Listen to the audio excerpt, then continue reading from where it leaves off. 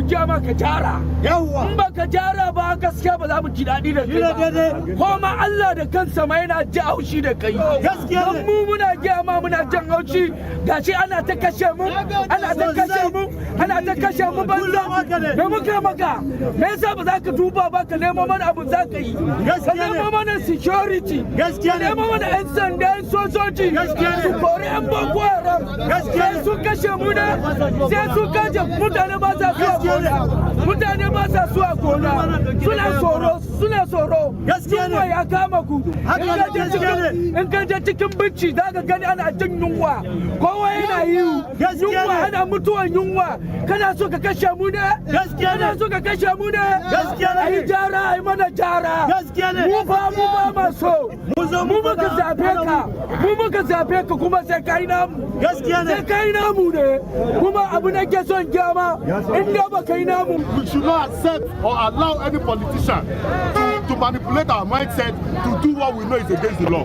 The government cannot disenfranchise us from attaining our civil rights, but let us be mindful of how we do it, because your motive is different from others. A lot of them are somewhere, they just want the country to be more populated than this, so that they will start perpetrating evil, and we don't want that.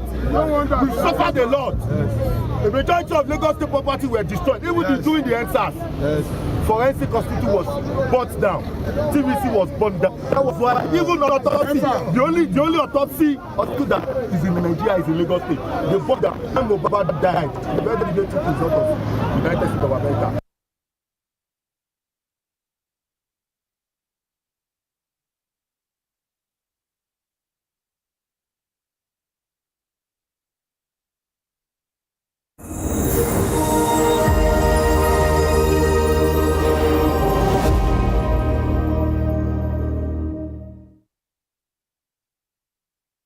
All right, so we're being joined now by Barrister Darlington Agumo. Barrister, good to have you join us this afternoon. Good afternoon, Moses. How are you? Very well, thank you. I understand you've been following the protest, and we have our correspondents out there too. Talking about the Ojota protest, let me quickly take you to, where some of our correspondents are at Ojota.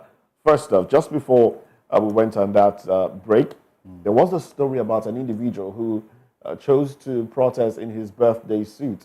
That one is already trending on social media. Is that an act of anger?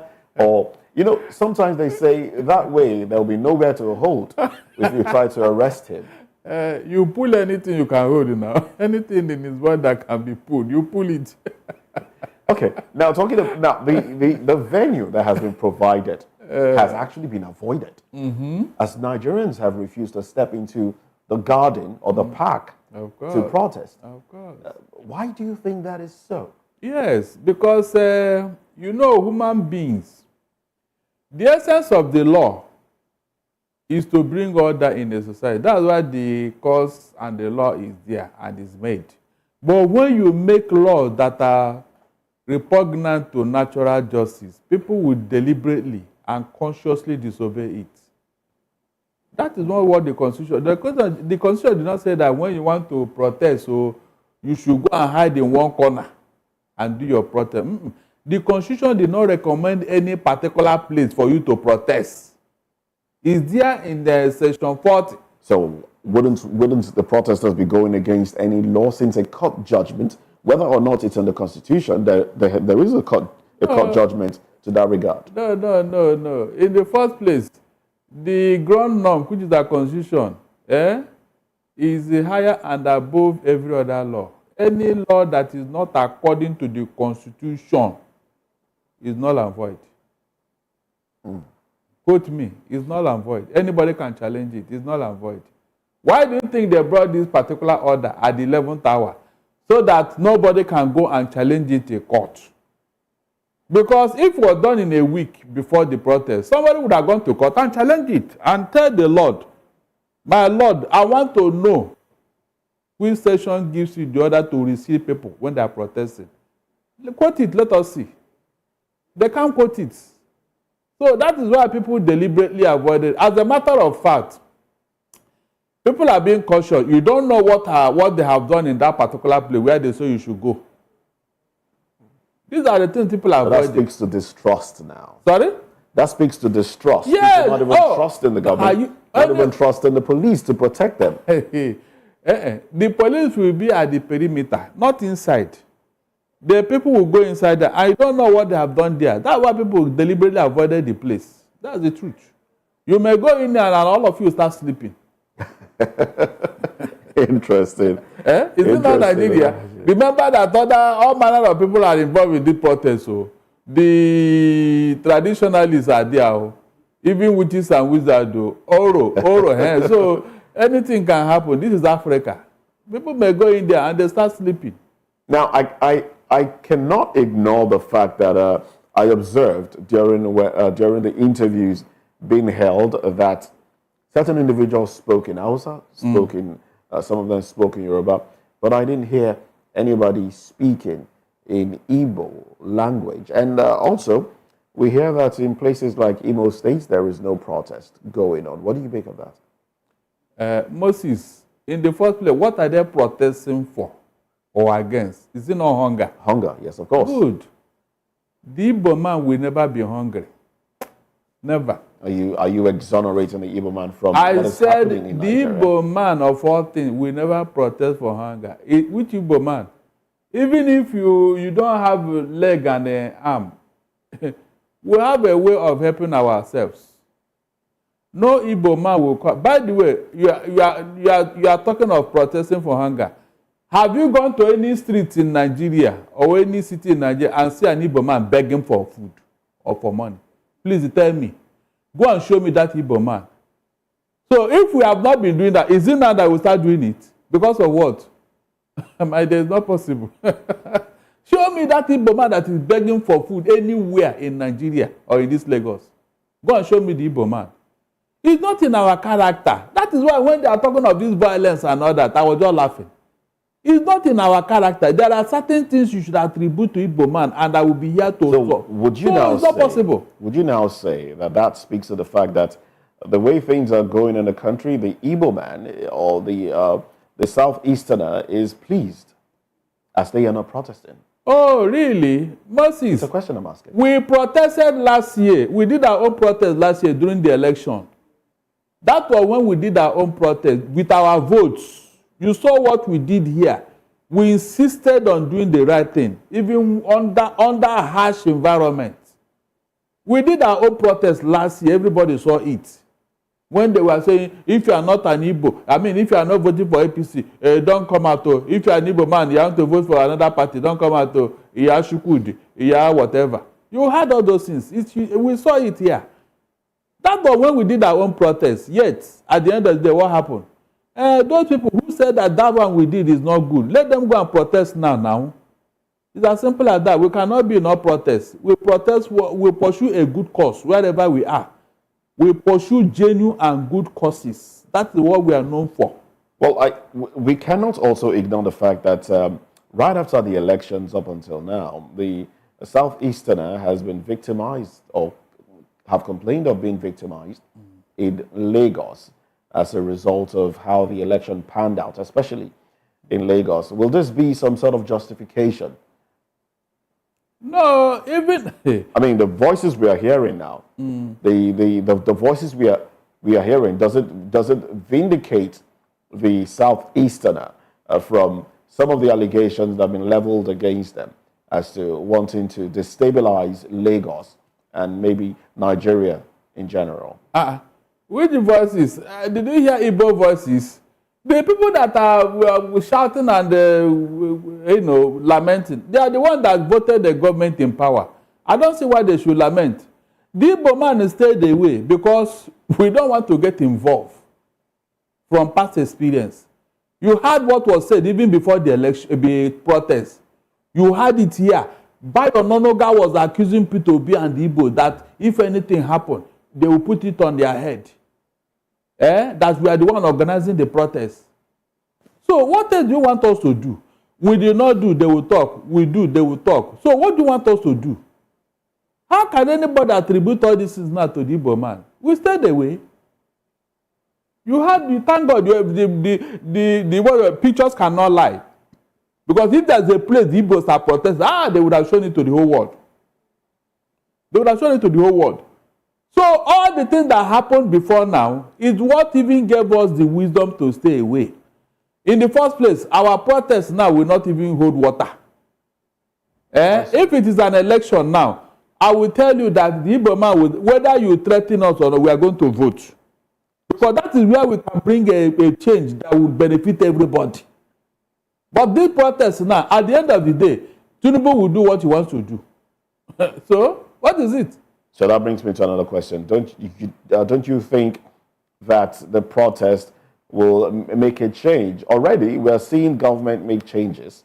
We are seeing a situation whereby the days leading to the protest, certain things have been done. Bags of rice have been, government has made available bags of rice to be sold for half or a little lesser than half of what we see rice has come up to. Now those bags are being sold for 40,000 naira at designated centers. Government has also issued, or the president has given a directive that Dangote refinery receive crude in naira, which some Nigerians have said will have a ripple effect in the price of petrol.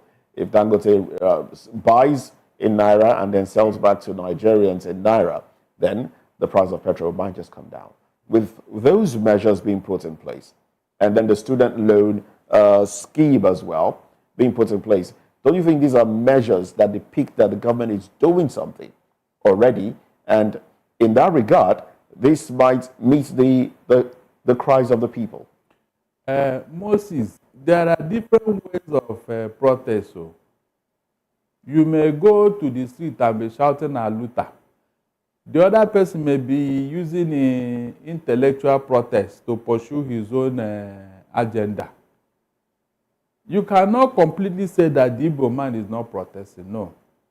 Some of us are doing things, maybe in the newspaper, in the media, which is quite even. In fact, what you say in the media may reach 1 million people than what you are doing on the streets. So some of us are doing something. But having said that, please, these things you mentioned now, for all I care, they are tokenism. They are not sustainable because we have not seen them go into action and be sustained. That is what we are talking about here.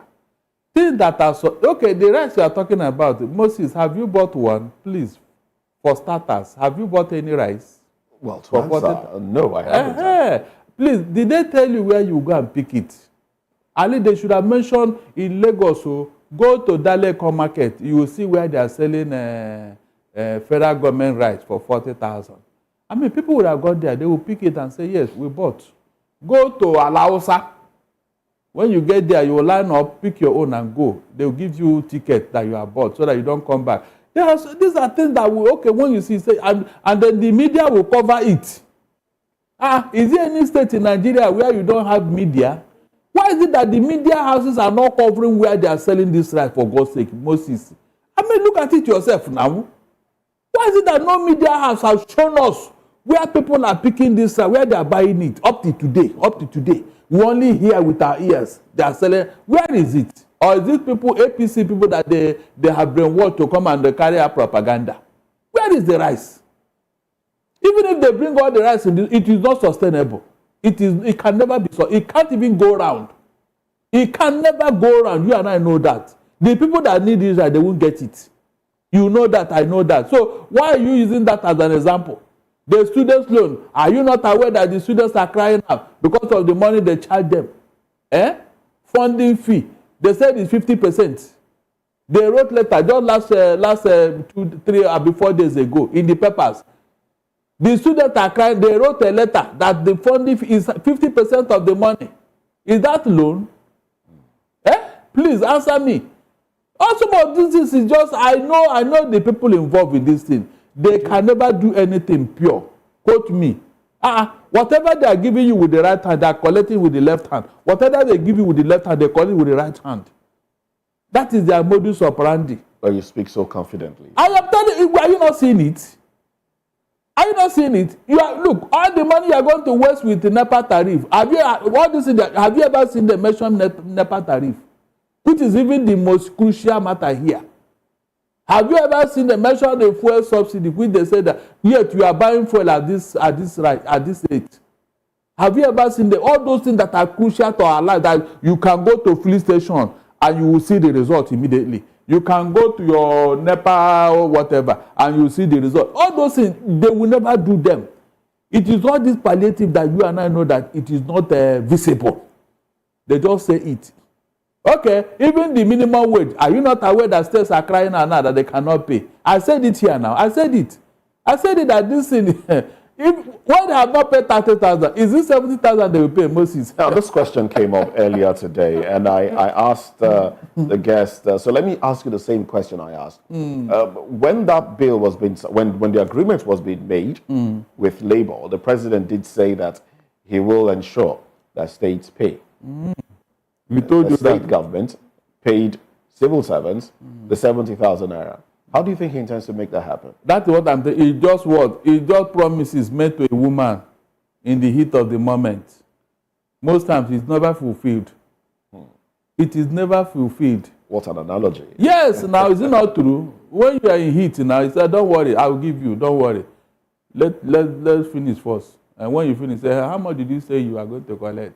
Okay, manage this one. This is what I have. Next so time. You think the government, let's bring it back to the conversation. You think the government is in heat when it decided to remove taxes on food imports, remove duties on food imports, and provide certain things? You think it's in heat because of the pressure that the protest is putting on the don't answer. Yes, that is it. These are the things that you and I will say, okay, let us watch what will happen at the port in the next few days. And let's see the type of food they are bringing and all that. Then we'll see it in the market. Don't you think those measures can be sustained? It cannot. Why so? It's a question of time before the thing will trickle back. Because there is no money. Moses, there is no money, no production in Nigeria. Nothing is working as I talk to you today. The farmers are not farming. The industries are not working. All the sources of revenue, the government have destroyed them with their taxes and their obnoxious policies. How many multinational companies have left Nigeria? 16 of them. Go to LCCI website, go and see. Go to their website and see companies that have closed down. So where is the money coming from? Is it not those companies that pay money to government? There's no source of fund. That's why the man is borrowing money right, left, and center. So where is the money for you to do those things? That's why when they were making the promise, I disagree. If the whole Nigerians agree with it, I will not, because there is no money. In the first place, the person in charge here, he is not known for what? Frugality. He's not frugal with funds. All this thing that is happening now, all these security men they mobilize now, do you know how much it costs Nigeria? They say 6 billion, and from the look of things now, they must have overshoot that figure. So securing the protesters is costing the government a lot more. They said it themselves. They earmarked the 6 billion to manage the protest. That's what they put. They manage, and you can see they manage all the security agencies that have been sleeping. Talking about managing all of them have the come out now. Talking about managing the protest and talking about monies. There's a video that just came up and is trending right now on social media, where an protester who was being questioned by a presenter, he was supposed to be talking about why people shouldn't protest, but I think he lost track and started talking about how much hunger is in the land and how Gary cannot be purchased anymore, to the point where the other young men that were with him had to drag him away from the camera. What do you make of that? This is not what we told you to say. Something like that. So you think? Do you think these people are being paid to come out to say, look, there's no need for a protest? Of course, you cannot really tell. That is why when somebody is known for certain characteristics, whenever things happen around here, you should expect it to happen. He has been there. He knows how to manipulate people to do protests. I would like you to hold that thought. There's our correspondent, Olukuton, is interviewing an individual. Let's listen to what the person is saying. A dà fún yín o, ṣẹ́rí kan tó wà nílẹ̀ yìí ni pé number one kò ń ṣọ̀rọ̀ àwa ló kọ̀ gọ̀gọ̀ kò yé yín but nǹkan tó wọ́n fi ṣe mistake òun ni surfacing tó lọ yọ yẹn ló dá wàhálà lẹ̀ agbára ẹ̀ wá lè kà mọ́ kí ló tó fi lọ yọ surfacing àbámọ̀ nínú ó ti ṣe àbámọ̀ ó ti wá bẹ ọgbọ́n Nàìjíríà wọ́n ní ó ṣe kíní ṣubú ó ṣe kejì sílẹ̀ ó ṣe kẹta lọlẹ̀ àwa ló kàn kò yé yín ó ti wá kàn bẹ́ẹ̀ yẹn so èmi wá fẹ́ sọ fún sin pé kó jọ torí Ọlọ́run Tinubu Jagaban of all Nigeria kó lọ bá wa ṣe bọ́dà yìí kó farabalẹ̀ bá wa ṣe tó bá wá bá wa ṣe bọ́dà yẹn ti ọ̀nà Kútọ́nù Ìdúrókò àti kìnìún kó bá wa ṣe tó bá wá bá wa ṣe inú máa dùn but àìṣí kò ní da ọtí àìmí tẹ̀rí owó mo tọrọ o àwọn tó fẹ́ máa fún mi lówó wọ́n ò rówó fún mi ebi ń pa mí ẹnu mi gbẹ ṣé kí n máa fẹ́ lọ máa gbé búrẹ́dì gàrí sórí mi àbí búrẹ́dì àbí pálí rice sórí ni nǹkan tó Tinubu ṣe kò jẹ́ bí lóòótọ́ wájú lóhùn àtẹnìyàn o òun rò bí òun máa ṣe bọ́ lọ́wọ́lọ́wọ́ yìí Tinubu is a monkey. Tinubu is a... There you have it, that Nigerian there complaining. Well, he did say that opening the borders will solve the problem. He also spoke about how the removal of subsidy is, what has landed Nigeria in this situation. He also pointed out that he's an alms beggar. Unfortunately, those that would ordinarily give him alms are unable to do so because they don't even have money. So it's speaking to the fact that there is no money anywhere. But the question on my mind, was he given money? Was money given to him to come speak? Because now we don't even know who to trust and who not to trust again. Let's leave the messenger, look at the message. The message you just released now is what is important. Let us leave his profession, whether he's a beggar or not. He has just told you what is the problem, and which everybody has been reiterating. People have said this severally, that these are the main issues. And if you look at it critically, in fact, the most critical one is insecurity. Insecurity. I don't know why Tinubu cannot be decisive on these people that are disturbing our farmers. To the extent that up till now, over 5 years now, you have people living in IDP camp in Nigeria. Well, how do you reduce somebody to a nobody? Your citizens in IDP camp for more than 5 years now. Last 2 months, then I said over 200 children have been born in that place. 200. You cannot imagine how many people are there. Imagine your own citizen. You didn't go and ask, why are you people here? Where is your house? Oh yeah, go back to your house. Is that not what this man is supposed to do? He just kept quiet as if those people do not matter. And these are mainly farmers in Benue and Plateau. So how can you now talk of food insecurity? Please, before they came here in 2015, before they hijacked government, before they came here, before they brought themselves upon us, imposed themselves upon us, was Nigeria like this? Was Nigeria like this? People were going to farm. People were... Benue yam is a sought after. Benue yam. Now, where is it? Moses, where is Benue yam? So these are issues. He knows all these things, yet he doesn't want to address the issue. You are just doing ad hoc arrangement. But that means you will not even address it until you leave office. That's the meaning. You are not ready to do anything. You are just pampering the problem, massaging it. Now let's go to let's stay on the protest now. News reaching us from Kano is that there's been some vandalism taking place over there, where protesters have made away with mattresses, window pane, metal doors, basically looting looting establishments. What do you make of that? Not forgetting that the governor, Abba Yusuf, did say that he's aware that certain politicians were interested in causing chaos in Kano. Exactly. The man even lamented that the police there do not obey him. Abba Yusuf, he said that the police do not... What's the implication of that? The implication is that they are working towards an answer. Executive officer of the state. The implication that they are working towards an answer. You know, there is something the federal government is looking for in that Kano. There is something they are looking for. Remember that recently, this same federal government assembled all the traditional rulers all over the country for a dialogue. In that of Kano, who came? Was it Sanusi or Bayero? You can see. Two of them cannot come. That means nobody represented Kano.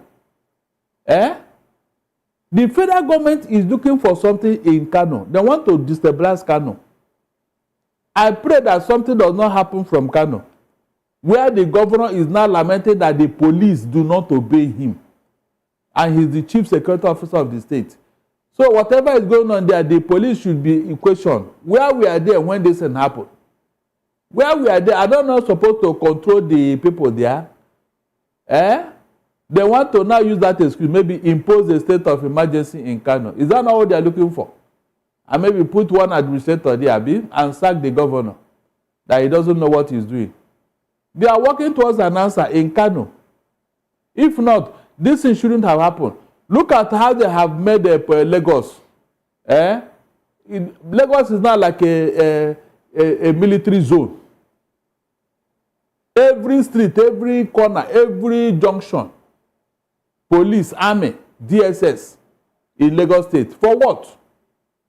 For what? Meanwhile, there are people that are lacking this security presence. You can't take them there. You want to make sure that Lagos is heavily policed. Isn't that to prevent a repeat of what happened during the NSAS protest? What happened? The breakdown of law and order. There was nothing happened. They know what happened during NSAS. They cannot deny it. If they are denying, let them go and ask Chief Femi Falana, SAN. They should ask him. He had told the whole world that it was the federal government, it was the government that brought in the people that vandalized things. Everybody saw our youth at that Lokito gate, with Nigerian flag. So at what point they now go into the street and start looting things? They know what happened. They should not deny it. All those things they are using as an excuse, they know what happened. They should not deny it. They are the one that introduced violence into that protest, and they are now using it as an excuse. Okay, the real violent people that we saw their faces during that time, their names even, people know them, they know where they came from. Were they arrested? The people that were coming down from BRT buses and government vehicles, were they part of the protesters? Who brought those that were waving machete and gun in the presence of the police? At Alausa, they were there. Why didn't government arrest those people and they are telling us this and that? This is one of the reasons why people don't trust government. When you lie openly and shamelessly, how can people respect you? They can't. They can't. The police was present when these guys were doing those things. They didn't arrest them. Moses, they did not arrest them, only for them to look for somebody to blame. Can you imagine? Is that not what happened exactly during the election? When M.C. Oluomo, two policemen were standing behind him while he was vandalizing ballot boxes at Oshodi. Clearly, openly, policemen were standing behind him. Vandalizing ballot boxes? Ballot boxes. In the victor is there. They go and search for it now. Yes, 2 days ago, somebody brought it out. I'm not privy to that one. I said 2 days ago, somebody brought it out. And that was a 2023 election, just last year. At Oshodi here. Policemen were there, and when one pressman interviewed the police, said, "What do you want us to do? When they don't have any even stick on their hand?" My dear, we are going. This APC, what they have done to Nigeria generally, in the next 50 years, we will not come out of it. I mean, 50 years, 50. Well, some have alluded to this, citing the loans that the government has continued to borrow. And some have said, look, with all the borrowings coming up from this administration, it might take a while for Nigerians to recover, or for Nigeria to recover from these loans. Well, some have also said borrowing of loans is not exactly a bad thing if the loans are put into use, into proper use. What's your take? We have had this. You see, anybody who will come and tell me that whenever I hear this in my ear used to tingle. Borrowing, there's nothing bad in it. Are you serious? So if Dangote go and borrow 10 billion naira now, you too, you go and follow him and borrow 10 billion. Well, do you have the resources? Dangote have companies, manufacturing companies that are working for him 24 hours. Which one do you have? I don't want to hear this. Nothing wrong if you know that we have not, that if is out of our equation here. So why do you always bring it in? That's why some of these economists and financial experts who claim that they know more than God, they will encourage government, go, yeah, there's nothing wrong with borrowing. And with it, they go and borrow. You know they will not use it well. You know. If they be using it well, how can we be in a debt of 120-something trillion naira now, plus the 24 trillion naira that this administration have borrowed in 1 year, and yet no sign, nothing, no place, you can't see it anywhere. You can't see it anywhere, because if this kind of money had been introduced into this economy, my dear, nobody will be complaining. Nobody. So when you know that this money will be misused, it will be shared and diverted to different places. Moses, please, did you hear what the Interpol said about last week or so? Interpol held a seminar here with their counterpart in Nigeria. Did you hear what they said? Yeah, they were going to issue a silver notice about money that is living out of Nigeria every hour. How? When I heard this thing, I thought the man repeated it. Every hour, not even every day, not even every week, not even every month. He's been laundered. Well, this speaks to the grievances. Can you imagine? But let's take it back to your thoughts now on the protest taking place in Abuja. Regardless of what the minister has said, Nyesom Wike did say that Abuja is not open for protest. Well, we've seen people gather. Regardless of that, the Commissioner of Police also did state that the FCT is not open for protest, but regardless, people have continued to gather. What do you think will play out? Let's not forget Port Harcourt as well. Closer to Asari Dokubo, a non-state actor, albeit, but he is also, he did say during an NDDC meeting that protests would not be held on that soil. But Nigerians have defied both orders and have decided to come out to protest. Your take on this? Yes, that will tell you that the people own government. It is the people's power. In any democracy, power belongs to the people. That is why they will come to you to canvass for your vote. Without your vote, they are nothing. Moses, it is here that Nigerians don't know their power and their right. If you know your power, nobody will threaten you under a democracy not to protest. Nobody. Thank God these people defy them. Okay, since they defy them, what did they do? They were just blowing hot air. They want to please their paymasters. They know inside their heart that what they are doing cannot hold water. They know. I thank God that those protesters did defy them, because they are not the owner of those places. It is the people. The Ego Square belongs to Nigerians. It is Nigeria. It's a public place. They built it with taxpayers' money, and that taxpayer is not your money. So why would you say people should not use it? Somebody want to use it. It is the people that owns it. Even Aso Rock is owned by Nigerians. Tinubu is our servant there. That is what people should understand. The moment this thing gets into our head, my dear, no politician will ride any of us. I'm telling you. No if Nigerian people, that's what we have been praying. That's what we have been shouting on air and every time we have opportunity. Nigerians, know your right. The moment you know your right, your mind is liberated. You will know that no politician will come and bamboozle you. Nobody. All this one, who's that Sari Dokubo? He's just making noise. Let him go and do anything, whether they will not eat him raw. He's just making noise. A non-state actor telling people you should not see. Is it the owner of Niger Delta?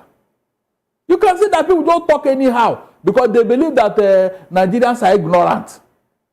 If Nigeria know that, nobody will talk to them anyhow. Now, with the way things are going in Nigeria, a lot of Nigerians have lost faith in the electoral system. Some Nigerians have said, look, if INEC had not played the role that it played, some have also said if the Supreme Court did not play the role that it played, we probably would not be in this situation now. What should Nigerians be calling? Do you think Nigerians should be calling for some sort of rejigging of the Electoral Act and maybe insisting that INEC chairman, the position be voted for as against being an appointed position? No matter what you do, it is the people's consciousness that will correct all this wrong. If in the next election, INEC now want to play the same role they played in 2023, and the people rise up and say, no, we will not accept this, what do you think will happen? Nobody will tell them to do the right thing. Or they will be calling for that thing they are trying to avoid. Do you think there will be a change? There must be. Yeah. As it stands now, INEC is getting ready to start organizing local government elections. Look, let us see what they will do. With the consciousness that is building in the people now, let us see what they will do. I'm telling you, with what has happened now, Queen Tinubu never thought it will happen. Let us see what INEC, whether INEC will now be listening to some people somewhere who will be telling them what to do and what not to do. All this thing that will there will be a change. We will continue to talk until it will enter into the consciousness. In fact, the inner consciousness of the mind of the people. The moment the people get it, my dear, that day that change will come. Every one of them will sit up. I'm not joking. Every one of them will sit up. All this nonsense will stop. INEC, nobody will even they tell him, they say, no, please, instead of that, let me go and rest. I'm telling you. INEC chairman will say, instead of me to subvert the electoral system, let me resign. And that will be it. So that time they will know that the game is up. Nigerians will realize something one day, that this country belongs to them. And that day, when it comes, oh my God, there will be jubilation all over the place. Nigeria will change, whether they like it or not. As it stands now, Nigerians are this hashtag End Bad Governance protest that just started today is built to linger for 10 days. Yes. Do you see the possibility? Let's not forget that businesses are being affected as a lot of offices are closed for business, for fear of what might happen. Yes. Do you think this will be allowed, or do you think if government decides to meet some of the needs, the protesters will call off the protest? And if that be the case, what are those needs that might be met that will result in the calling of the protest? In the first place, have we not suffered for 9 years in this country? 9 years, people have been in a serious hardship, in an embarrassing level of poverty. 9 years. So if we are going to protest for 10 days to bring a change, why can't you do it? You know, they have been manipulating Nigerians.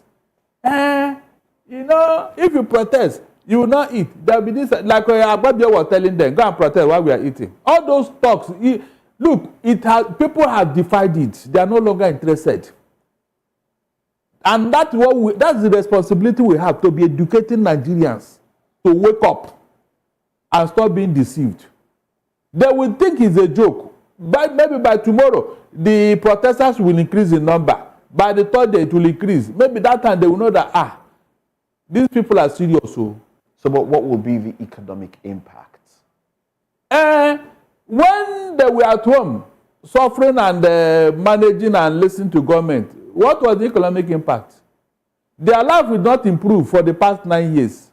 Is it now that they will protest that the economy will now do what? Oh, there will be the cause for the collapse of the economy. Didn't they tell us that the economy have collapsed before, that there is no money in the treasury? They have looted the money. So they should go and look for the money to answer the people. Yes, in Kenya, they told the man, look, you see this money you want to borrow, don't borrow it. Tell us the one you borrow, what you did with it. We don't want any of those you have taxed us enough. We want result. Is that not what happened? It's the same thing these people did here now. You came into office and everything we enjoyed, all of us, you remove all of them. And we are not seeing the benefits. I was telling this man, I said, look, Buhari was very lucky for 8 years. People were saying, okay, let's see, maybe at the end of the day, there will be resolved for all this hardship, all this, all this suffering, all this economic whatever. At the end of the day, this man left for after 8 years and nothing to show for it. And you came again to continue there. That was what angered the people. You came to continue from where Buhari stopped. I told him, no, you will not get away with it. I told him. So look at the result under 1 year. So nobody will tell him to go and change his ways. Oh. If not, look, it will take, this time around, it will be spontaneous. Nobody will, they won't notify government. Nobody will notify. All this show of force and all that. My dear, no power, no force have been able to defeat hunger. When people are angry, even you who want to shoot them, you get tired. I'm telling you. Go and read the revolutions all over the world. It is what? Hunger. Hunger, suffering. From Russia to Ukraine, that was what caused it. When people have suffered to the extent that they don't have anything to lose again, they say, kill us. That is what caused it. Nothing else. I've never seen any revolution in an environment where people are comfortable. It has never happened. It is suffering that brings careers, brings revolution. It is suffering. And government have already delivered this into the hands of Nigerians. Let's take it back to the streets. Let's go back to Ojota now, where our correspondent, Oyindamola, is still talking to protesters there. Oyindamola, back to you. What is the recent situation? Has anything changed?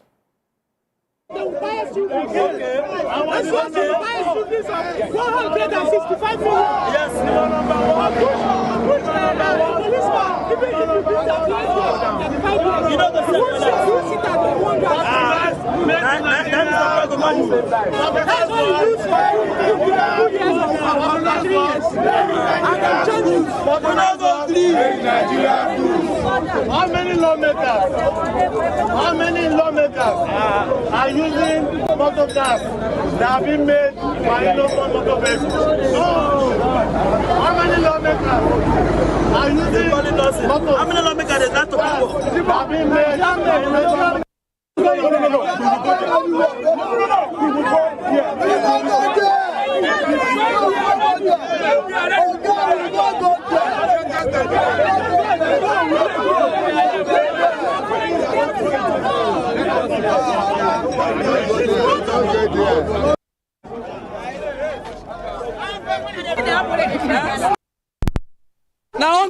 Now hungry is about us. Now in the may give us logala.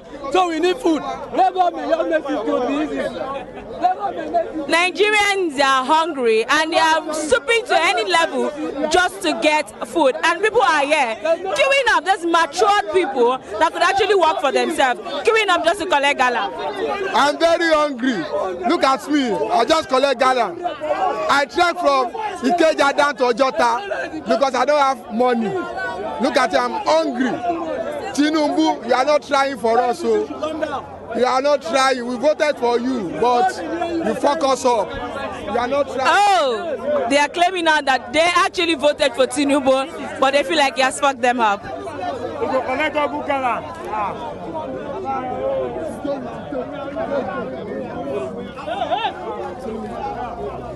Hey, those are starting. We don't go. We still need this. We don't need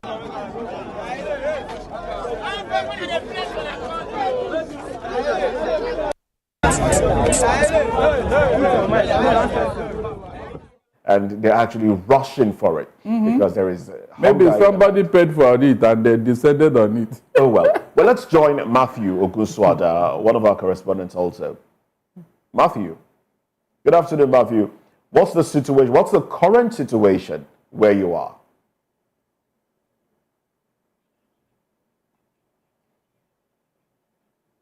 All right, we seem to have a bit of a glitch there. We will be rejoining Matthew in a short while. But you heard the young man who said he had to trek. He had to walk all the way from Ikeja down to Ojota. No money, of course. And then struggle to get snagged. Isn't that even, how does this indict government? Because we see that the hunger has eaten so deep. Doesn't that make these people vulnerable to any individual that might want to take advantage of them? No, from what the young man is saying and the determination in his voice, you can see that I don't think he's ready to be manipulated. Though.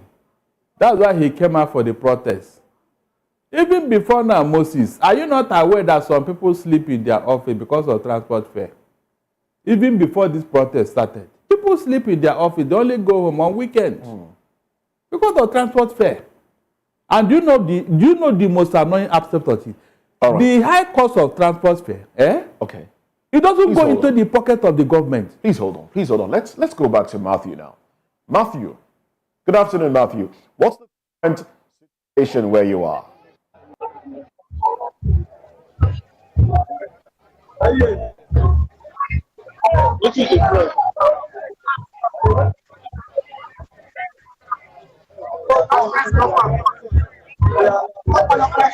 right. Good afternoon, Nigerians. Good afternoon, Lagosians. We are still here at the End Bad Governance protest, and we are a lot of protesters. Socialist and radicalist group, they came out in mass to protest against the present administration. And they teamed this protest, End Bad Governance protest. And we will see that a lot of people are here. These are the civil society organizations, the coalition, the radicalist group, and everyone giving their opinions generally about the present administration. They are demanding that the government should end the current economic hardship plaguing the country. And I have one of the activists here with me. Good afternoon, sir. Yes, sir. Can you tell us the rationale behind this protest? Here today are citizens. These are citizens that are not happy with the way things are going on in this country. For the past year, the most important is very, very unhappy with their future is being attended to. Today we are saying enough to enough, end bad governance, they will be accountability, justice, and everything. Thank you so much. When you talk about ending bad governance, can you tell us what it entails? First of all, there's unaccountability. We must thank Matthew for that interview. Now let's go back to Oyedamola. Oyedamola, what do you have for us? Is there current information? Has anything changed? Are the numbers increasing?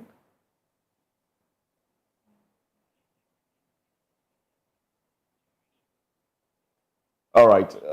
Okay. What we hear, Oyedamola, if you can hear me, please go on. Go on, please. Well, Oyedamola did live well. We can see that it's becoming a concert where she is at Ojota. That's where she's covering this protest. There's music playing in the background, of course, and Nigerians are dancing to the music. So it's becoming a concert of some sort.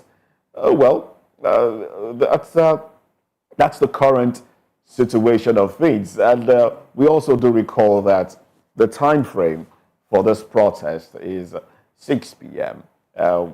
This is just some minutes to 2 now. Let me come back to you, Barrister. One of the things that protesters are clamoring for is the return of subsidy. Well, we also know the argument that subsidy is still being paid anyway. But do you think if the president comes to announce the return of subsidy, do you think that will reduce the price of fuel as it is and maybe stop the protest? Moses, it will not stop it. All right. Please hold on. Please hold on. My sincere apologies. I would like you to respond to that much later. Let's go back to one of our correspondents there.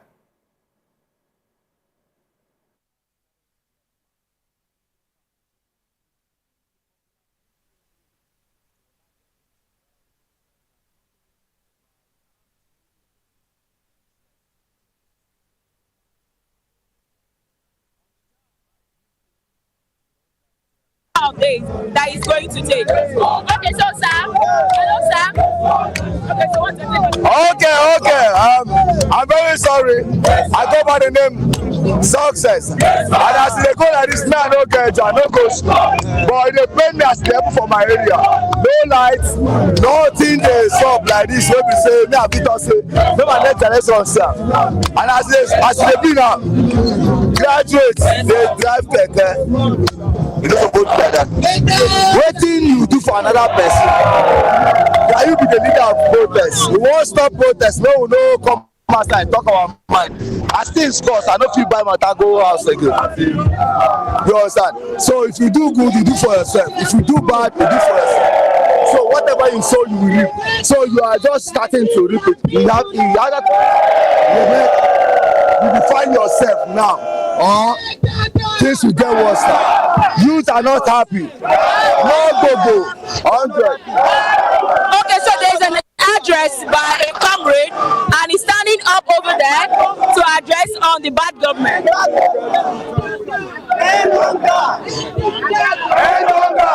Poverty!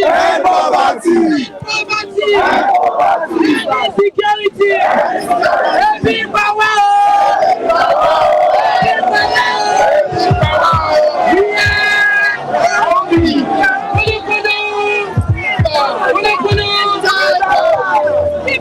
Once again,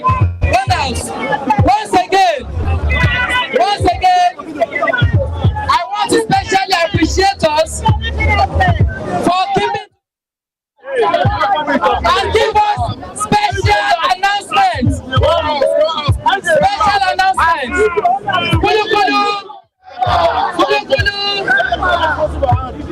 Special announcements. And I have 3 announcements to make here today. Number one is that as we are gathered here, should I speak pidgin? Yes. Speak solid pidgin. Okay, then that's the I speak pidgin. As we don't gather here, so Kulu, can you? Volume to the mic. Kulu.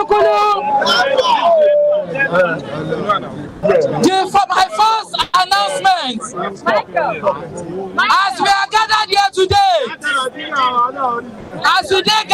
so make we dey security. Conscious. As we gather here, so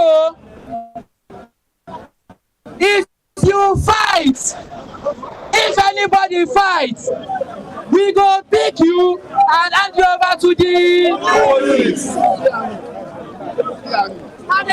Number 2 announcement.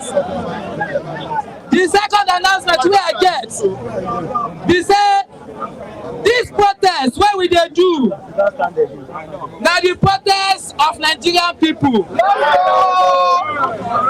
Wetin e mean be say, round of applause.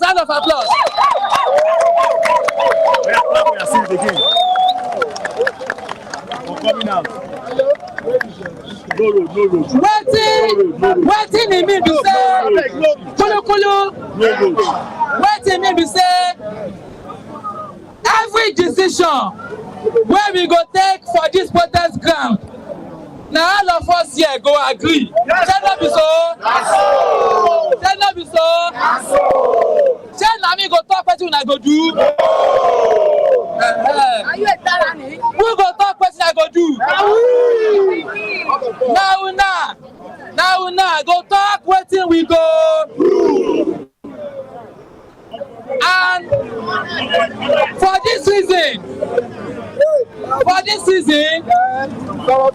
we go get Congress. Wetin dem dey call People's Parliament. Exactly. You know say their own parliament na chop dem dey do. Akpabio na chop parliament dey do. Exactly. But for here, we know they do chop parliament.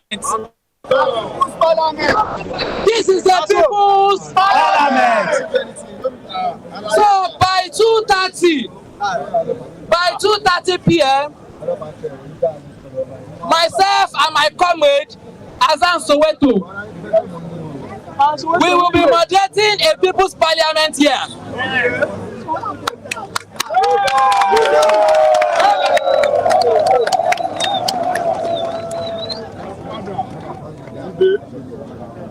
For that people's parliament, now there we go agree everything we go do from today, tomorrow, next tomorrow, and whenever.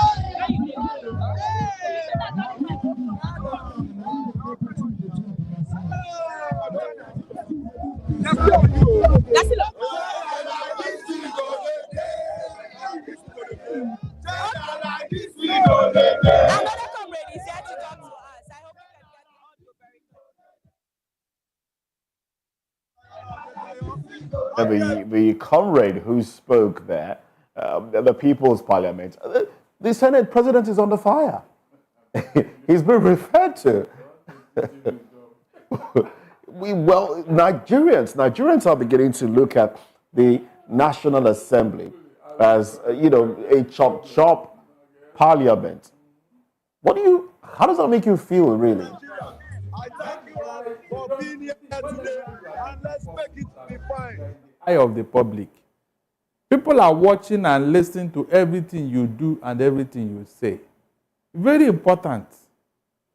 This particular assembly and the last one, in fact, I don't think they did. In fact, the 9th and the 10th. Oh my God! I don't know whether they know what is called parliamentary business. Some Nigerians have come on social media calling for the impeachment of Godswill Akpabio. I'm telling you, because the statement. Oh, you do agree?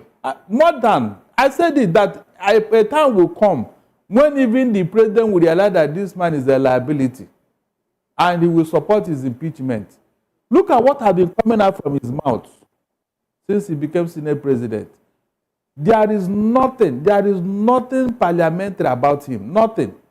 Unfortunately, he's a lawyer.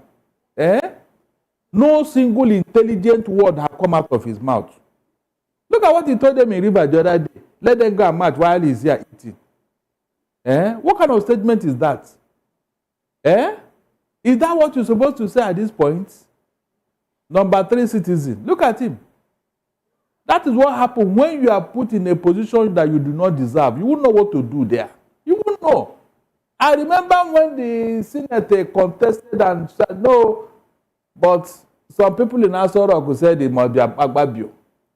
And after the election, the man that won the election was crying foul that this is not the result, too. But they announced the result they wanted to. Look at the result. But as it stands now, let's bring it back to the protest now. As it stands now, it's obvious that the protest will continue. The days, it will continue. Of course. If we go by what the comrade did say, by 2:30, they will have a parliament, people's parliament, where they will decide on the way forward, the days to follow. What, in your opinion, would be some of the discussions that they might be having? I mean, in your opinion. That means they are now going to set up shop.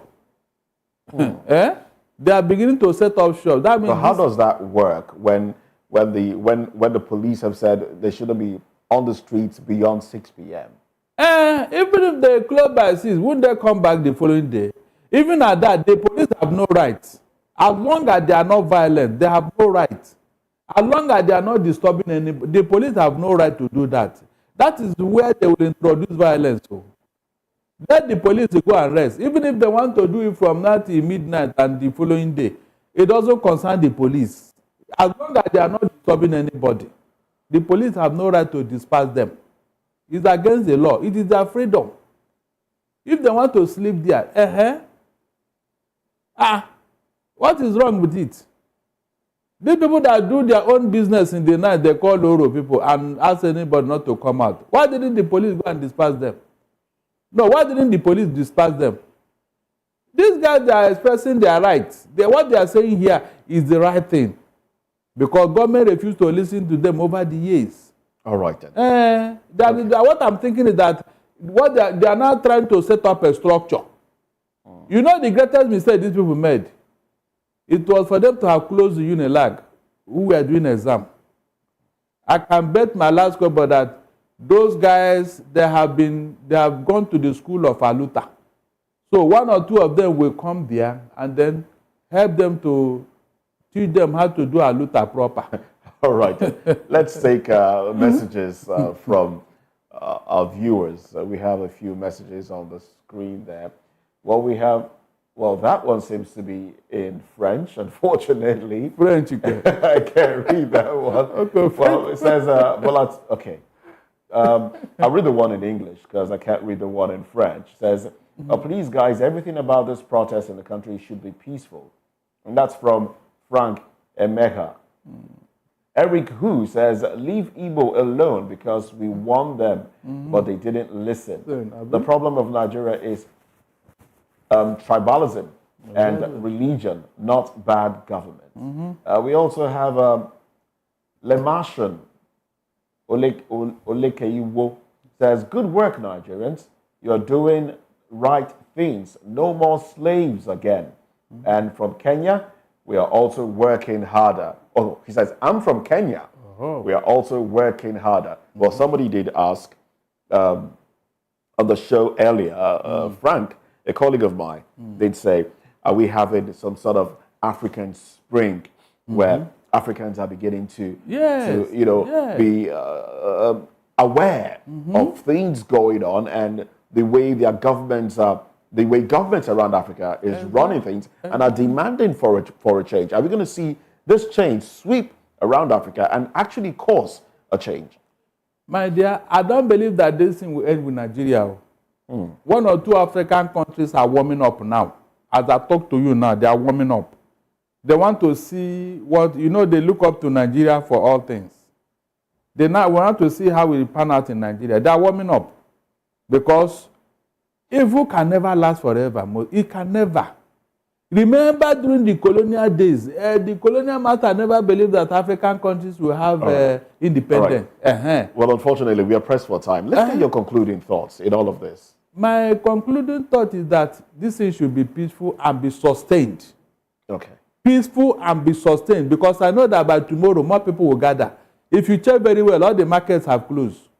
So all those people now, they would rather come and join them there than to sit down at home and be let them come and let them swear the number so that government will know that people are serious. Instead of sitting at home, if you didn't go to your shop and all that, please join them in the protest and let it be peaceful. Whatever you have to sustain them, please bring it. Water or food, bring it for them. Abi? All right, Barrister. Well, thank you very much. We've been speaking with Barrister Darlington Agamwa. Well, we'll keep our eyes on the protest, and like the barrister have said, we crave the indulgence of Nigerians to remain peaceful all through this protest across the country. Well, VOP Television will keep you updated, so stay glued to VOP Television. On YouTube, we are Voice of the People TV. On all the social media platforms, we are at VOP TV Live. I'm Moses Humphrey. I'll see you later. Bye for now.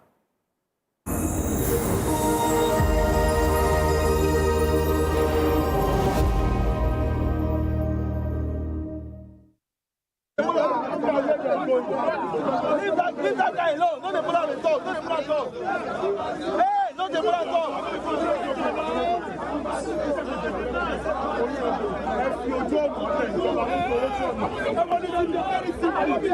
Very simple.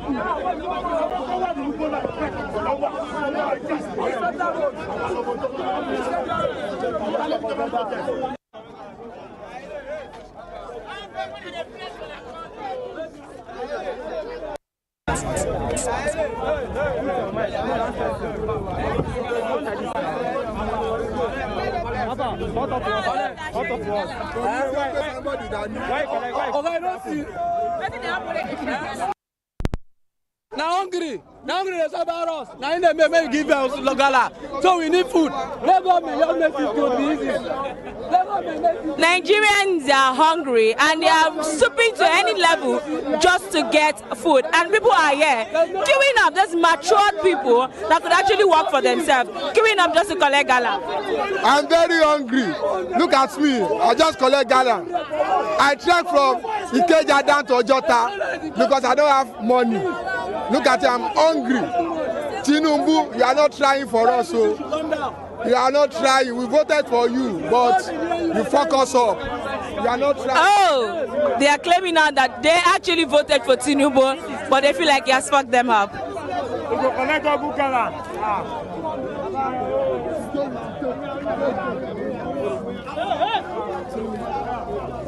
Hey, those are starting. Please don't go. We still need this. We don't need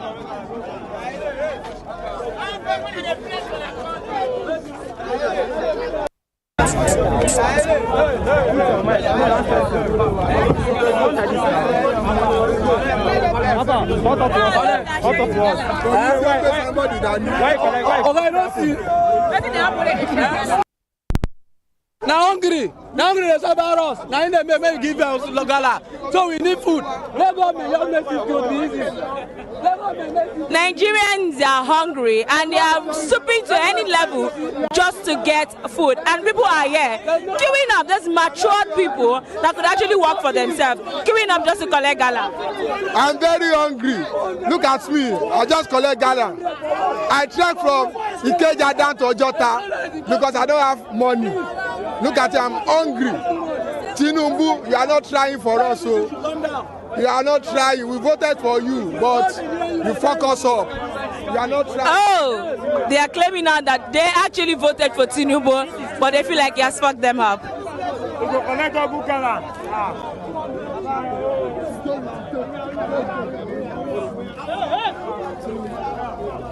Hey, those are starting. Please don't go. We still need this. We don't need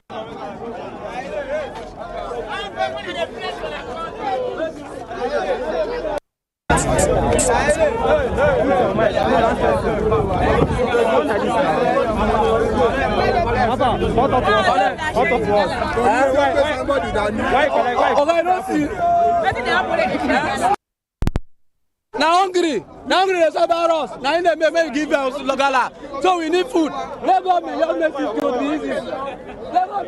Nigerians are hungry and they are stooping to any level just to get food. And people are here queuing up. There's matured people that could actually work for themselves, queuing up just to collect gala. I'm very hungry. Look at me. I just collect gala. I trek from Ikeja down to Ojota because I don't have money. Look at it, I'm hungry. Tinubu, you are not trying for us, so you are not trying. We voted for you, but you fuck us up. You are not trying. Oh, they are claiming now that they actually voted for Tinubu, but they feel like he has fucked them up.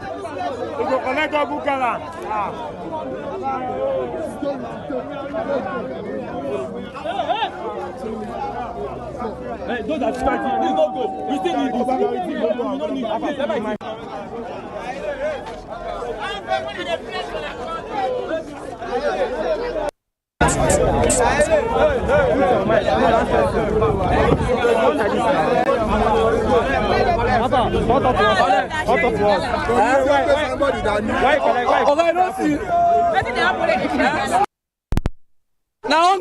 Now hungry dey suffer us. Now in the make give us logala. So we need food. Nigerians are hungry and they are stooping to any level just to get food. And people are here queuing up. There's matured people that could actually work for themselves, queuing up just to collect gala. I'm very hungry. Look at me. I just collect gala. I trek from Ikeja down to Ojota because I don't have money. Look at it, I'm hungry. Tinubu, you are not trying for us, so you are not trying. We voted for you, but you fuck us up. You You are not trying. Oh, they are claiming now that they actually voted for Tinubu, but they feel like he has fucked them up.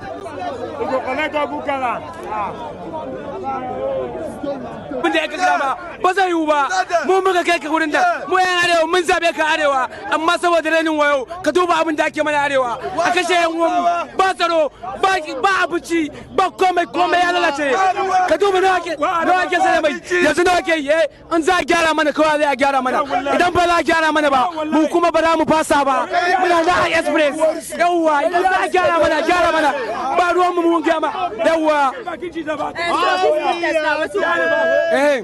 idan ana so a samu abin da ake so mu mun fito muna zanga mu yan arewa mun da ba su aju mun bayi ƙuri'un mu amma ba mu da tsaro ba mu da abinci ba mu da ruwa ilimi ba karatu komai ya lalace ba haka ake ba idan za ka gyara abin da ya kasu abu muke so ka gane shine muna jin yunwa gaskiya ne ba ma jin daɗi gaskiya ne daga Sokoto zuwa Kano zuwa Jigawa kowa yana shan wahala gaskiya ne gaskiya muna so mu gyama ka jara yawa in ba ka jara ba gaskiya ba za mu ji daɗi da kai ba kuma Allah da kansa ma yana ji haushi da kai gaskiya ne mu muna gyama muna jan haushi gashi ana ta kashe mu banza da muka maka me yasa ba za ka duba ba ka nemo mana abu za ka yi ka nemo mana security ka nemo mana yan sanda sojoji su kori yan boko haram sai su kashe mu da sai su kashe mutane ba sa su a gona suna tsoro yunwa ya kama ku in ka je cikin binci za ka gani ana jin yunwa kowa yana yi yunwa ana mutuwan yunwa kana so ka kashe mu ne ai jara ai mana jara mu ba ma so mu muka zabe ka kuma sai kai namu ne kuma abu na ke son gyama in da ba kai namu ba mun kore ka don kwarka mun kore ka mu muna gyama gaskiya ne magana gaskiya ne mu abu muke so ka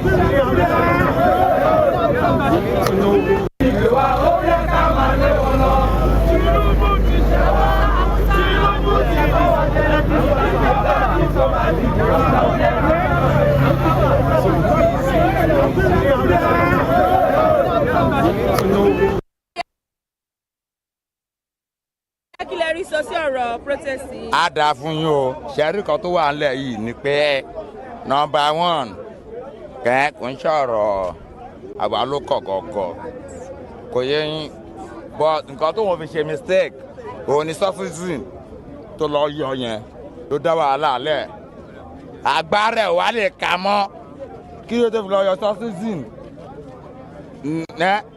àbámọ̀ nínú ó ti ṣàbámọ̀ ó ti wá bẹ ọgbọ́n Nàìjíríà wọ́n ní ó ṣe kíní ṣubú ó ṣe kejì jùlẹ̀ ó ṣe kẹta lọlẹ̀ àwa ló kàn kò yé yín ó ti wá kàn bẹ́ẹ̀ yẹn so èmi wá fẹ́ sọ fún sin pé kó jọ torí Ọlọ́run Tinubu Jagaban of all Nigeria kó lọ bá wa ṣe bọ́dà yìí kó farabalẹ̀ bá wa ṣe tó bá tó wá bá wa ṣe bọ́dà yẹn ti ọ̀nà Kútọ́nù Ìdíròkò àti kìnìún kó bá wa ṣe tó bá tó wá bá wa ṣe inú máa dùn but àìṣí kò ní da ọtí àyèmí tẹ̀rí owó mo tọrọ o àwọn tó fẹ́ máa fún mi lówó wọ́n rówó fún mi ebi ń pa mí ẹnu mi gbẹ ṣé kí n máa fẹ́ lọ máa gbé búrẹ́dì gàrí sórí mi àbí búrẹ́dì àbí pálí rice sórí ni nǹkan tó Tinubu ṣe kò jẹ́ bí lóòótọ́ wájú lóhùn àtẹnìyàn o òun rò bí òun máa ṣe bọ́ lọ́wọ́lọ́wọ́ yìí Tinubu is a monkey. Tinubu is a.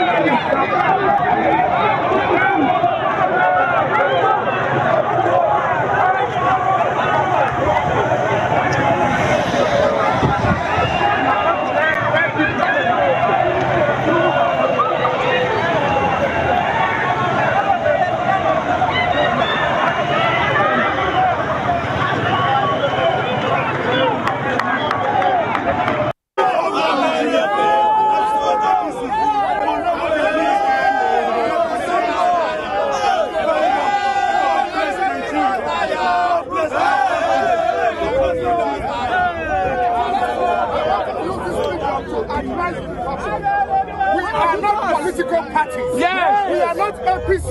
Yes. We are not PDP. Yes. We are not Labour Party. We are Nigerians. Yes.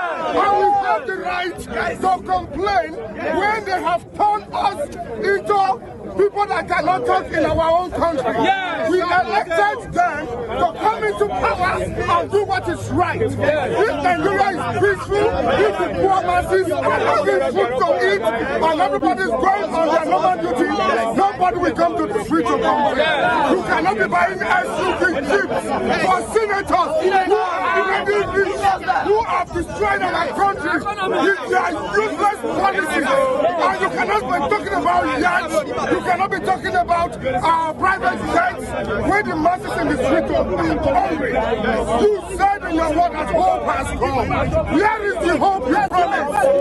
President Tinubu, where is the hope you promised people? No! Instead of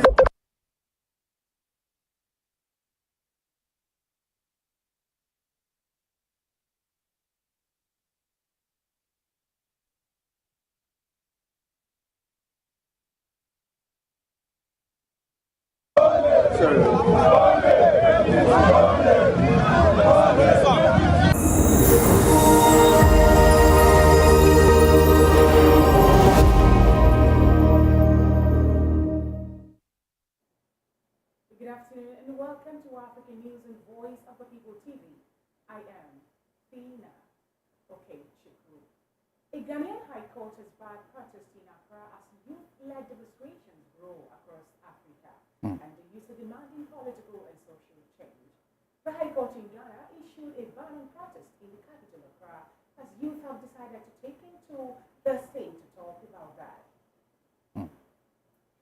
Meanwhile, we'll have to go on a quick break and we'll come back to you with the African news. Stay with us.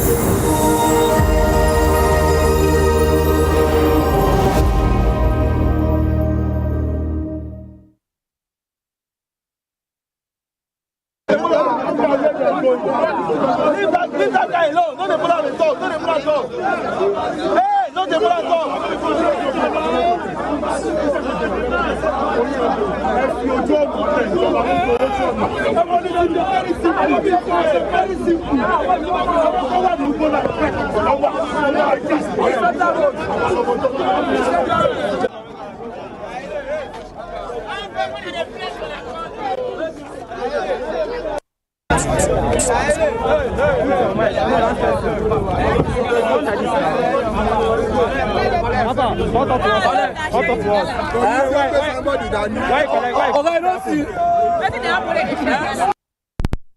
Now hungry. hungry. Now hungry is about us. Now in the give us Logala.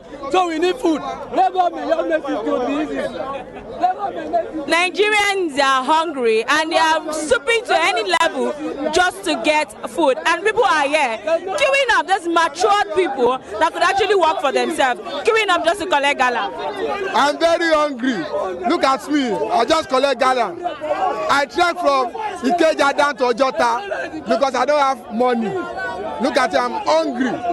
Tinubu, you are not trying for us, so you are not trying. We voted for you, but you fuck us up. You are not trying. Oh, they are claiming now that they actually voted for Tinubu, but they feel Basa yuba, mu muka kai ka gurin da, mu yan arewa mun zabe ka arewa, amma saboda rainin wayo, ka duba abin da ake mana arewa, a kashe yan uwanmu, ba tsaro, ba abinci, ba komai ya lalace, ka duba nawa ake sare mai, yanzu nawa ke yi, an za a gyara mana kawai zai a gyara mana, idan ba za a gyara mana ba, mu kuma ba za mu fasa ba, muna za a express, yawwa, idan za a gyara mana, ba ruwanmu mun gyama, yawwa.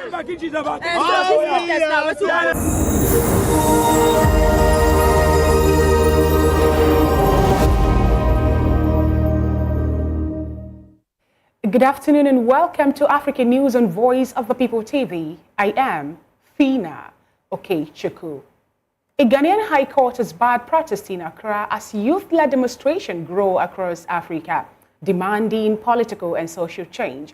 The High Court in Ghana has issued a ban on protest in the capital Accra as youth-led demonstrations become what is increasingly common across Africa. The 7-day protest, named the Gen Z Demo, was scheduled to take place from July 31st to August the 6th at the Black Star Square. A protest organizer had planned for 2 million people to march, demanding more decisive action from President Nana Akufo-Addo on corruption and living conditions. They also intended to protest delays in passing an anti-LGBTQ bill into law. Court documents obtained by Modern Ghana News indicated that the police had raised concern that the planned demonstration could disrupt public order. In a ruling on Tuesday, High Court Judge Abena Sawa approved the police request to prevent a number of organizations from holding the protest. These planned demonstrations come amid ongoing election campaigns in Ghana and follows a series of protests across the African continent in recent weeks. Meanwhile, National Democratic Congress NDC flag bearer John Dramani Mahama has criticized President Nana Akufo-Addo and his recent comment regarding the handover of power after the upcoming general elections. Mahama stressed that it is not up to the president to decide his successor, stating it is not in his mouth to determine who he will hand over to. He emphasized that the president must respect the choice of the Ghanaian people. In a related development, Mahama also took aim at Attorney General Godfred Yobao Dami, accusing him of targeting political opponents in the country. This follows the Court of Appeal's decision to acquit and discharge those accused in the ambulance procurement cases in Ghana. Mahama promised that if elected, his administration would prioritize accountability and ensure that the Office of the Attorney General focuses on justice rather than political witch hunts.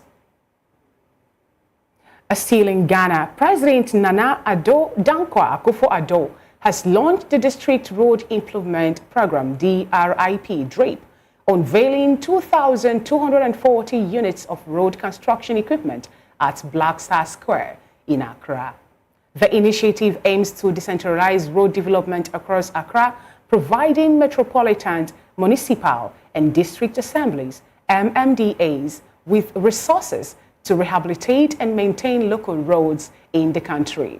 The fleet includes motor graders, backhoes, rollers, and other essential machineries, a significant portion of which was assembled in Ghana, creating 2,000 local jobs with the support of the 48 engineers and the regiment of the Ghana Armed Forces. President Akufo-Addo highlighted that the program role in empowering local authorities and ensuring accountability with a 4-member committee overseeing its implementation at each assembly. The initiative is expected to create around 10,000 jobs and improve road infrastructure, vital for economic growth and social development. The Ministry of Roads and Highway, alongside the district assemblies and Common Fund, is backing DRIP with a commitment to ensuring its success and sustainability. And this is the news analyst, and we have Barrister Darlington Agumo in the studio this afternoon for the African News Analyst. A good day, Barrister. Good to have you. Good day, Fina. How are you today? I'm good, and I could see the smile on your face while I was talking about what is happening in Ghana. Yeah. Now the question should actually be, why is it that we're having virus of protest here in Africa as a continent?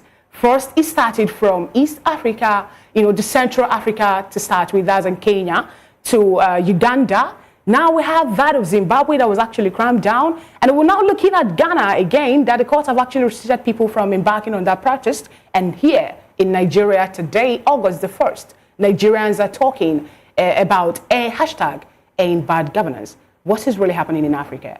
What is happening in Africa is not new. Go back to the 60s, when the wind of change, that was how it started, the independence drive. The wind of change, that is what it was called.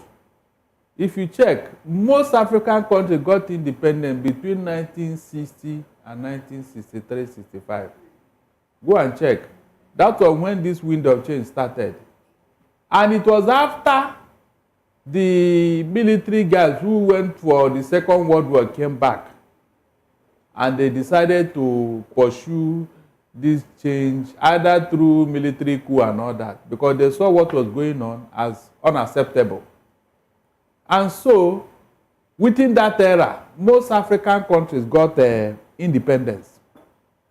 The question is, after the independence, what happened? Was there any lesson learned? The answer is no. Are Africans, are they really independent? Because some people actually are beginning to point to the direction of neocolonialism to be what actually is happening within Africa for the time we gain independence till this present time. Yes, it is because the independence we got, the wrong people took over. The real nationalists have been taken out. People like Kwame Nkrumah of Ghana, Patrice Lumumba. In fact, all the real nationalists in Africa who actually fought for independence and got it, because they did not agree with the Western powers. That was why they now connive with those people who are hungry, power mongers, and took over the reign of power. And today, you can see how these people, with the collaboration of their Western powers, now ravaged Africa. So you're of the opinion that what is happening in Africa now have, it tends to be to the Western Bloc, people that actually colonized Africa up until this moment? Yes, because the wrong people, they're not the patriotic leaders. But it's been a long time that we have independence, if we're to look at it that way. Walter Rodney wrote a book, How Europe Underdeveloped Africa. But now an African man also wrote another book, How Africa is Underdeveloping Africa at this point. Now, don't you think that, it's more like we Africans now are really doing ourselves, because independence was being gained by some African countries since 1960. My dear, every generation have its own leaders. Go and check. History cannot be faulted. Those people that took over in those years we are talking about, those years of independence, they were the wrong people. And the citizens of those countries have watched and see how their country has been ravaged by these people. And they are now asking for change. You can see now, they are now asking for real change so that the right people will take over the rest of power. That's what you are seeing today. Even it started with a coup in the Sahel region, Mali, Burkina Faso, and Niger. Yeah. We even told you that they are leaving West African bloc. They told you they are leaving. So that will tell you that people are beginning to ask themselves questions. Because you saw what happened in Niger, where France is holding their money.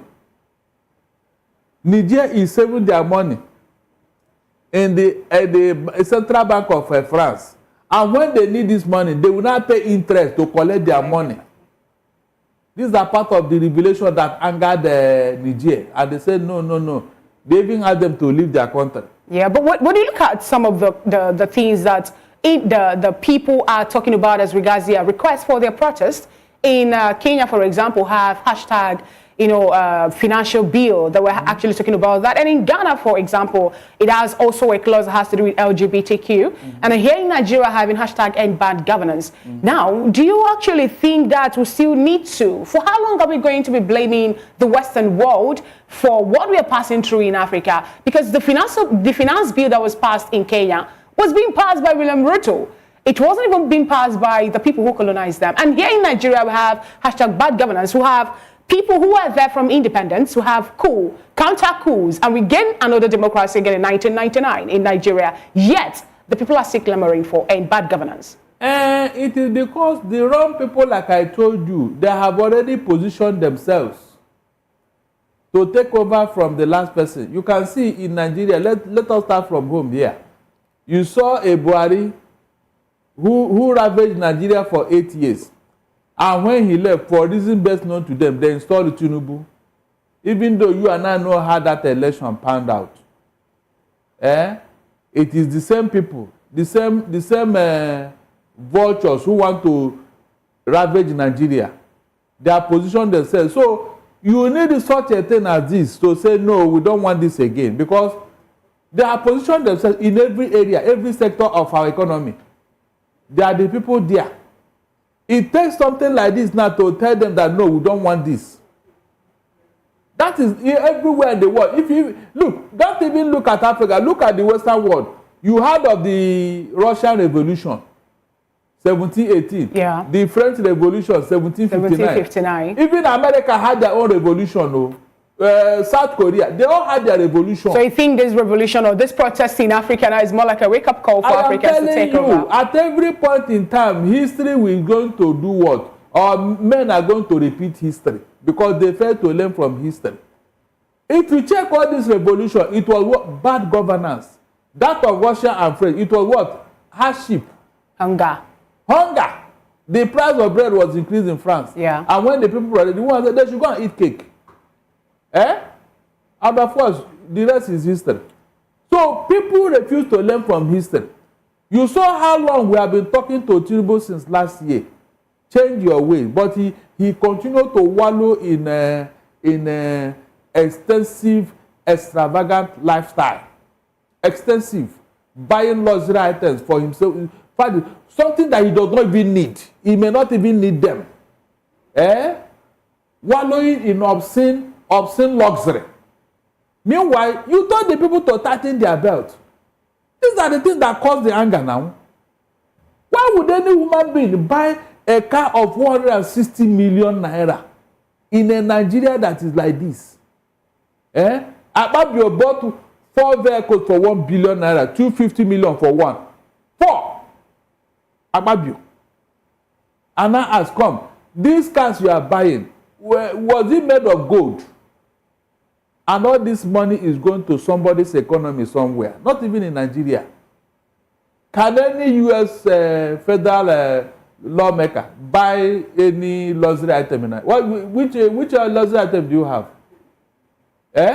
Everything we carry our money, go and give them. Everything we carry our money, go and give them. That is why we don't have money. But looking at this, looking at the people that are actually doing this protest now, where we talk about Africa as a case may be, we have Kenya. Very, very high in mineral resources. We look at Uganda, then we have to come back again to Ghana, the gold mine and all that. We bring it back to Nigeria. Now, don't you actually also, do you share this, do you share this line of thought with some people of the opinion that it is more like a targeted plan and a sponsored way for the Western world now to keep on benefiting from the mineral resources that Africans have? If we have a good leader, they will not have their way. That is why I tell you that they always install their stooge, somebody who will do business with them, until the people who hold the power in a democracy, power belongs to the people. It is you and I who will say, no, this is not what we want. You have sold out, we don't want you. Then we look for somebody who will do our business and put him there. That's what happened, even in the Western world. When does it look like it will ever get to that point? Do we think we have the political will for that to happen? If it can happen in the Western world, why can't it happen here? Humanity are the same all over the world. When Boris Johnson couldn't do it in UK, what happened? He was told to go. Even his own party, they were even the one pushing for him to leave out. It happened in South Africa here. Jacob Zuma, when he misbehaved with the money they gave him to renovate his house, you overshoot by $16 million. $16 million. And Jacob Zuma, if you read the history very well, he was the hitman for ANC. He knows the grave of each of their saboteurs. He knows their grave one by one. He was their hitman in those days of ANC when they were fighting against apartheid. But when he came into office and started behaving like an emperor, ANC said no. They were the one who went to drag him out of office. And today he has left that party. They are asking to leave ANC. He's no longer in that party. So why won't you copy something? Because the governor is not about you. That is why the Western world is developing. When you are there, you are representing a people, not you. African leaders have not come out of that colonial mentality, that system of monarchy. You know, in Africa, monarchy, a king can do no wrong. He can do whatever he likes. In some cultures in this country, if a king sees any woman, whether she's married or not, you just tell these people to bring her, and that is all. It has become his wife. So are you of the opinion that we gain democracy or we have independence of sooner than we should have actually have it? Because some people have actually argued to that direction too. For something that happened for centuries, yes, it cannot be changed overnight. It's a question of time. I'm telling you, with this type of wind of change, this is the second wind of change that I can term it. Things are going to happen in Africa in the next decade or two. Something will happen. Our children, if we can sustain this now, they will inherit it and continue from there. A time will come. If you are asked to go and become whatever, and you discover that you will resign. A lady did it in UK now. That lady that is 46-year-old. What was that his name? Oh, the one that took over from Theresa May. The young lady couldn't handle it. And after 49 days in office, she resigned. Because she couldn't handle it. That is, it will come to that level in Nigeria where if you check yourself that you don't have the capacity, you will resign, not to go and be eating money, because that money will choke you. I'm telling you, it will come to that level in Africa. I pray it will be in our lifetime, because if you discover the amount of money African leaders are taking out of this country, my dear, you weep. You heard what Interpol said about three days ago. About millions of dollars living per hour. Living per hour. Fina, per hour. Not even per... Oh my God. I shouted, where is God? Is it not people that are taking out this money? And they are now issuing a silver notice. Will Nigeria obey their notice? No. So this is what we are talking. A time will come. Okay, how many Western countries bring their own money here? How many? Have you heard that America trades their money to any Nigerian bank here? It can never happen because the system is so tight. America is a $23 trillion economy. $23 trillion economy. How many American presidents did get involved in any financial scandal? To the extent of going to their, Federal Reserve to go and collect money. They don't even call it central bank. The money is too much to call it a bank. They call it Federal Reserve.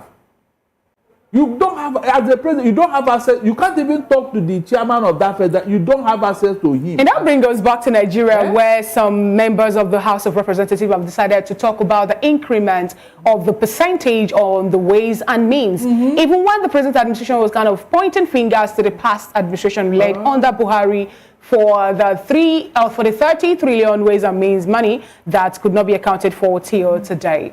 That will tell you that we have not learned any lesson. When I heard it and I said, look at it. Look at it. The man who came to repair the economy, the man who came, look at it. Please, is there money? And he's going for ways and means. Fina, I have told anybody who cares to listen to me that Tinubu have no money. He don't even know how to manage the what he has. But we've been borrowing money all this while from the Western Bloc. From the World Bank, we actually borrowed $781 million. And we also have $500 million also being given to us. And we're eyeing $500 million for rural road construction. Now, is this not really money being given to Nigerian government for the betterment of Nigerians? They are sharing the money. Fina, they are sharing the money. That's why you cannot see anywhere they can point at as to where they put that money. They are sharing the money. I'll be asking that question. Under 1 year, you have borrowed 24 trillion naira. 24. Where did you put that money? Do you know what we're talking about? Trillion, no, not billion, not million, trillion. All right. Where is it in Nigeria? That means it is in somebody's pocket. This thing Interpol said, it doesn't have to explain anything to you. So that shows the fight against corruption actually is a political statement. Who came to fight what? Who? Have you ever seen where corruption will fight corruption? No, is it possible? All right, moving on to the other bulletins we have on African news. The European Union, EU, has announced a €32 million initiative aimed at enhancing vaccine production in Ghana. The announcement was made during the Ghana EU Business Forum held in Accra. The initiative, known as a special measure on manufacturing and access to vaccines, medicines, and health technologies in Africa, MAV+, is designed to strengthen Ghana's healthcare sector by improving access to high-quality health products, particularly vaccines.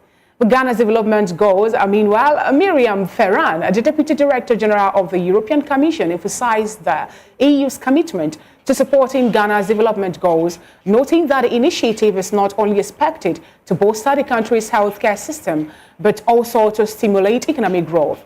Adding that this initiative, the EU will assist Ghana in developing a robust ecosystem capable of producing a skilled workforce, strengthening research and development capabilities, establishing a comprehensive regulatory framework, facilitating technology transfer, and fostering both bilateral and multilateral partnership for vaccine and pharmaceutical products. And with that, we'll move to another one where we have President William Ruto expressing his concern over the concern, but we have our correspondent Onyi Damola Olokoton here to give us feedback as regards the Kenya protest parliament.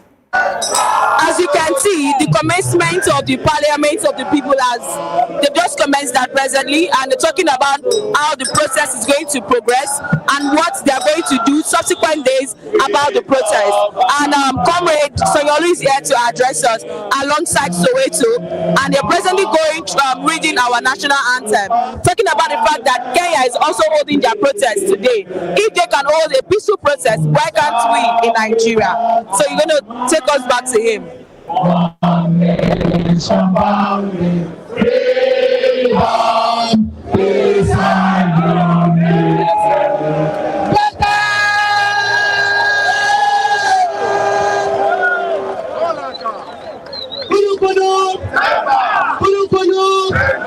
Yes, as I talked before, now from us, if we don't do answers, then you're not going to do you. So because say we get better experience, now why we dey talk say make we kulu slow and steady wins. Now why we dey propose say make we terminate today by 4 p.m. Yes, I can go back out. So that we go feel relaxed, we go fit rest, yes, gather energy. Anybody when they drink origin for here, go drink am. Anybody when they drink coke, go drink am. Anybody when they drink aloma, go take am. Anybody when they take energy drinks, go take am. And anybody when they drink water, go drink am. Because we go need energy, but we go need that energy tomorrow morning. What time, sir? We don't be.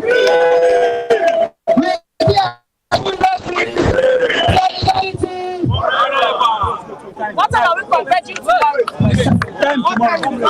Oh yeah, now we are transmitting. Nigerian people, before we reach what time for tomorrow, we never finish for today. Yes. Exactly. The thing where we just agree now, Now, when we go finish for the day. But before we round up on that one, we got two things where I want make we talk. One, on our security. We don't talk am before, but I want to talk am again. Say, we don't learn lesson from NSAS. Say if they do protest like this, we must get our own security. So we get like 20-man security committee where they go around intelligence work.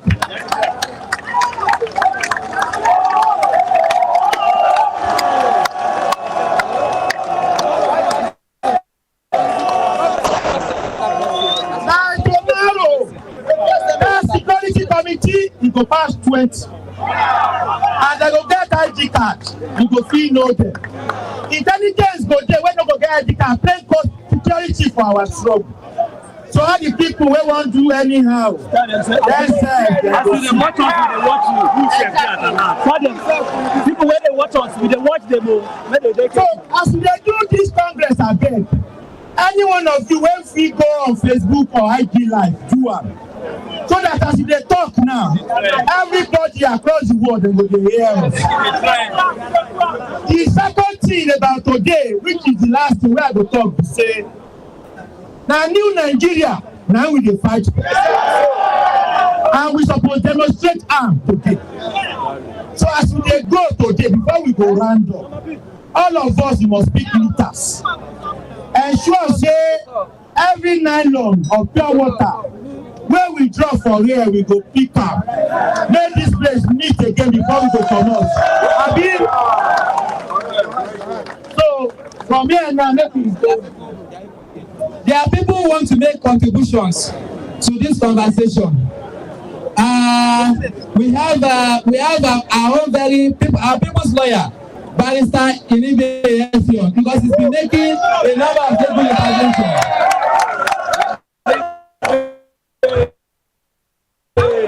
Let me announce to us that presently some protesters have been arrested in Calabar, Kosovo. And our team of lawyers has been on it, led by our able barrister Inibe to get them out of detention.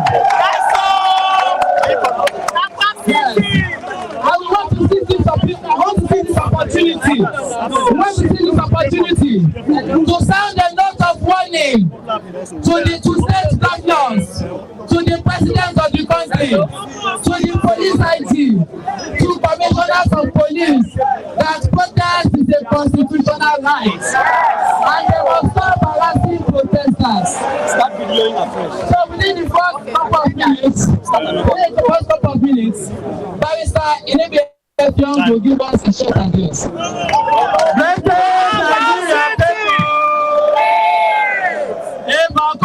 Nigerian people,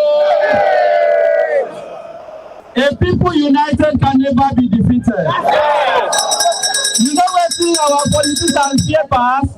Now when common people begin to work together. Now the reason why they tell us we be Yoruba, we be Hausa, we be waiting, not to divide us. As we dey here, so people from all part of Nigeria dey here. Now waiting will make us succeed being that. Now, I want to give you an update. As I talk to you, so I don't already announce we don't assemble lawyers. In fact, as I talk now, up to 50 lawyers. Up to 50 lawyers don't volunteer. Say anybody where they arrest, anybody where they carry go court, make you no bother where your family go get money, go hire lawyer. We go defend you for free. Even as I talk to you, so some of our lawyers dey for state police command for Ikeja to release some people. Yes. And for other part of the country, so no fear. No fear. The second thing where I want to talk, we know wetin we dey want. We no dey confused. If you don see wetin don happen for other part of the country, for Abuja for example, they don throw tear gas from other part of the country, but for Lagos, for here Ojota, wahala no dey. So I want to encourage all of us, no give up o. Na the only country wey we get. Shebi you know say Tinubu fit leave Nigeria today. Sanwo no fit comot today o. All our senators dey fit comot. The many of us wey dey here, we no get the opportunity to leave. Na why we go insist make dem build dis country be that. Na why we go insist. So no show dem say you don tire o. Because they believe say you no go come out. You don come out today. Tomorrow you go show dem say you never tire. Shebi, you see how politicians dey do when they wan protect their interests. Yes. They fit sit for Senate one day pass law. Na why we dey talk say make they pass law reform our election. Na why we dey talk say make they bring down electricity tariff. Na why we dey talk say make they bring down the price of fuel. Make I tell you one story finally. Today for Abuja, make una lis ten o. Something funny happen. All these wayo people for government, they go dey pay some people wey no know their right from left, say make they come protest, say make people no protest. When I see that kind of confusion, you say make people no protest, and na protest you use talk am. Abi those people wey dey live for Abuja, when media go dey talk to them, they begin dey condemn government. They begin to condemn government. One of them say, I think the country don't get money to buy food. So what I tell you is say, we are all together. Yes. Make you no fear. And like my brothers don't talk, if you get here and you be saboteur, they don't say you say make you don't talk. We think they watch you. Okay, presently there are people's parliament ongoing for the safety of people, but we've just noticed that the police are actually reinforcing. We don't know the reason why they're actually having a reinforcement or if they're planning to attack. So we're taking you back to the studio and we'll bring you more updates very soon. Lokotan for that wonderful report. Barrister, we heard what the people are saying. That's the People's Parliament talking about how people were being arrested in Calabar for coming out to, you know, what do you actually make of that? Is it not that Nigerians don't now have the right to protest, so why would they be arrested? That is what happened with dictatorship. They are not comfortable when people are challenging them for doing the wrong thing. As a lawyer, what did the law say about this? What did the Constitution say about the this? law, Section 40 of our Constitution gives you the right to assemble and move freely without any encumbrances, as long as it is peaceful.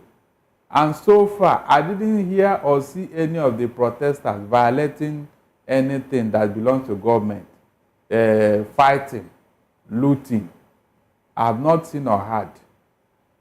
So, they just don't want you to what? Express your views. What these people want is for you to accept everything they do or tell you, hook, line, and sinker. That is when you become a good citizen. That's what they want. That is what they want.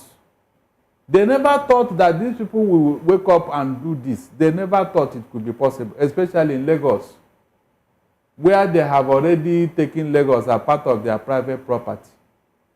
So these are the things that we are seeing here. The Constitution gives the right, even the court to have said it. They only said that that is even where the court went wrong, by restricting you. No. If you are restricting people, that means you are even talking of forced imprisonment here.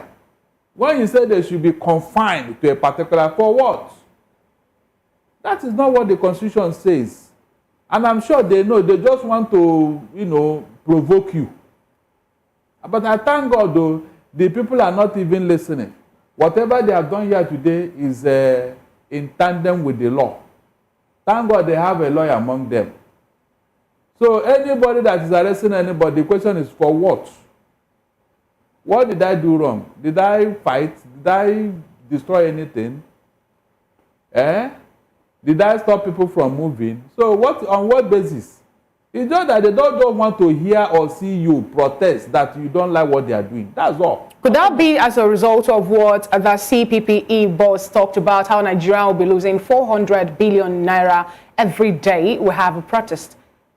My dear, leave that propaganda. Whatever they are losing is immaterial. What they have been losing over the year, what happened?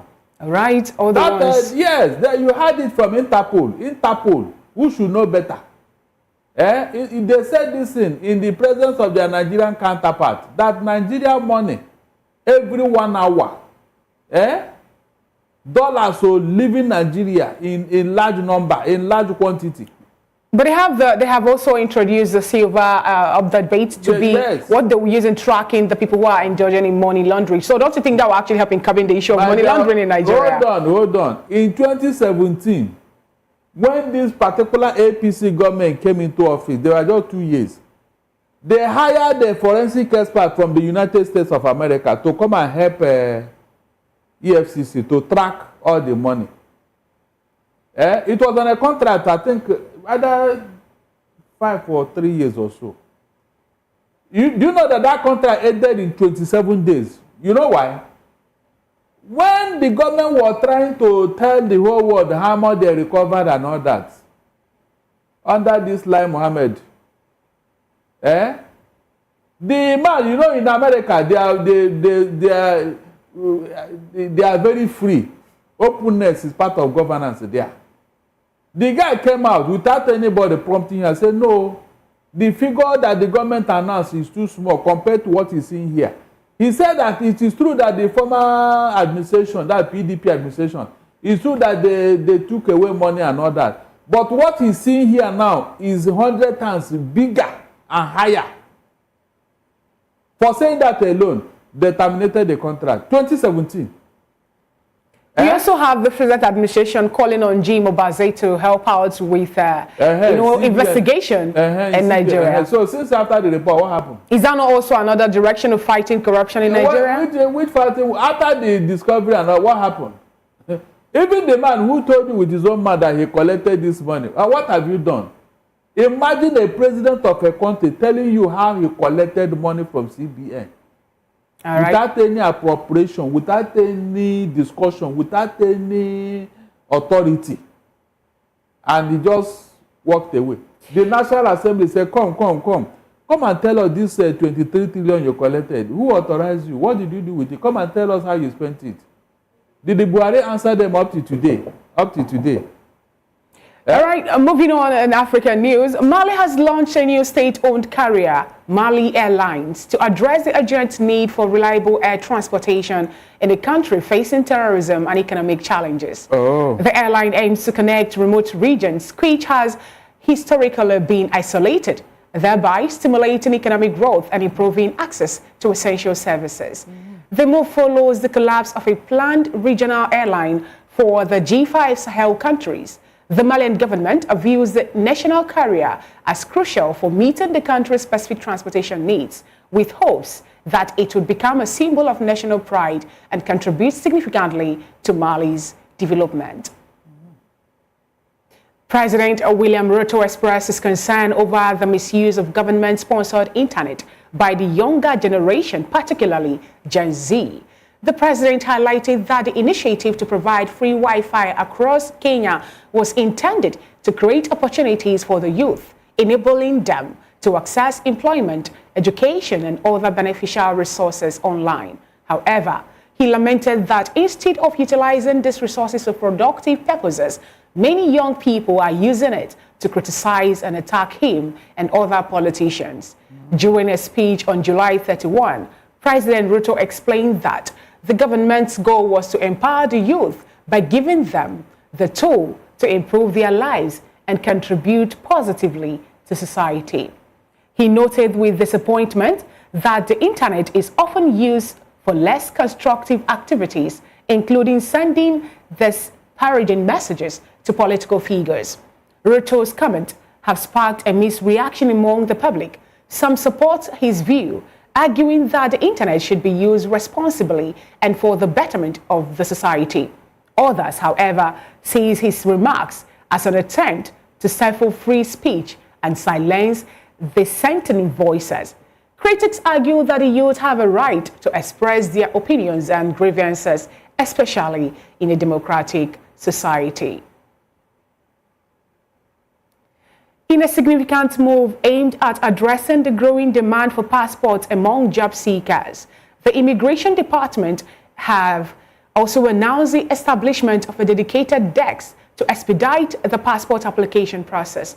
The initiative is part of a broader effort to streamline services and reduce the waiting time for individuals seeking employment opportunities abroad.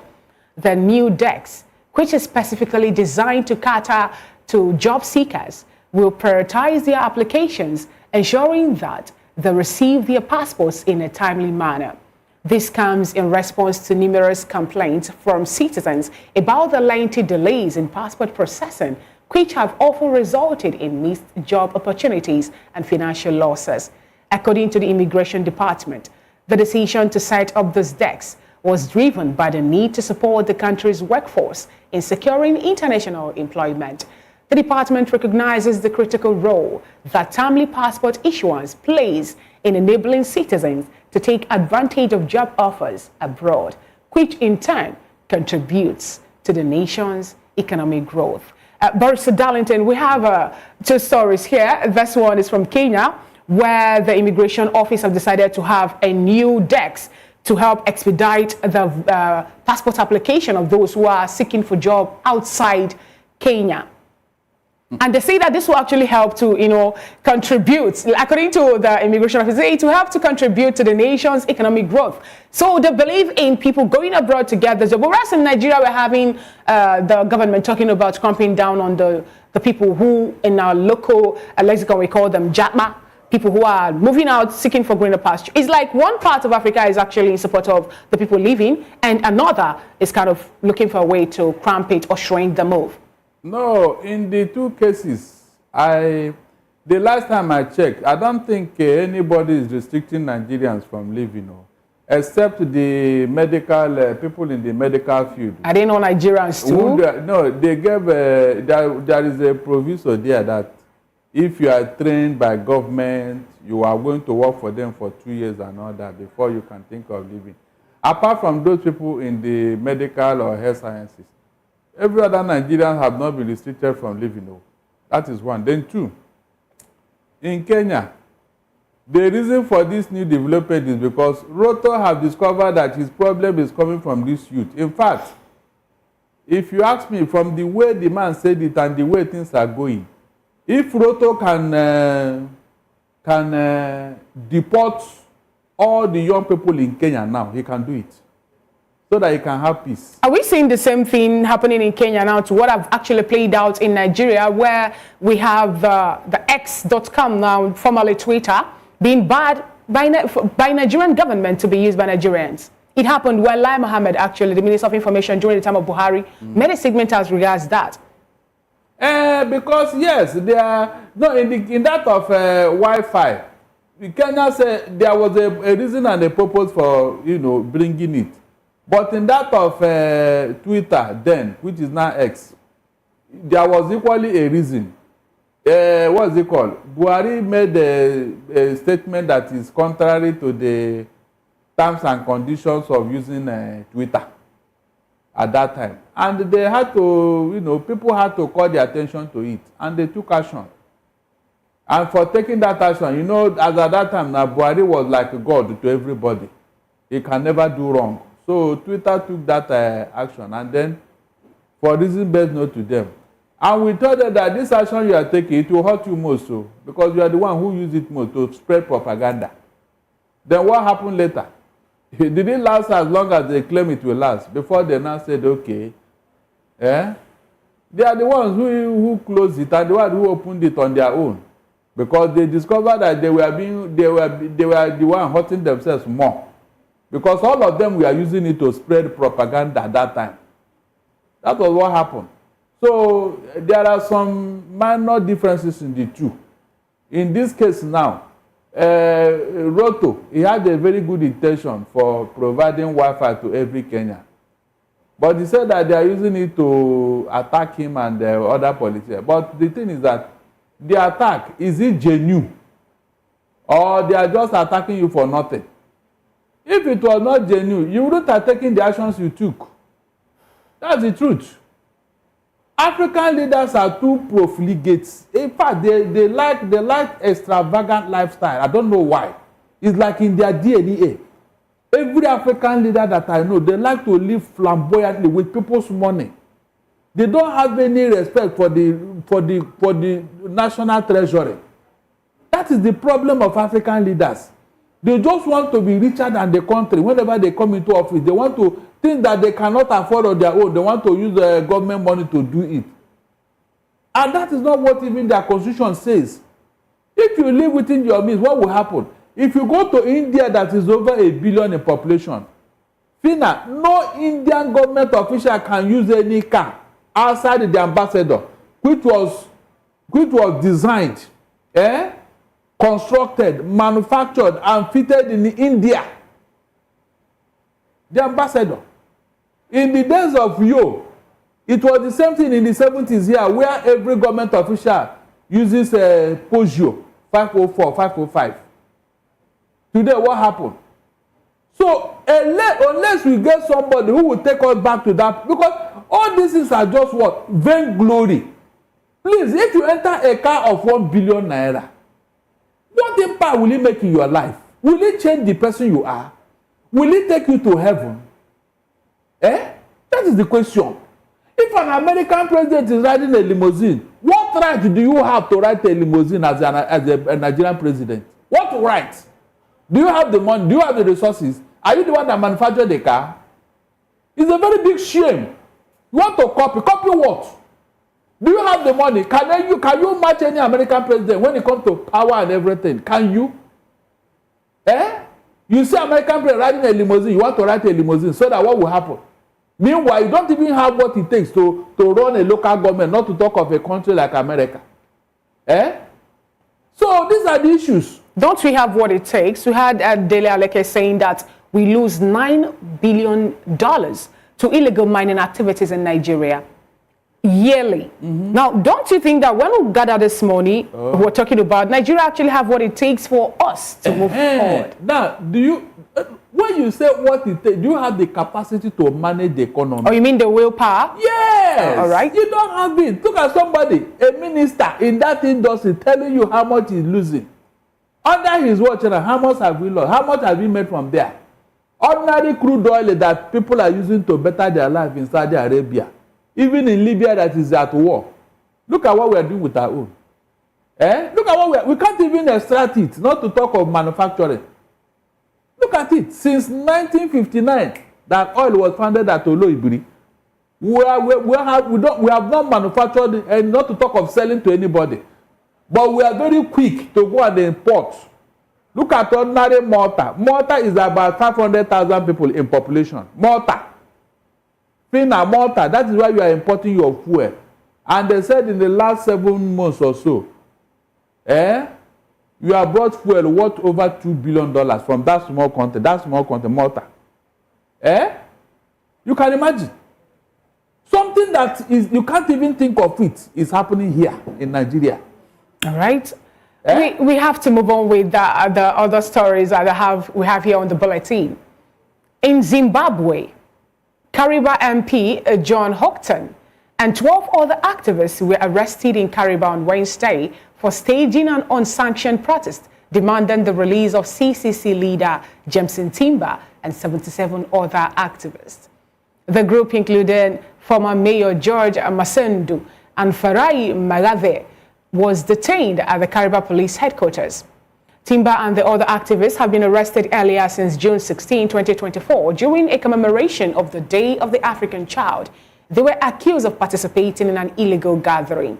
But in a separate incident, 4 human rights activists, Namatai Kwakweza, Robson Chere, Samuel Wenzi, and Vuzumuzi Moyo, were removed from a departing plane by security agents. They were allegedly involved in a demonstration against Timber's detention. The activists were detained for at least 8 hours, with Shere reportedly tortured. Meanwhile, the recent arrest in Karibakam and heightened government crackdowns on critics ahead of the SADC summit on August the 17th. Ostalos Siziba, a former CCM MP, confirmed the arrest and criticized the government for suppressing constitutional rights. The Zimbabwe Lawyers for Human Rights condemned the torture and criticized the government's treatment of critics, citing recent disruption of the NASU meeting as further evidence of the clampdown. In South Africa, a 27-year-old man, Aviwe Ndwayana, has been sentenced to life imprisonment for the murder of a police officer in Yanga 4 years ago. Aviwe was sentenced in the Western Cape High Court on Wednesday after he was convicted in June.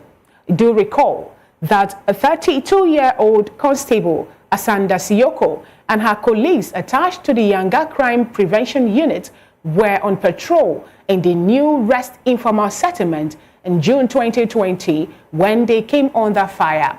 Siyoko died on arrival at the hospital. The Hawk boss, Sia Bulela Vukuyubi, said that team comprising of the Hawks, Yanga SAP, South African Police Service, members and crime intelligence immediately launched a manhunt, and Ndayana was subsequently arrested on 8th of June 2020. He was remanded in custody until his sentence. The Western Provincial Head of Hawks, Major General Magato, has welcomed the sentencing of Aviwe, which is 27 years of life imprisonment for murder of a police officer.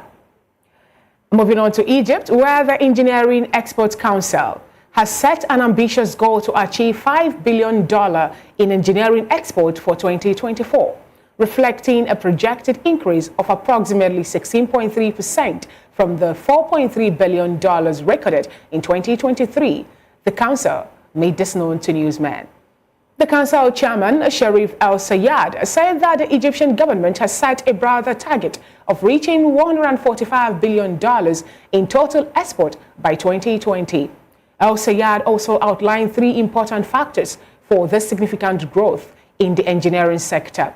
He noted that there should be a revamped export support program to ensure exporters received payments within 3 months of export, with payment made in cash rather than through offsets.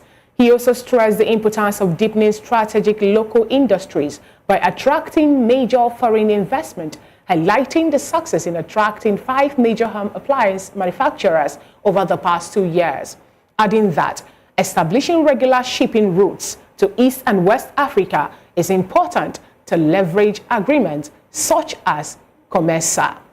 Do recall that in the first half of 2024, engineering exports surged by 28.6% to $2.6 billion, unprecedentedly compared to $2.020 billion in the first half of 2023. But in June 2024 alone, they saw exports rise by 22.3% to $425.8 million compared to $348.1 million in June 2023. The International Air Transport Association, IATA, has reported significant annual growth in global air cargo for June 2024. Air cargo volume surpassed the level from 2023 to 2022 and even the record-breaking 2021. In June 2024, total demand measured in cargo ton kilometers, CTKs, increased by 14.1% compared to June 2023, with international operations up by 15.6%. This marks the 7th consecutive month of double-digit year-on-year growth. Meanwhile, capacity measure in available cargo ton kilometers, ACTKs, rose by 8.8% compared to June 2023, with a 10.8% increase in international operations for the first half of 2024. Demand was up by 13.4% compared to the 2023 H1, which is 4.3%, and also 2022 H1, which is 0.02% in 2023.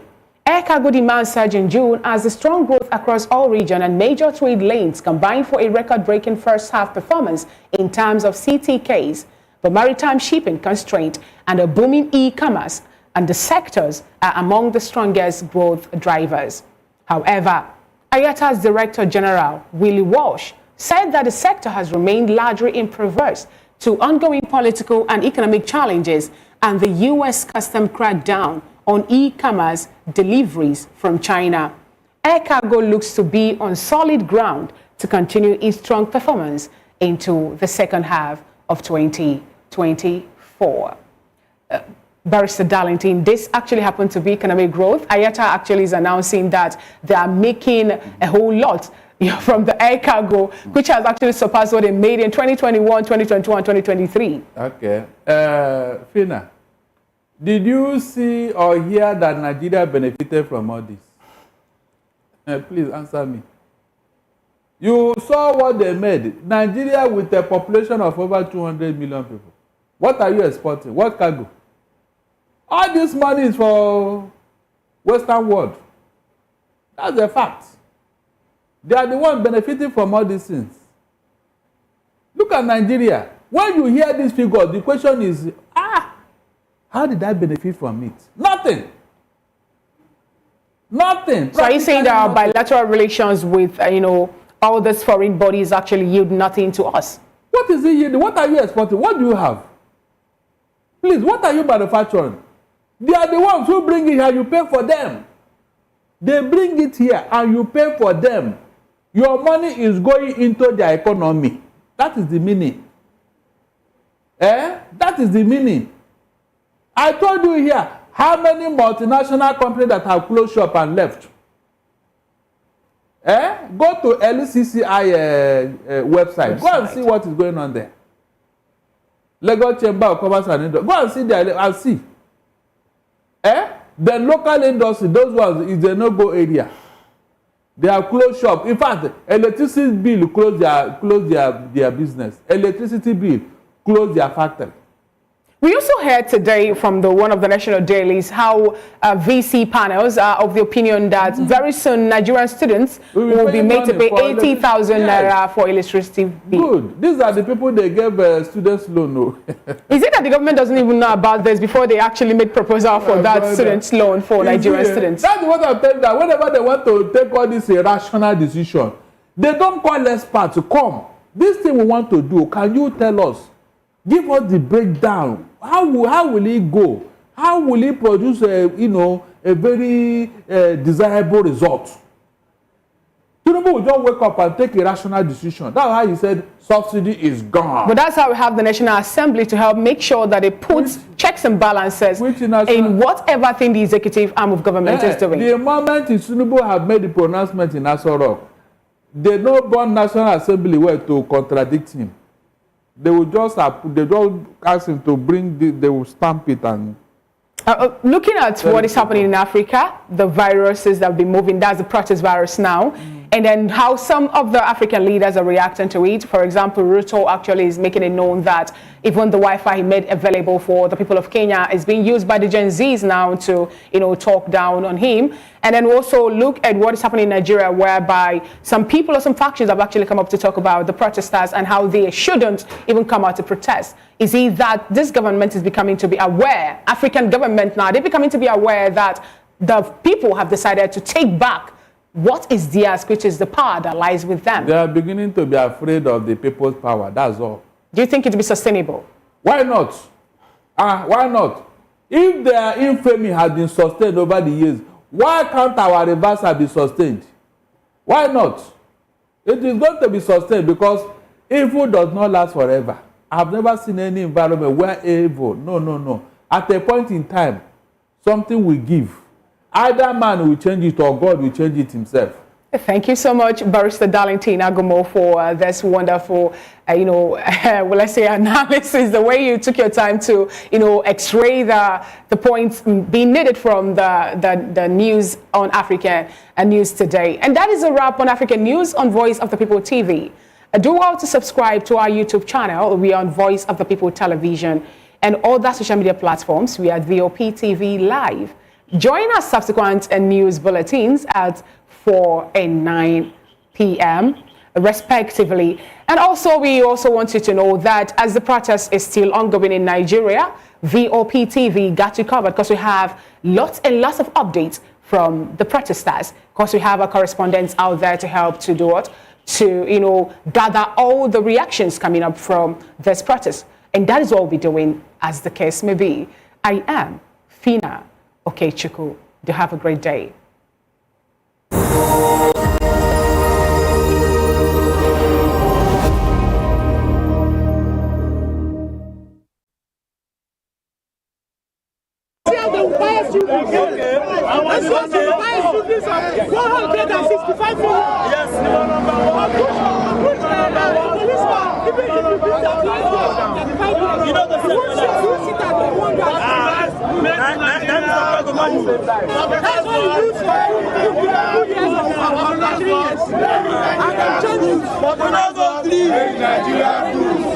How many lawmakers are using motor gas that have been made by innocent motor vehicles? How many lawmakers are using motor? How many lawmakers is that to have been made by innocent motor vehicles? How many of them? Most of them are imported from abroad. How many of them are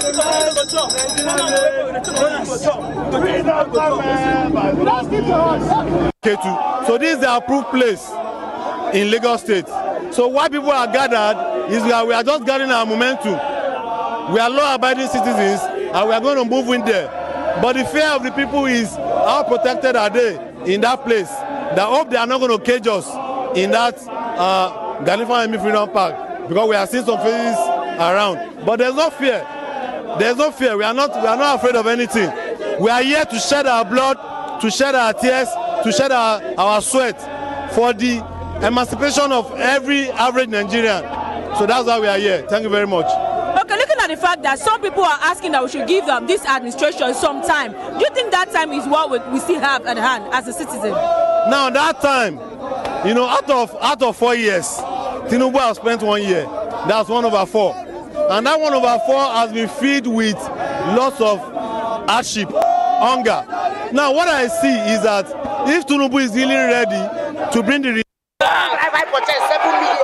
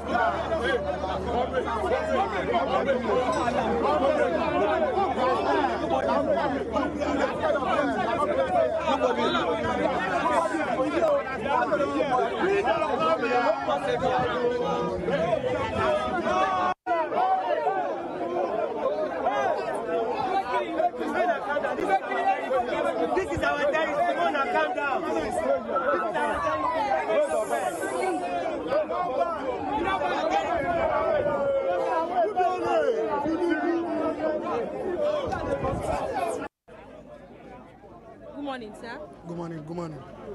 Okay, so looking at this protest so far, how has it been? It has been peaceful, it has been joy-giving. Yeah, it has been joy-giving. People are coming out gradually, but we want more people. The old Nigerians, they should come out to any space they can use in the country. They should pull out, yeah. The whole of Nigeria should pull out. Okay, but they are saying they should move down to the park. What's your take on that? I totally disagree. We couldn't trust them when we're at open space. They killed people 2020 at NSAS protest. How much more once we are confined? How should we trust our own security system when they could kill people in broad daylight? No, no, no. We are not going there. Okay, thank you very much. We should not accept or allow any politician to manipulate our mindset to do what we know is against the law. The government cannot disenfranchise us from attaining our civil rights, but let us be mindful of how we do it, because your motive is different from others. A lot of them are somewhere, they just want the country to be more populated than this, so that they will start perpetrating evil, and we don't want that. We suffered a lot. The majority of Lagos State property were destroyed, even during the NSAS. Forensic hospital was burnt down. TVC was burned down. That was why even autopsy, the only autopsy hospital that is in Nigeria is in Lagos State. They burned down. When Mohbad died, the very day took his autopsy. United States of America.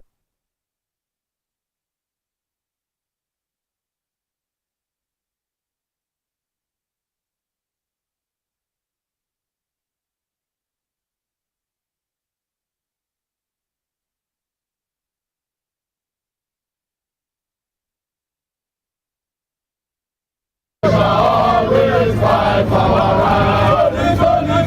Solidarity forever. Solidarity forever. Solidarity forever. We shall always fight for our rights. Solidarity forever. Solidarity forever.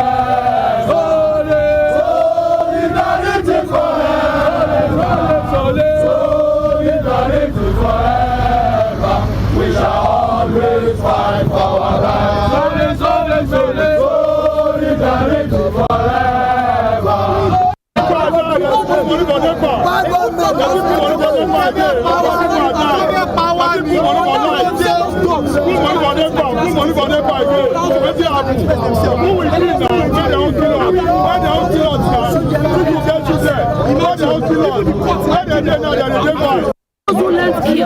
They said they cannot wait with any longer. Nigeria is dead. Nigeria is dead. We must arise this country. This country, we are calling the father of the nation and not the father of respective states to arise. We are no longer safeguarded. We are in a troubled time. Serious troubled time. Serious trouble. The father walking in a comfortable in my house. What about other children? What about other members of the family? There's no equity in Nigeria. There's nothing like equity. No justice. No fairness. We are treated like animals. Nigeria has now converted to a jungle. We are in a zoo. We are not in a country. And that's why we're making this strong, passionate appeal to all the respective government, from the presidency down to all the states, to all the National Assembly, to all the House of Assembly of HC. They must arise to this task. We can no longer wait. Enough is enough of the process. We are all taught English. Thank you very much. From electricity, we should be able to ensure that the education sector is properly addressed. We should be able to ensure that the children that are out of school are brought back to school. Yes. We need to fix the electoral system.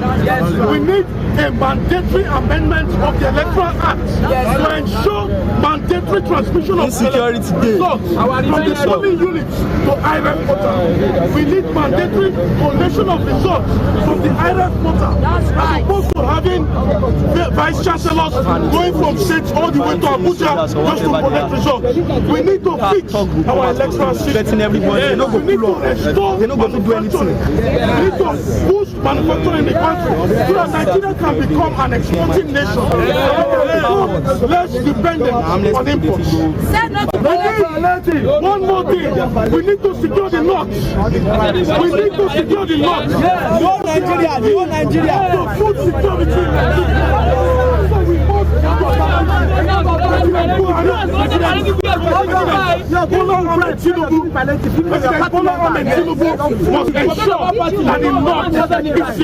not here for political reasons. Are able to go back to the farm to drive down the cost of food. It is important that we fix the economy. It is important that we fix the electoral system. It is important that we fix the educational system. It is important that we change the economy. And finally take the rightful place as the greatest black nation on the surface of the earth. Greatest Nigeria!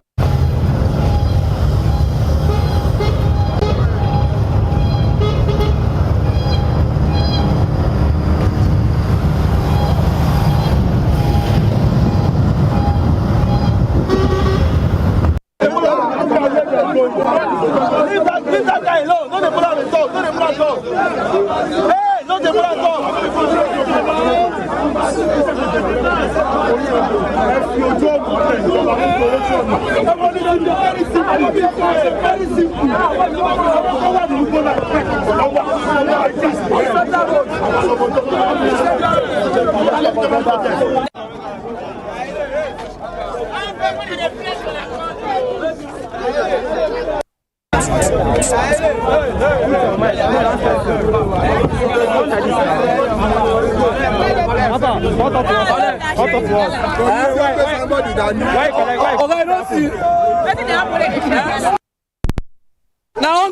Now hungry, there's about us. Now in the may give us Logala. So we need food. Nigerians are hungry and they are stooping to any level just to get food. And people are here queuing up, just matured people that could actually work for themselves, queuing up just to collect gala. I'm very hungry. Look at me. I just collect gala. I trek from Ikeja down to Ojota because I don't have money. Look at it, I'm hungry. Tinubu, you are not trying for us, so you are not trying. We voted for you, but you fuck us up. You are not trying. Oh, they are claiming now that they actually voted for Tinubu, but they feel like he has fucked them up.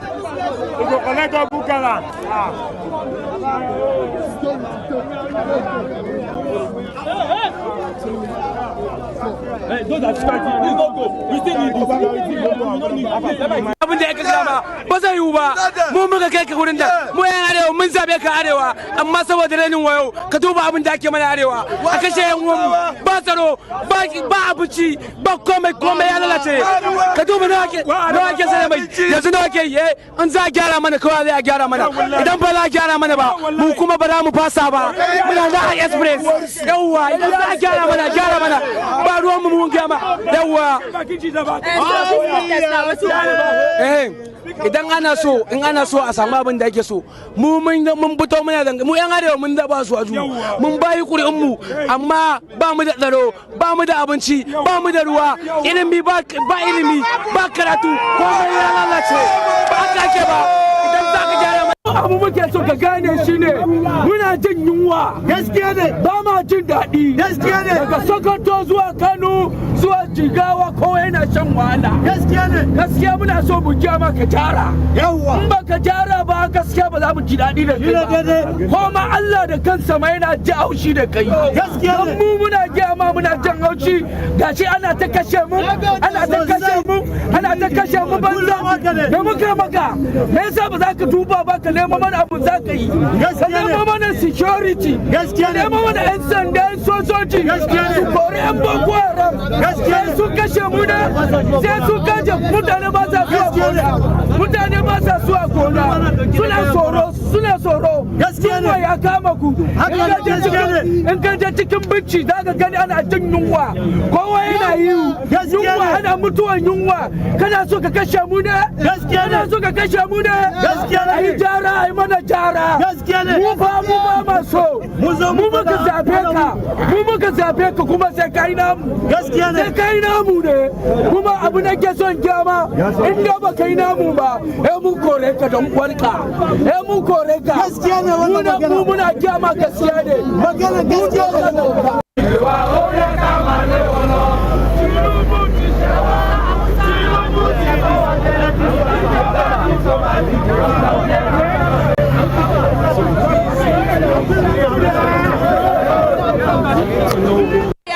sọ sí ọ̀rọ̀ protest yìí. Á dáa fún yín o ṣẹ́rí kan tó wà nílẹ̀ yìí ni pé number one kẹ́ kò ń ṣọ̀rọ̀ àwa ló kọ̀ gọ̀gọ̀ kò yé yín but nǹkan tó wọ́n fi ṣe mistake òun ni subsidy tó lọ yọ yẹn ló dá wàhálà lẹ̀ agbára ẹ̀ wá lè kà mọ́ kí ló tó fi lọ yọ subsidy àbámọ̀ nínú ó ti ṣàbámọ̀ ó ti wá bẹ ọgbọ̀n Nàìjíríà wọ́n ní ó ṣe kíní ṣubú ó ṣe kejì jùlẹ̀ ó ṣe kẹta lọlẹ̀ àwa ló kàn kò yé yín ó ti wá kàn bẹ́ẹ̀ yẹn so èmi wá fẹ́ sọ fún sin pé kó jọ torí Ọlọ́run Tinubu Jagaban of all Nigeria kó lọ bá wa ṣe bọ́dà yìí kó farabalẹ̀ bá wa ṣe tó bá tó wá bá wa ṣe bọ́dà yẹn ti ọ̀nà Kútọ́nù Ìdúrókò àti kìnní kó bá wa ṣe tó bá tó wá bá wa ṣe inú máa dùn but àìṣí kò ní da ọtí àìmí tẹ̀rí owó mo tọrọ o àwọn tó fẹ́ máa fún mi lówó wọ́n ò rówó fún mi ebi ń pa mí ẹnu mi gbẹ tẹ́kẹ̀ mi máa fẹ́ lọ́ọ́ máa gbé búrẹ́dì gàrí sórí mi àbí búrẹ́dì àbí pálí rice sórí mi nǹkan tó Tinubu ṣe kò jẹ́ bí lóòótọ́ wájú lóhùn àtẹnìyàn o òun rò bí òun máa ṣe bọ́ lọ́wọ́lọ́wọ́ yìí Tinubu is a monkey Tinubu is a.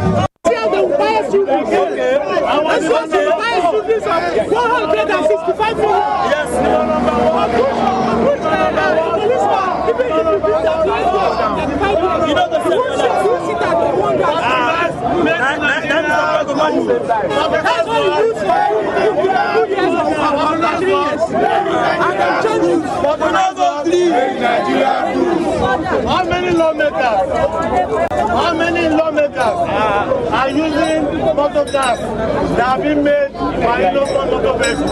How many lawmakers are using motor? How many lawmakers is that to have been made by innocent motor vehicles in Nigeria? How many of them? Most of them are imported from abroad. How many of them are going to shop?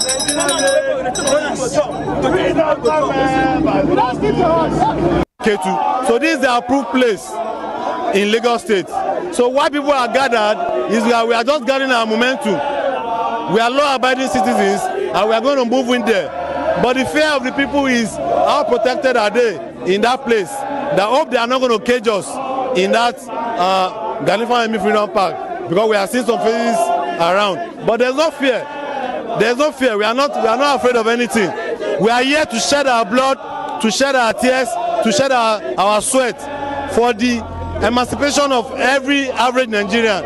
So that's why we are here. Thank you very much. Okay, looking at the fact that some people are asking that we should give this administration some time, do you think that time is what we still have at hand as a citizen? Now that time, you know, out of 4 years, Tinubu has spent 1 year. That's 1/4. And that 1/4 has been filled with lots of hardship, hunger. Now what I see is that if Tinubu is really ready to bring the 7 million.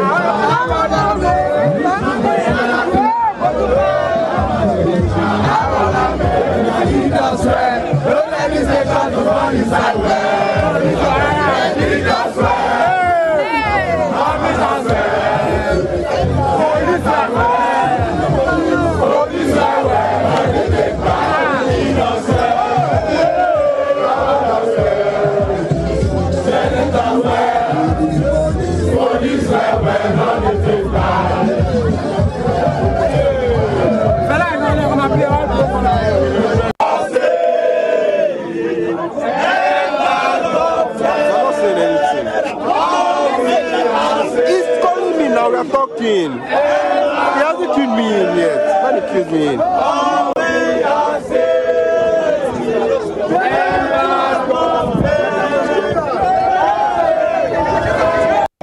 We are not going there. We are not going there. We are not going there.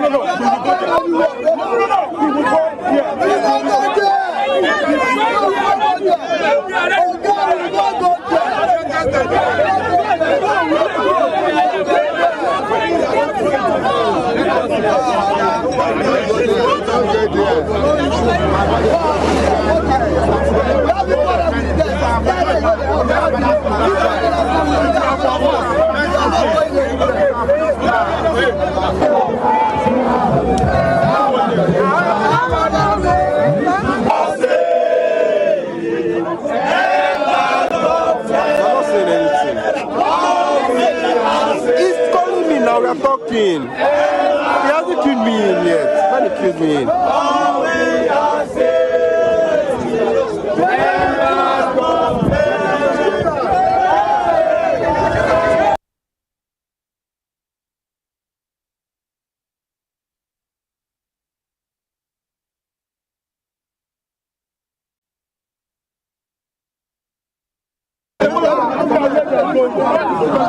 Leave that guy alone. Don't put out the talk. Don't put out the talk.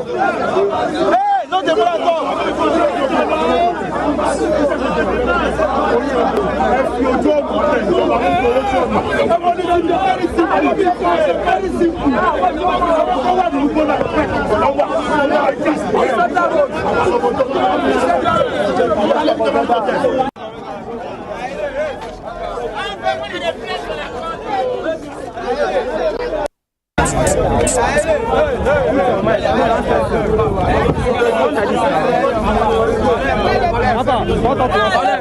Somebody that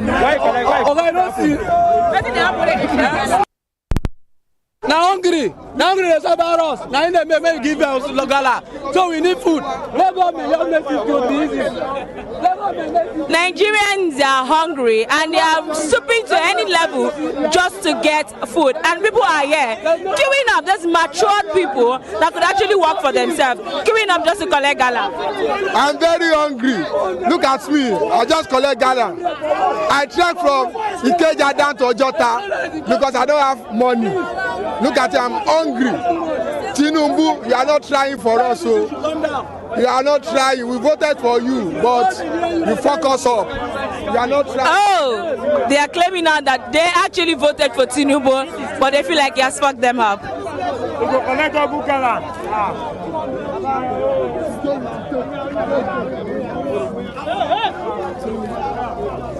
Hey, those are starting. Please don't go. We still need this.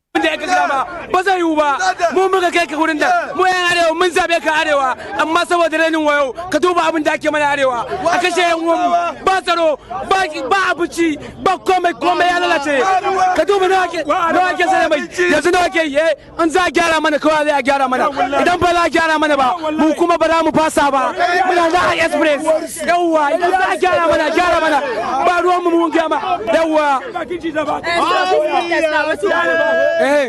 idan ana so in ana so a samu abin da ake so mu mun fito muna zanga mu yan arewa mun da ba su aju mun bayi kuri'un mu amma ba mu da tsaro ba mu da abinci ba mu da ruwa ilimi ba ilimi ba karatu komai ya lalace ba ka ke ba idan za ka gyara abu muke so ka gane shi ne muna jin yunwa gaskiya ne ba ma jin daɗi gaskiya ne daga Sokoto zuwa Kano zuwa Jigawa ko yana shan wahala gaskiya ne gaskiya muna so mu gyama ka jara yawa in ba ka jara ba gaskiya ba za mu ji daɗi da kai ba ko ma Allah da kansa ma yana ji haushi da kai gaskiya ne mu muna gyama muna jan haushi gashi ana ta kashe mu ana ta kashe mu banza da muka maka me yasa ba za ka duba ba ka nemo mana abu za ka yi ka nemo mana security ka nemo mana yan sanda yan sojoji su kori yan boko haram sai su kashe mu ne sai su kashe mutane ba sa zuwa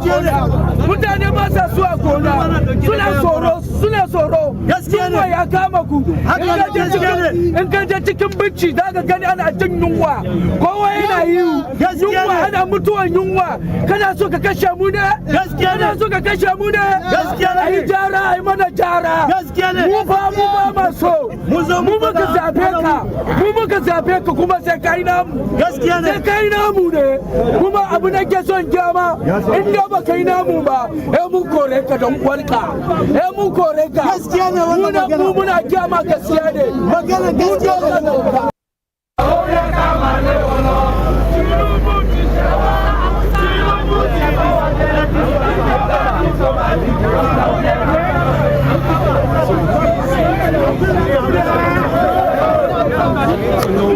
Akílẹ̀rí sọ sí ọ̀rọ̀ protest yìí. A dáa fún yín o ṣẹ́rí kan tó wà nílẹ̀ yìí ni pé number one kẹ́ kò ń ṣọ̀rọ̀ àwa ló kọ̀ gọ̀gọ̀ kò yé yín but nǹkan tó wọ́n fi ṣe mistake òun ni subsidy tó lọ yọ yẹn ló dá wàhálà lẹ̀ agbára ẹ̀ wà lè kà mọ́ kí ló tó fi lọ yọ subsidy ní àbámọ̀ nínú ó ti ṣàbámọ̀ ó ti wá bẹ ọgbọ́n Nàìjíríà wọ́n ní ó ṣe kíní ṣubú ó ṣe kejì sílẹ̀ ó ṣe kẹta lọlẹ̀ àwa ló kàn kò yé yín ó ti wá kàn bẹ́ẹ̀ yẹn so èmi wá fẹ́ sọ fún sin pé kó jọ torí Ọlọ́run Tinubu Jagaban of all Nigeria kó lọ bá wa ṣe bọ́dà yìí kó farabalẹ̀ bá wa ṣe tó bá tó wá bá wa ṣe bọ́dà yẹn ti ọ̀nà Kútọ́nù Ìdíròkò àti kìnní kó bá wa ṣe tó bá tó wá bá wa ṣe inú máa dùn but àìṣí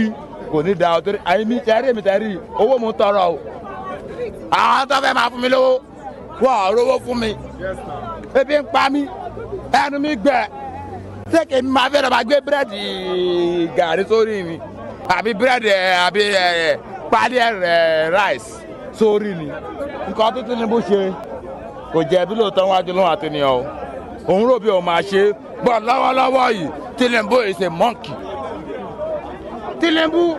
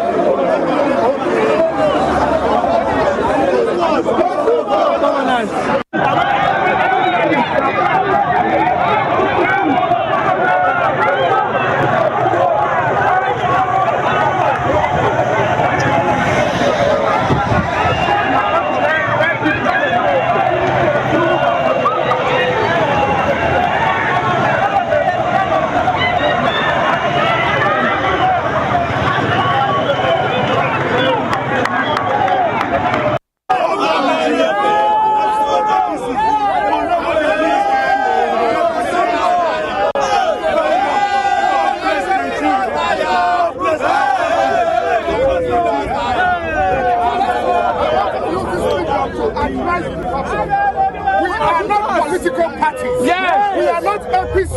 Yes. We are not PDP. Yes. We are not Labour Party. We are Nigeria. Yes. And we have the right to complain when they have turned us into people that cannot talk in our own country. Yes. We elected them to come into power and do what is right. Yes. If Nigeria is peaceful, if the poor masses are having food to eat, and everybody is going on their normal duty, nobody will come to the street to complain. Yes. You cannot be buying SUV jeeps for senators who have destroyed our country with their useless policies. And you cannot be talking about yachts, you cannot be talking about private jets where the masses in the street are hungry. You said in your word that hope has come. Where is the hope you promised? President Tinubu, where is the hope you promised people? No! Instead of...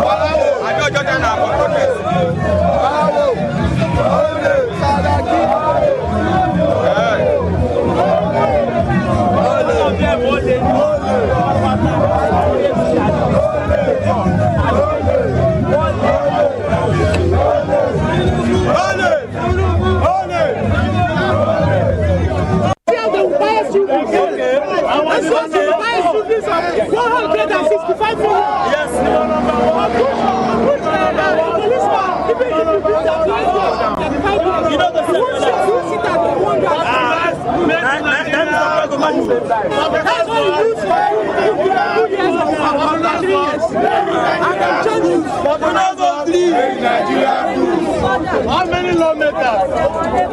many lawmakers are using motor gas that have been made by innocent motor vehicles? How many lawmakers are using motor? How many lawmakers are that have been made by innocent motor vehicles? How many of them? Most of them are imported from abroad. How many of them are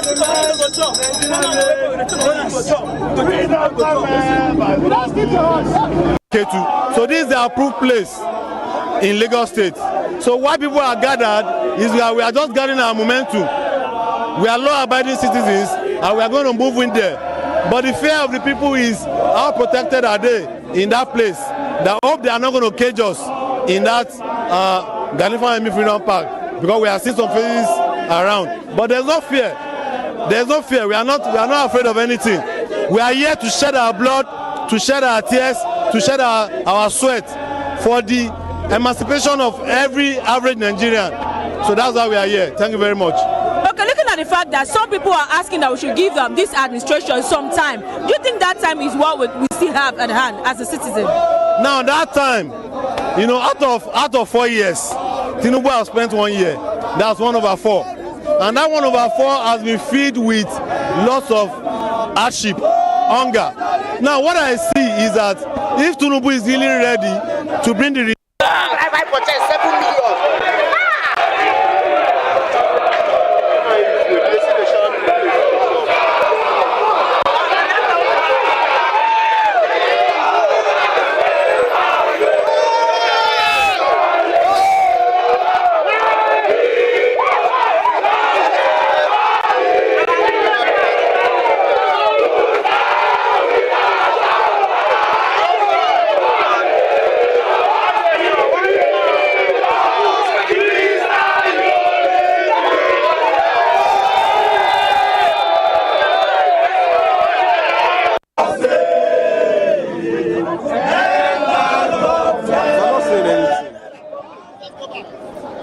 sudden reinforcement of the police officers at MKO Abiola, and even the protesters are trying to move back in order to create a couple of distance between them, because they don't know what they actually want to do for the sudden reinforcement. You can see behind them, the police are actually very much.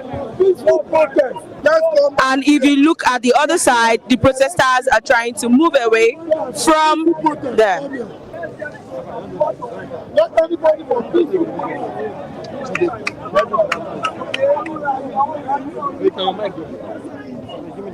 We can see sudden tear gas in excessive on their body. Information you have just given. Okay, we are going to work on it. Okay. Thank you. Thank you.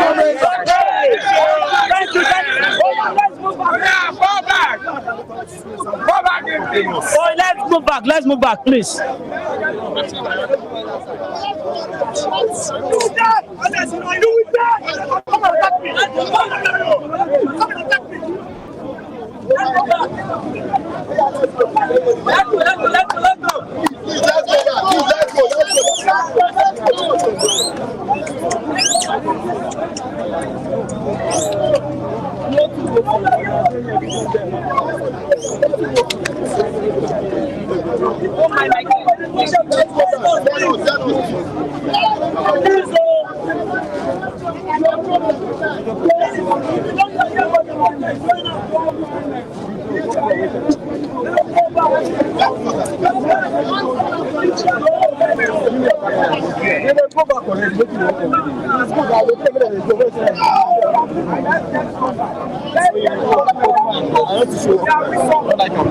Okay, the police officers are moving away. They just spoke to us that they should move into the Freedom Park, and people are insisting that they're not moving into that park. It looks like a trap, and it's literally just one door that is open, and it could actually be a cage for people. The issue that just happened just now, what happened in ESAS is still in our memory. We have been here peaceful since morning, and we did not get ourselves involved with the police, and the police should not get themselves involved with us. So the reason why you saw a lot of people going towards the police was because the way they were coming towards us. What we are trying to prevent is that what happened in ESAS, we don't want it to happen again.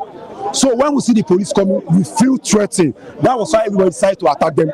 Since morning, yes, since morning, it has been peaceful protests, and it's all peaceful.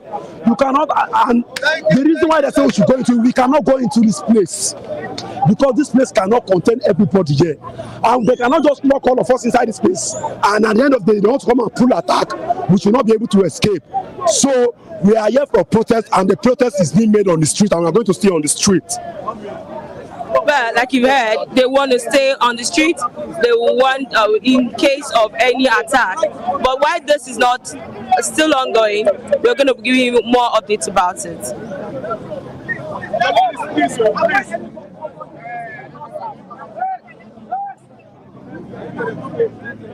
Now I want to tell them.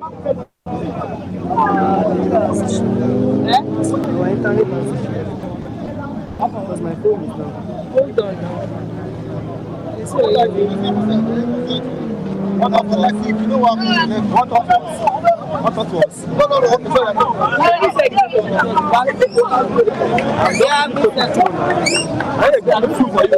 No, we don't go meet us. Don't go out. Hello, sir. Yes, sir.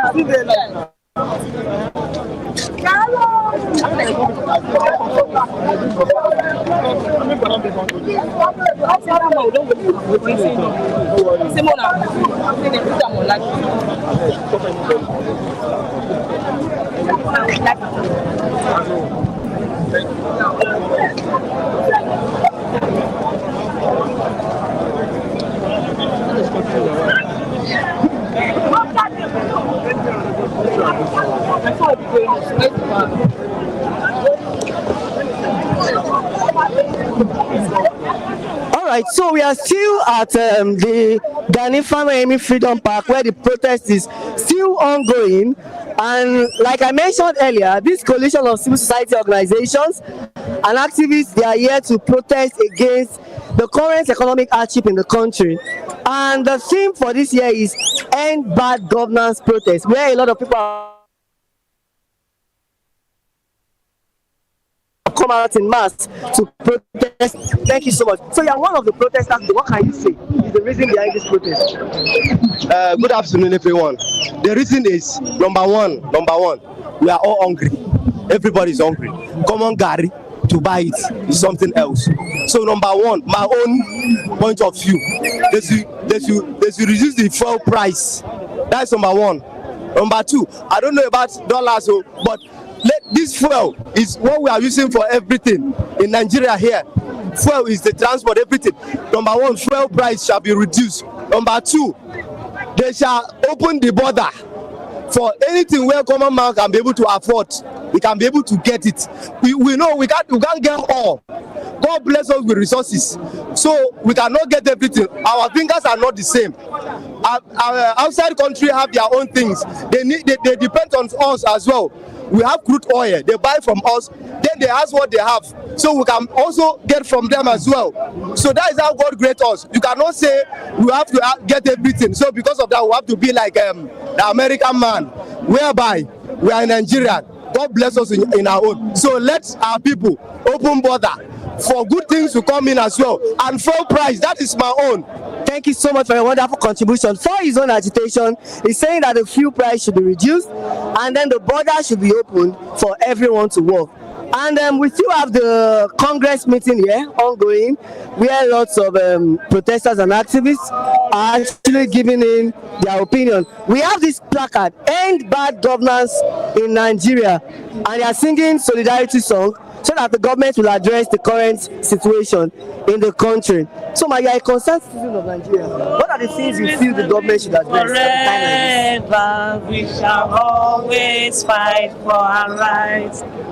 What I'm saying in this thing is that the Nigerians are not doing well. I didn't say I'm a Nigerian, so I have to speak well because it's also affecting me. I'm not begging for anybody to feed my family, to feed my children, but my business is not moving like before. The tariff is high, the prices of food is high, everything in Nigeria, people are dying. I know a lot of people that has a family of two, and they cannot even feed. Okay, I'm sorry we have to disrupt you, but we want to stream the national anthem.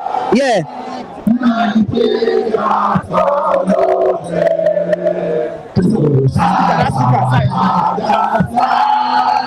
Without respect and pain, the labor our labor can never be. To shine without our mind, somebody pray, is our unit. Jesus of Nigeria, Bosa, Bosa, Bosa. So, as the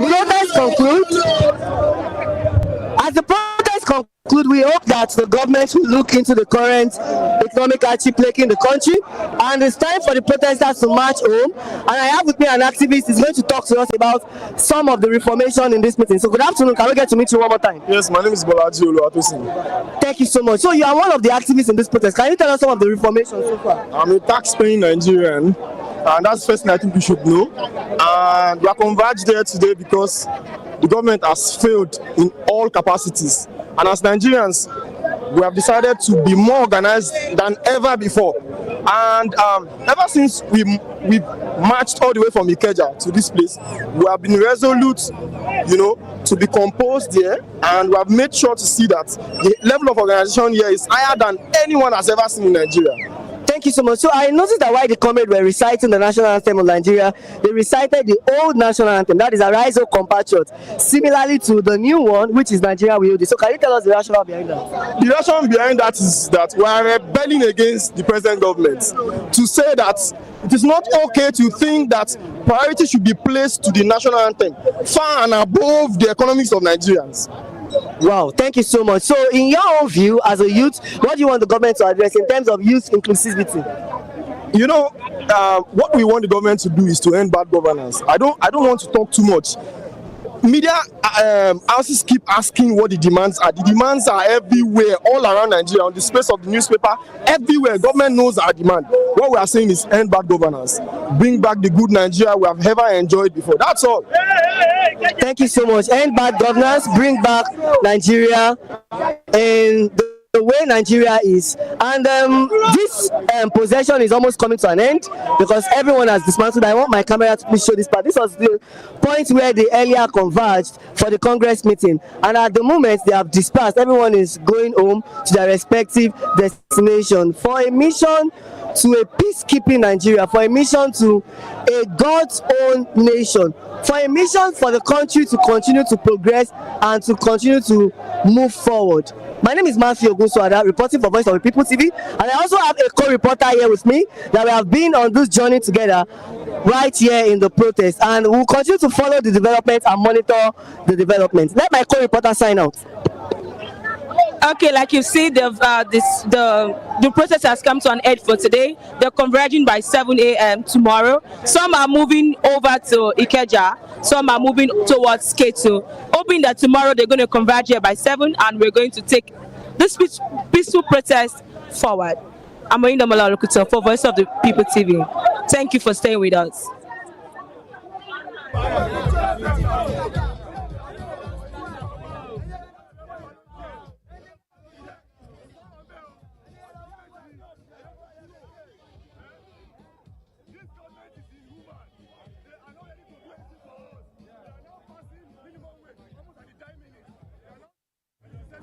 They're not giving stop. If you are afraid of protest, you shall not respect their mind. I tell you, this government is inhuman. They don't like us. They hate us. They want the poor to die. I'm not to die. That's why I come out to protest. We must end this bad government. Thank you very much. Leave that guy alone. Don't they pull out the dog. Don't they pull out the dog. Hey, don't they pull out the dog.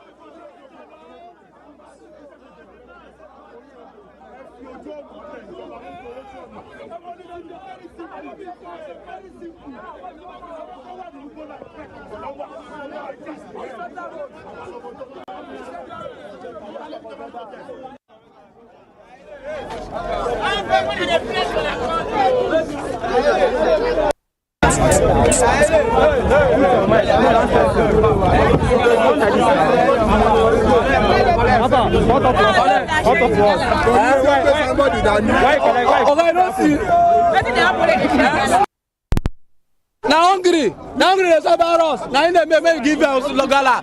So we need food. Nigerians are hungry and they are stooping to any level just to get food. And people are here queuing up. There's matured people that could actually work for themselves, queuing up just to collect gala. I'm very hungry. Look at me. I just collect gala. I trek from Ikeja down to Ojota because I don't have money. Look at it, I'm hungry. Tinubu, you are not trying for us, so you are not trying. We voted for you, but you fuck us up. You are not trying. Oh, they are claiming now that they actually voted for Tinubu, but they feel like he has fucked them up.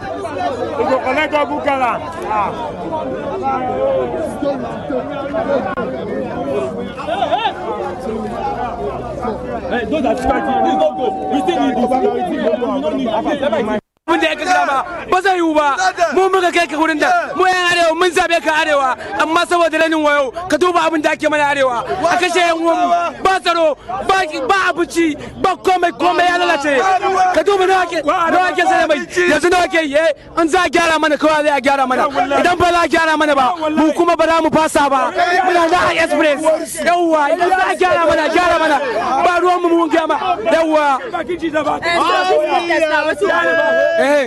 idan ana so in ana so a samu abin da ake so mu mun fito muna zanga mu yan arewa mun da ba su aju mun bayi kuri'un mu amma ba mu da tsaro ba mu da abinci ba mu da ruwa ilimi ba ilimi ba karatu komai ya lalace ba haka ke ba idan za ka gyara abu muke so ka gane shine muna jin yunwa gaskiya ne ba ma jin daɗi gaskiya ne daga Sokoto zuwa Kano zuwa Jigawa kowa yana shan shan wahala gaskiya muna so mu kiya maka jara in baka jara ba gaskiya ba za mu ji daɗi da kai ko ma Allah da kansa ma yana ji haushi da kai don mu muna giya ma muna jan haushi gashi ana ta kashe mu ana ta kashe mu banza da muka maka me yasa ba za ka duba ba ka nemo mana abu za ka yi ka nemo mana security ka nemo mana 'yan sanda 'yan sojoji su kori 'yan boko haram sai su kashe mu ne sai su kashe mutane ba sa zuwa gona mutane ba sa zuwa gona suna tsoro yunwa ya kama ku in ka je cikin bici za ka gani ana jin yunwa kowa yana yi yunwa ana mutuwan yunwa kana so ka kashe mu ne kana so ka kashe mu ne ai jara ai mana jara mu ba ma so mu muka zabe ka kuma sai kai namu sai kai namu ne kuma abu na ke son gyama in da ba kai namu ba mun kore ka don kwarka mun kore ka gaskiya ne wannan magana mu muna gyama gaskiya ne magana gaskiya ne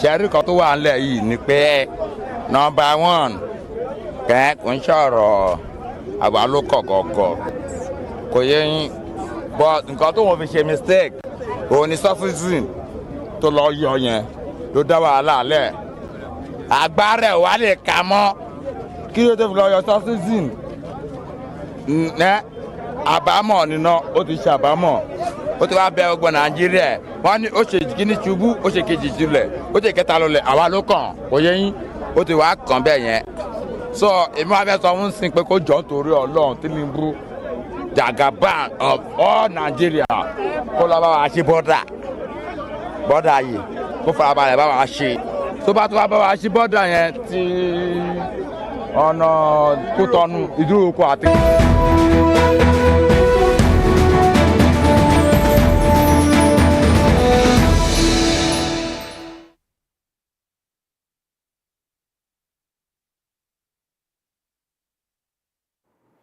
Hello and welcome to the World News on VOP TV. I am Sumto Ajama. I'm sure you're familiar by now with the hashtag End Bad Governance protest that's happening in Nigeria. But it's not only in Nigeria that there are clamors for better governance. We're going to Venezuela, or we'll take a look at the Venezuelan story, starting with the Venezuelan president, Nicolas Maduro, who has demanded that opposition leaders Maria Corina Machado and Edmundo Gonzalez be imprisoned for at least 30 years. Maduro accused them of inciting post-election violence and attempting to destabilize his government. He made these remarks during a press conference at the presidential palace yesterday afternoon. Maduro also requested that Venezuela's government-controlled top court verify his self-declared electoral victory. Earlier in the day as well, he asked the court to take over the auditing of voting data from the Electoral Board despite calls from the Biden administration, the Group of Seven, and allies Colombia and Brazil for a transparent review of the election results. This request has further fueled skepticism about the legitimacy of the recent election. But of course, today, the world news is taking a different turn, slightly different turn, because we'll be analyzing some of these stories and taking thoughts and perspectives to flesh out more of these stories.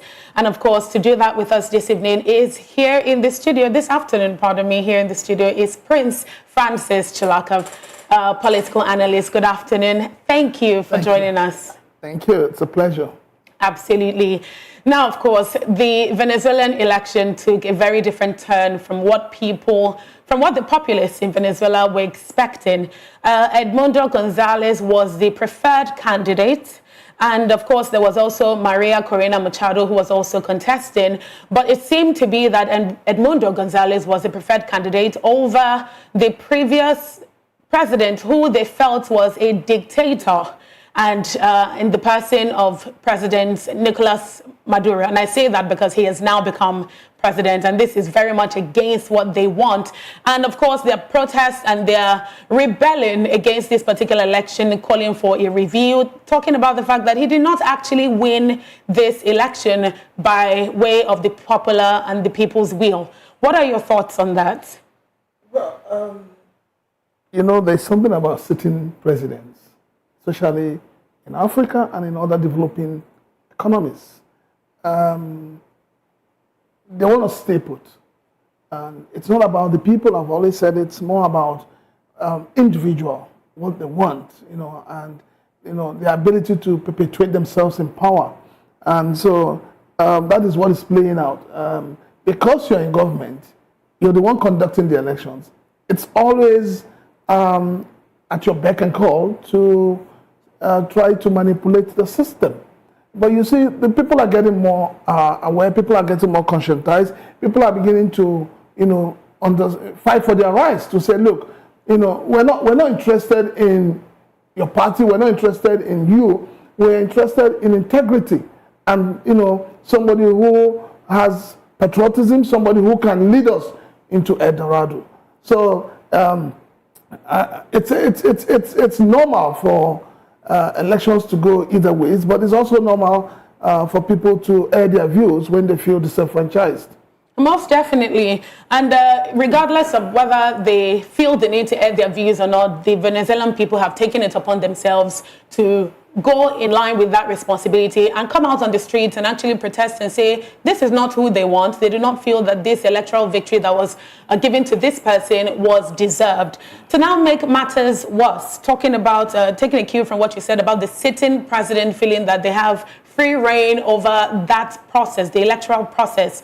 The Venezuelan president, going by this story, has demanded that Edmundo Gonzalez and Maria Corina Machado, who were the oppositions, be put in jail for at least 30 years. So, and I reference this to being not open to criticism or any kind of opposition. And of course, this is something that Nigeria is also talking about, that this government is not open to criticism or to any kind of opposition. But before we talk about Nigeria, I know you want to comment on that, but what do you think about this particular action that the very recently elected president, this is not even up to a week yet, and this man has already decided this might be the next best step to take? You know, dictatorship is something you can't quantify.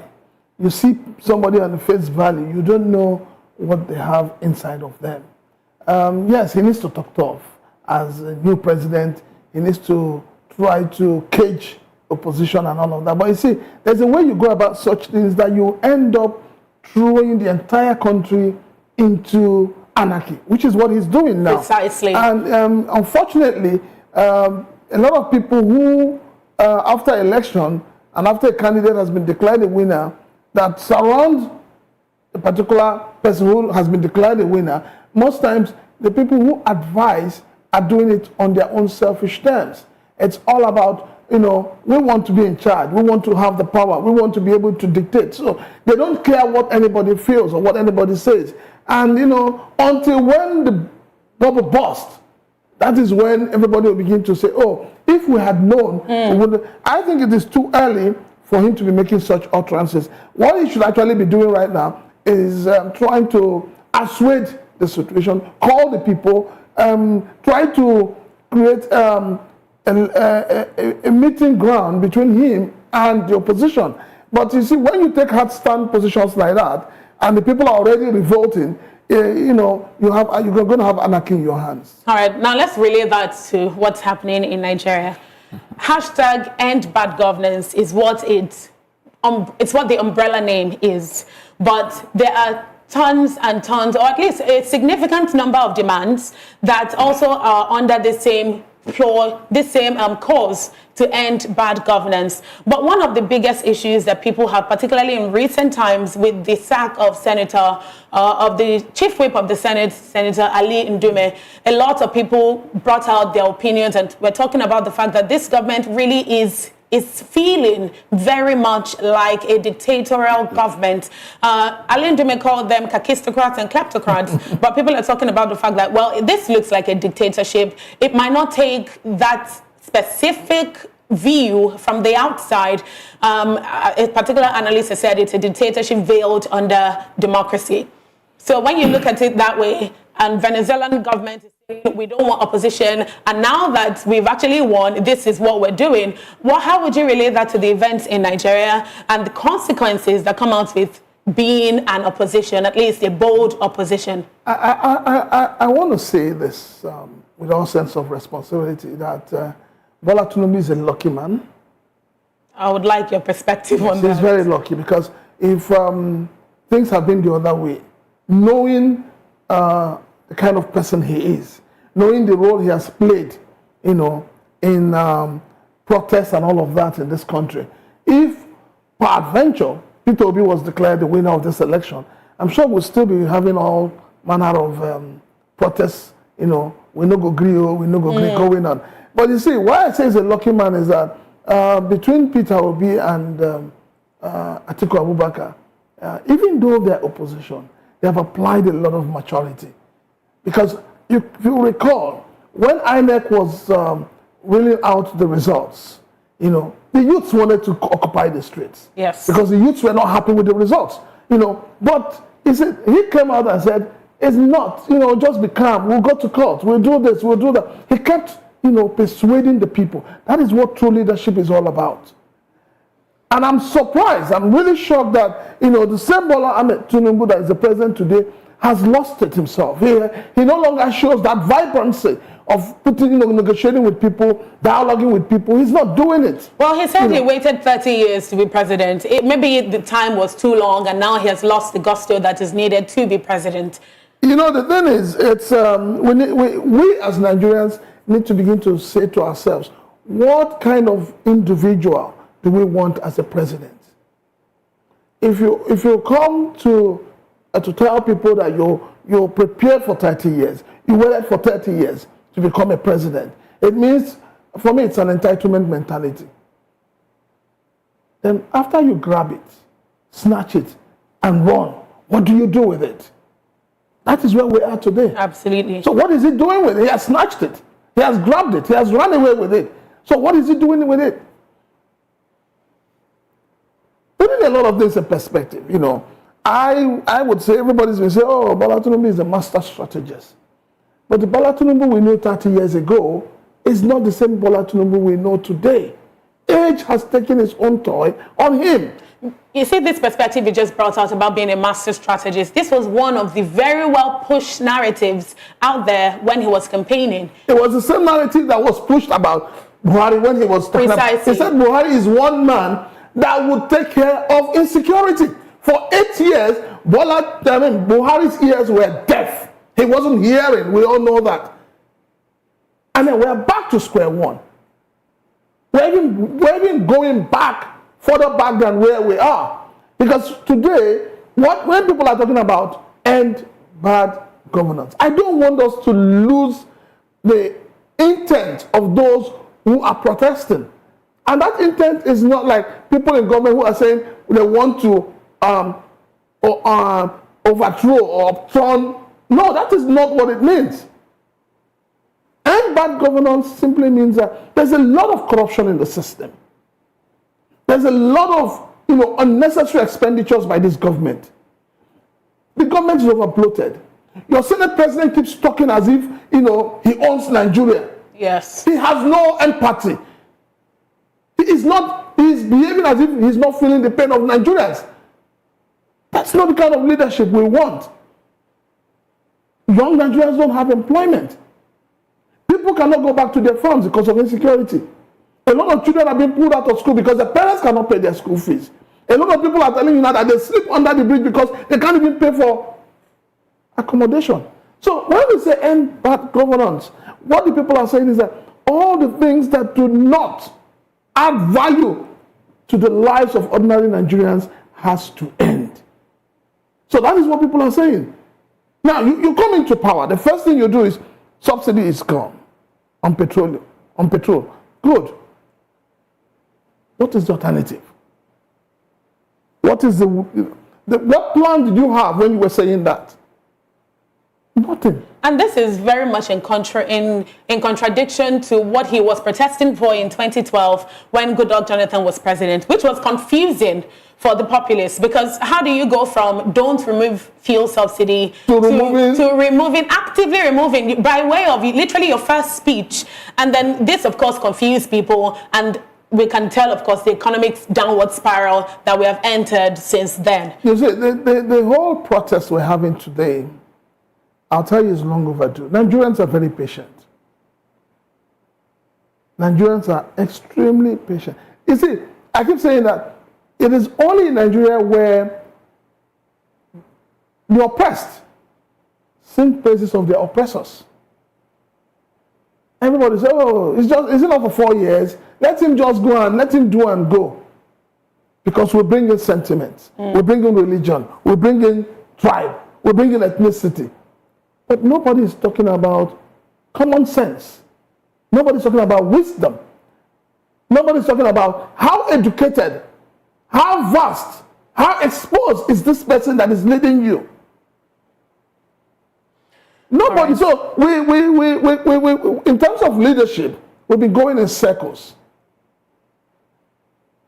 I'm listening to some of the ministers talk, and they keep saying, "Oh, he has asked that they be supplying crude oil to Dangote refinery." And I ask one question: it is still under his administration that we heard that Dangote is only 45% completed. The refinery, you mean? Yes, the refinery. So are you not telling me now that in the last 4 or 5 days, the refinery has been completed? Is that what they're trying to tell me? So it's one thing to make a statement, which I call purely political statement, because you think you're saying something the people want to hear, or you're saying something that, would make the people happy. But the point is this: whatever you say that does not translate to a better living style for the people is useless.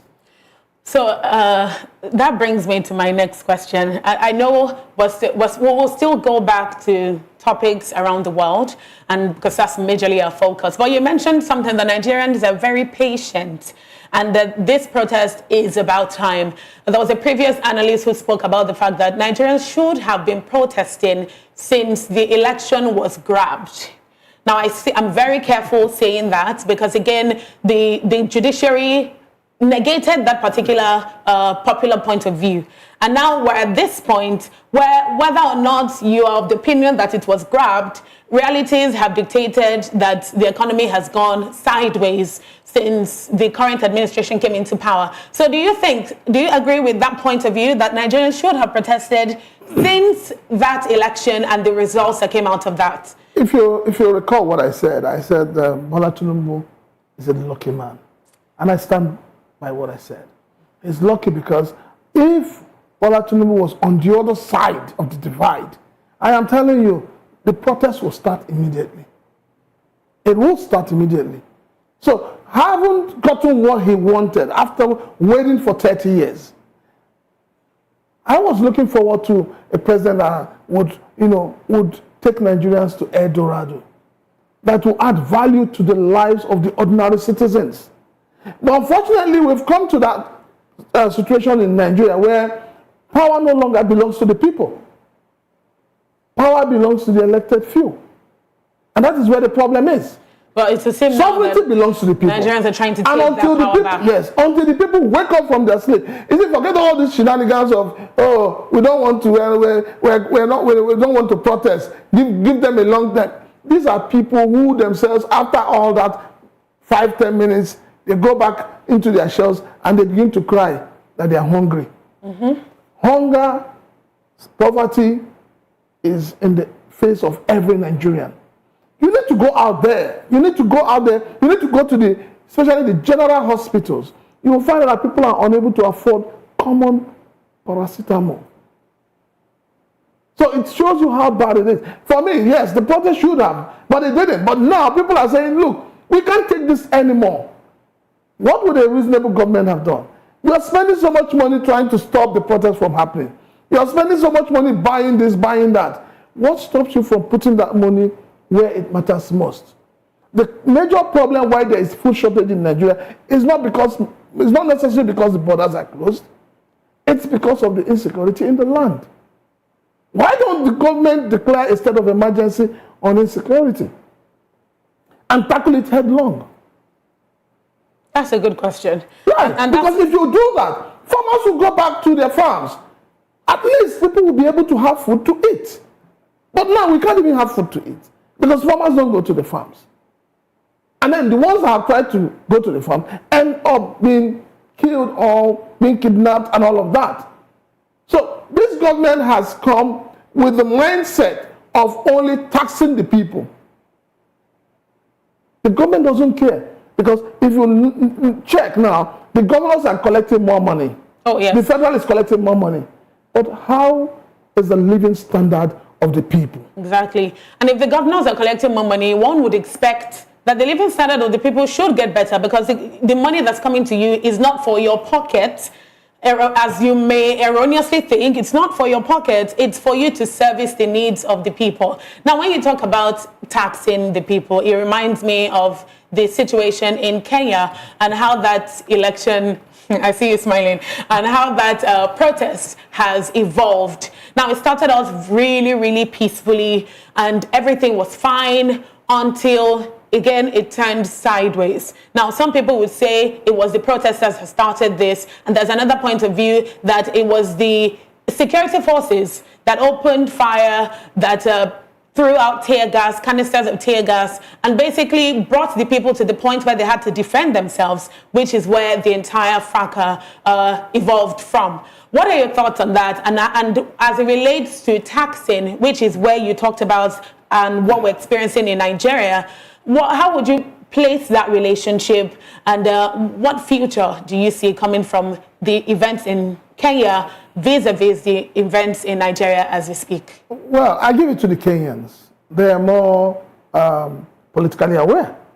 They know their rights, and they are fighting for their rights.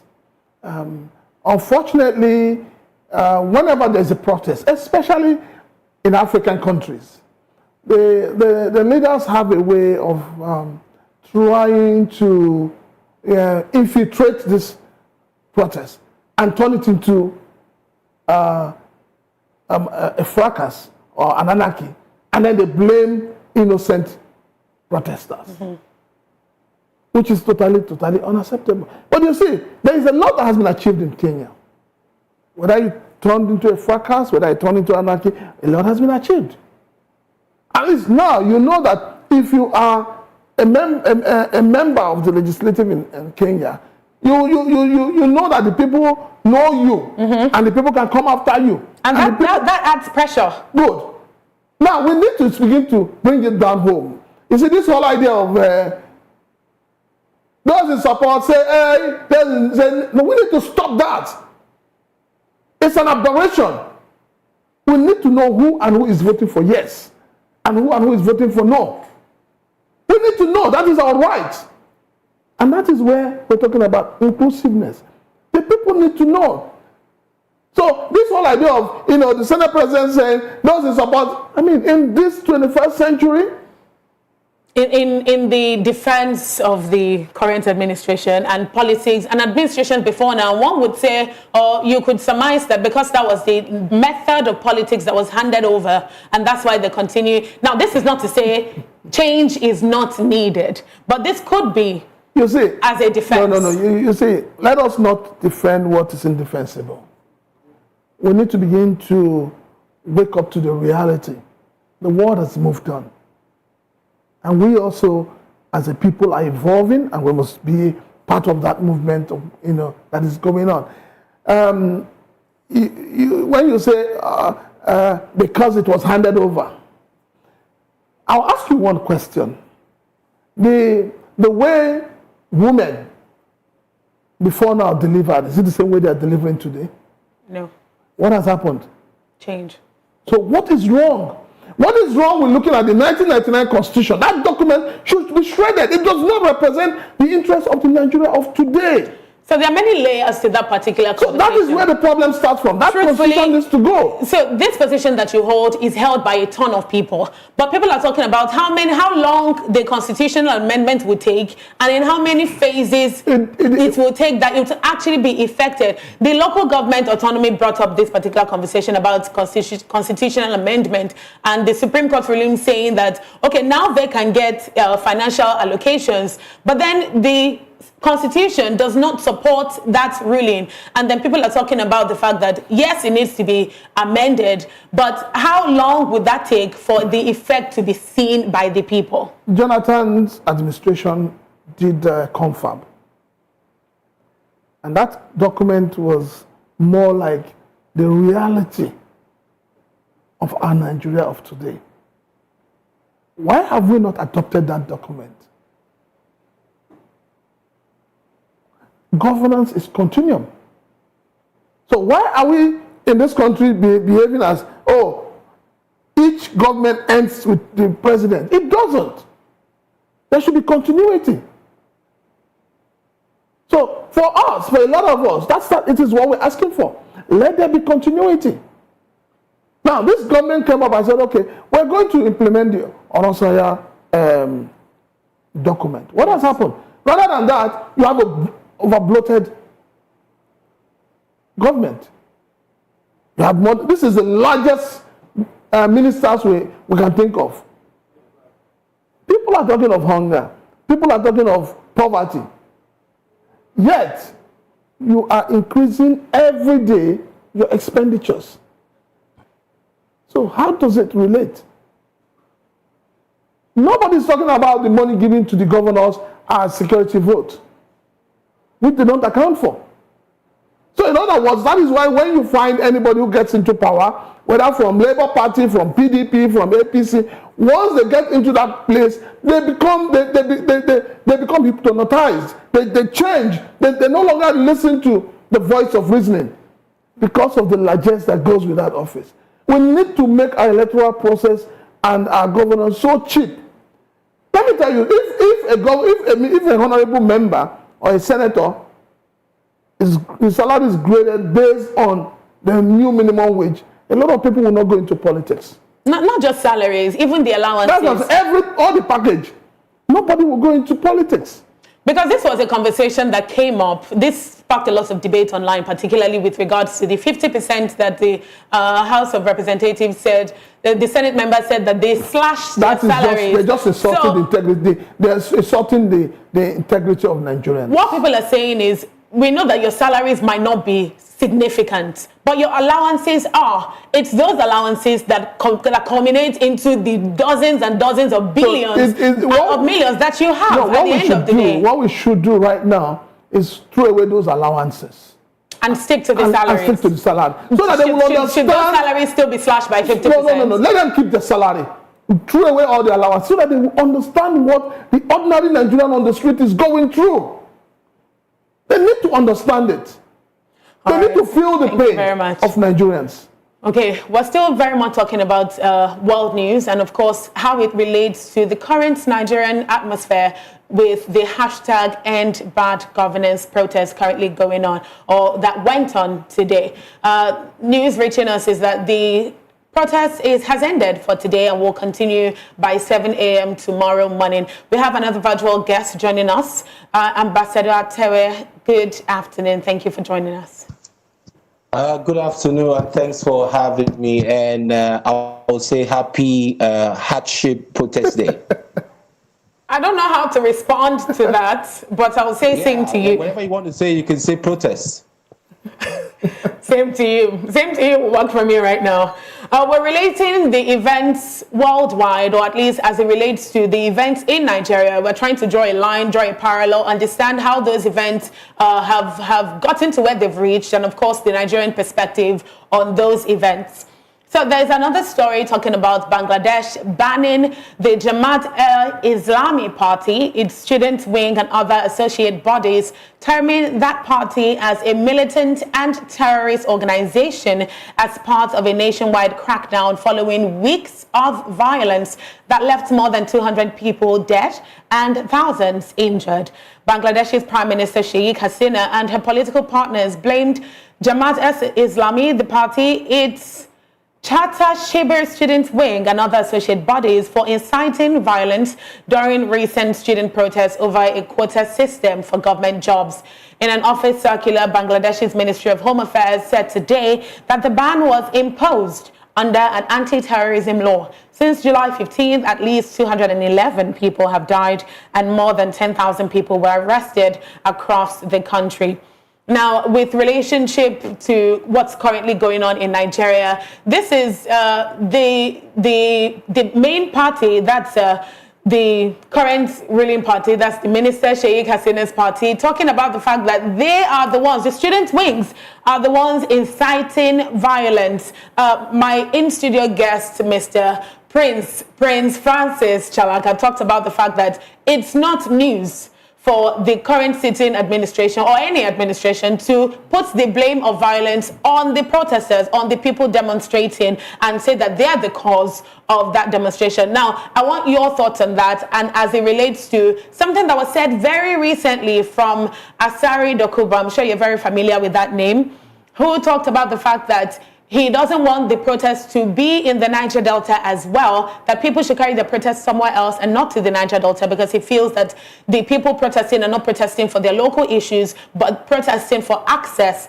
to the resources that they have. And he's saying, if you bring it to us, where your right to protest stops, my right to stop you from protesting begins. And he indirectly is threatening violence to the people who are protesting. Now, a point of view that people have concerning this particular comment or assertion by Asari Dokubo is that if you bring people, or he referred to the Oyigbo event that happened in 2012 as well, during the NSAS, 2020, pardon me, during the NSAS protest, and he said, you know what happens there. He even referenced the fact that security agencies know what happened, and he's saying that he can do a repeat of that. Now, my question is, if the protest really goes peacefully, and then you bring people to incite violence, and then the people deem it fit to defend themselves, and then there's counter-violence, is it still the fault of the demonstrators that incited violence, that would be said to have incited violence? I'll let you answer that, and let Prince Francis take it from there. Okay, thank you very much for that question. A lot has been asked. Okay, just to take it from what you where you stopped from your question. Asari Dokubo has been known to be, you know, a two-faced person, you know, two-faced activist. He has been known to, I mean, if you recall that there's been a time where he came online and he lambasted, you know, the President Tinubu's government, that President Tinubu's government is the worst of the worst government, and he came out right now and started singing praise. You know, such people, they are neither here or there. And this is a man that during the last election would threaten to rain brim and stone, and of course did same, and came to Abuja with his boys to threaten people who perhaps maybe just want to, you know, make known their grievances in the last election, you know, citing many discrepancies that happened during the election. So Asari Dokubo has been known to be that kind of person who is neither here or there. And even with his threats, so to say, you know, I mean, protests happened in Delta State, happened in Do State, and of course, across the Niger Delta area. And nobody even, listen to him. That's to show that his water owes no weight, you know, as been described, ex-militant leader. So he's just control a very small fractions of armed group. And of course, we all know that he of course, is a puppet of this day's government. So him coming out to say that whatever you see, you take, where you think your right stops, that's where another right begins. That for me is a statement of it can only be a statement that is allotted to people from that side, from the creek. Not to say we don't have intelligent people from the creek, but of course saying that where another right, is it not his own right to protest? It's the fundamental right of every Nigerian citizen to protest. It's within our right to protest, of course, peacefully. And you will know that to build up to this protest, they've been threats, they've been all kind of bullying from the governors to the presidency to the IG, everybody bullying up until they had to succumb. Even in Abuja, that even the day's minister had to get a court order restricting protesters to come out. Of course, you know what happened? People came out. So, having said that, you know, given to all these antecedents, you know, it's just to heat up the polity and, of course, heat up the environment. All these threats, bullying from the authorities and of court is really uncalled for. So if peradventure what happened today, where you know protesters were going about protesting peacefully and you know exhibiting their rights as a citizen of the country, and you found out that the police who were supposed to protect the citizens of Nigeria, protect the protesters, you know, were busy shooting at them with tear gas, you know, tear gassing them, asking them to go, trying to dispatch them, and of course they resisted and they waited and all. So you saw that it's all over social media, people were reporting it live, you know. So these are the things, and of course if you not degenerate into where the protesters had to defend themselves because you've propelled them, you've preempted them of the action you're going to take if they come out to you know to exhibit their fundamental, the further human right to come exhibit their fundamental human right, I mean to say. So when you hear them come up with this kind of assertion, and someone like Asari Tokubo speaking on the podium where you have the Senate president, you have other dignitaries, seated, and is coming to say that kind of word, you begin to wonder what kind of government we are running. Of course, a lot of people will say we are not running democratic government, we're just running a socialist state, and that is what we're seeing. So, you know, relating it to what happened in Bangladesh, this has always been the case of people in power.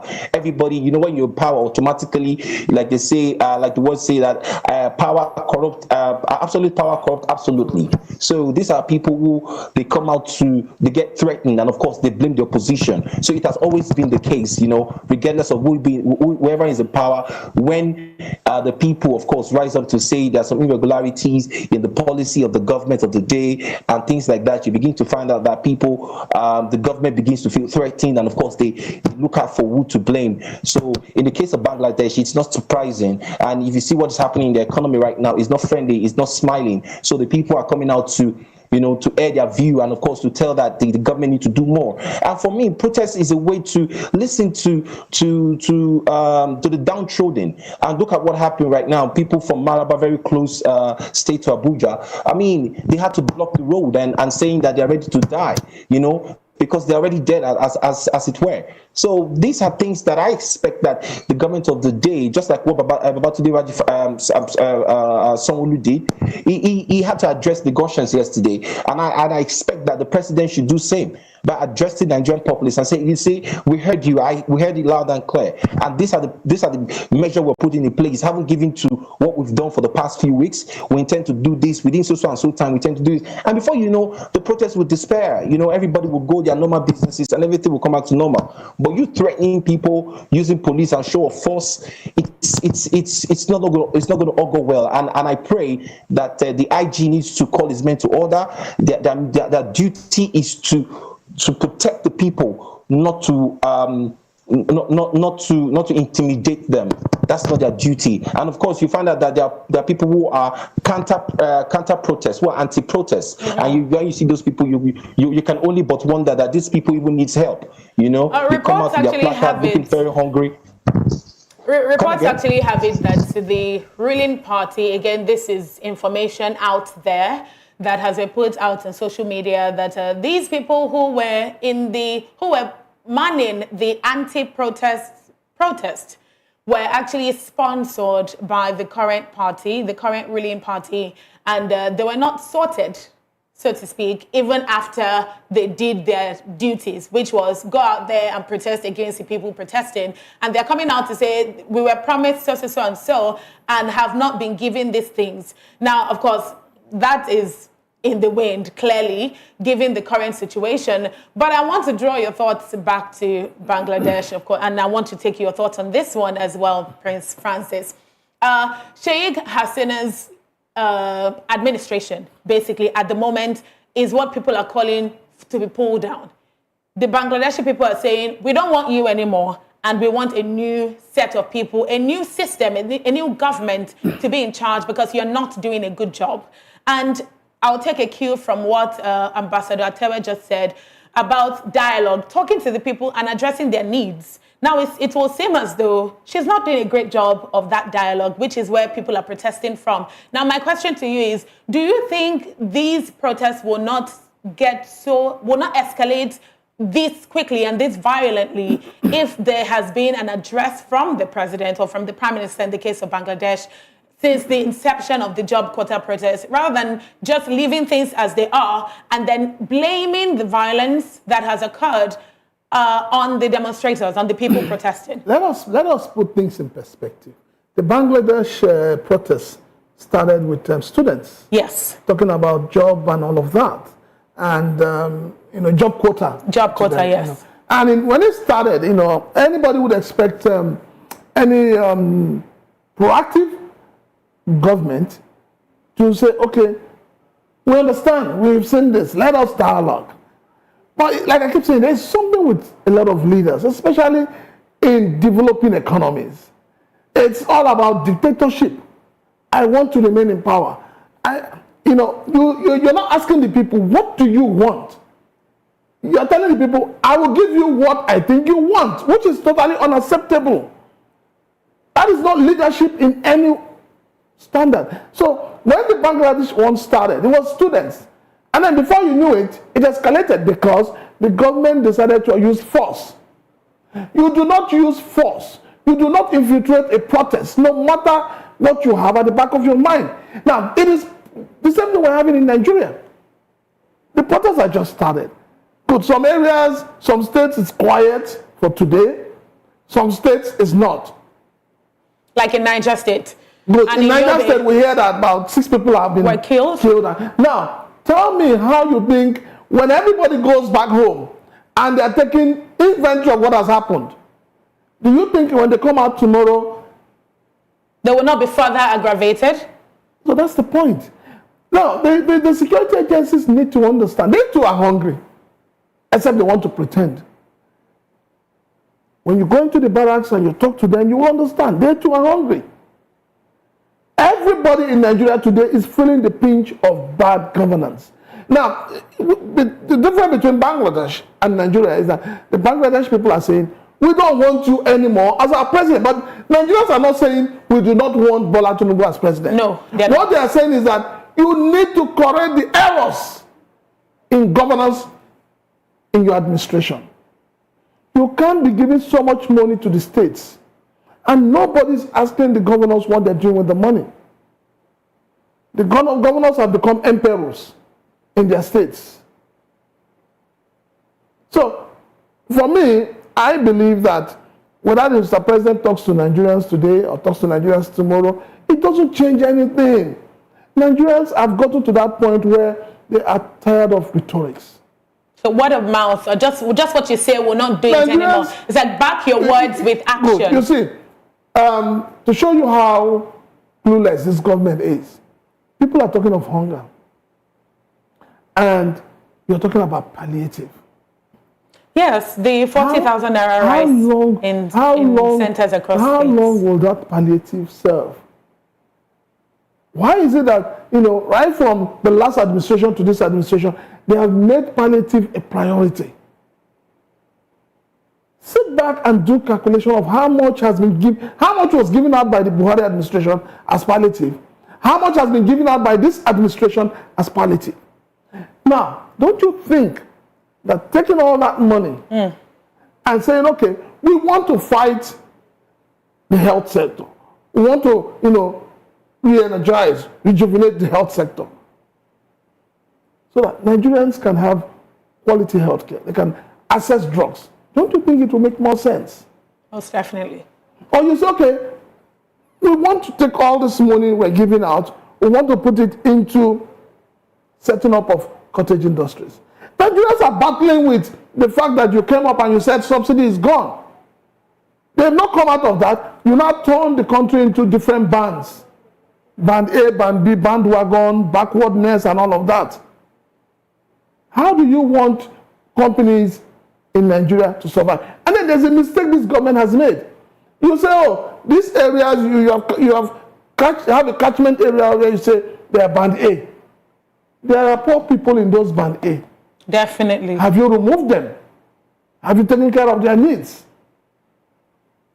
So it's not just coming to tell us, oh, we autonomy, local government autonomy, that your president has held meeting with these governors, that governors have sat down and they've held meeting, and you call that an achievement in the 21st century? It is not an achievement. And that is why people say, we rise by lifting orders. The government becomes successful by empowering her people, by creating employment, by satisfying their wants, and making sure that they create an enabling environment for people to thrive. That is all the Nigerian people are asking for. So the Information Minister, Mohammed Idris, came out to say that the president is protesting for the people so that they don't need to do the protesting. He's already doing that by putting policies in the works, which is where the 40,000 naira rise comes in, and the introduction of CNG vehicles and buses. I haven't seen any of those.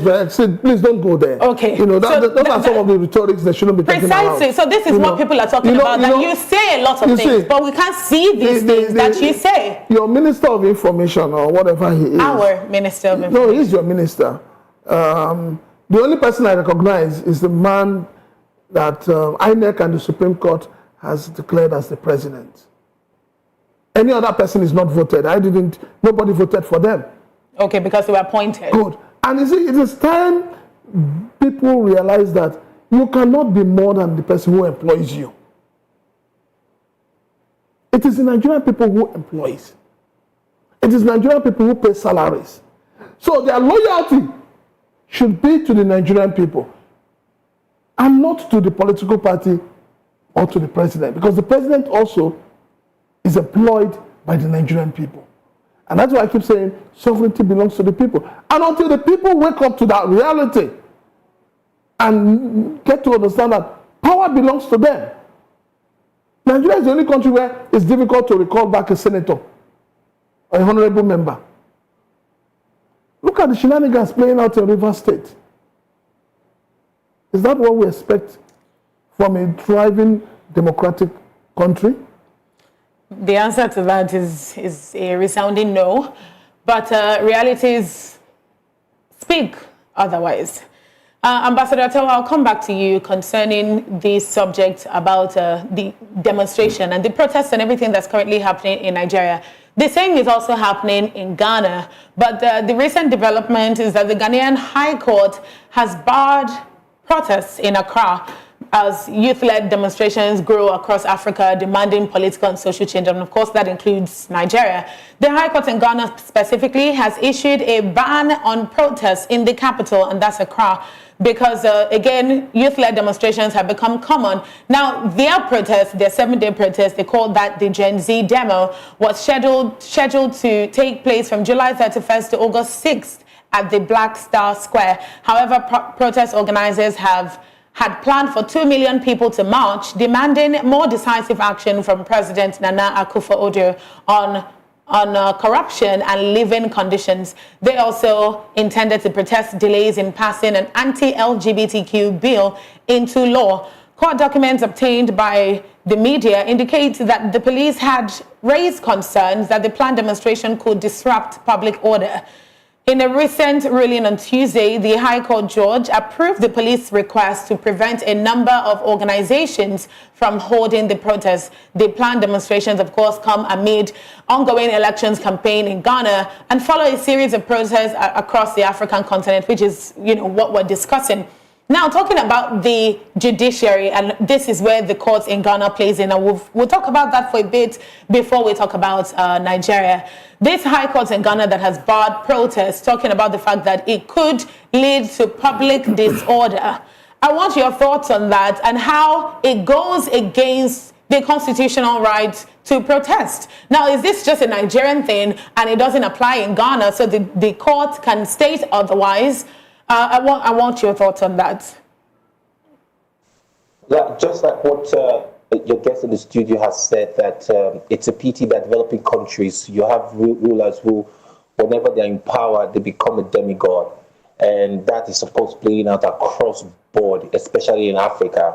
It's no longer surprising that, of course, once whoever becomes the president just automatically pockets the judiciary in their pocket.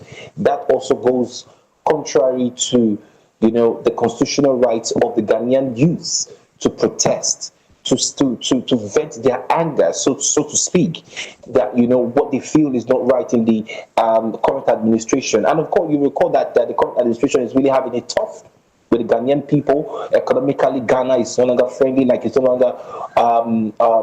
longer friendly in terms of things are high and expensive and all. So, they're having a bite from that. So, of course, it's normal for the youth to come out and hey, this is not exactly what we bargained for. And the court coming out to restrict people from protesting is not far from what just happened in Abuja.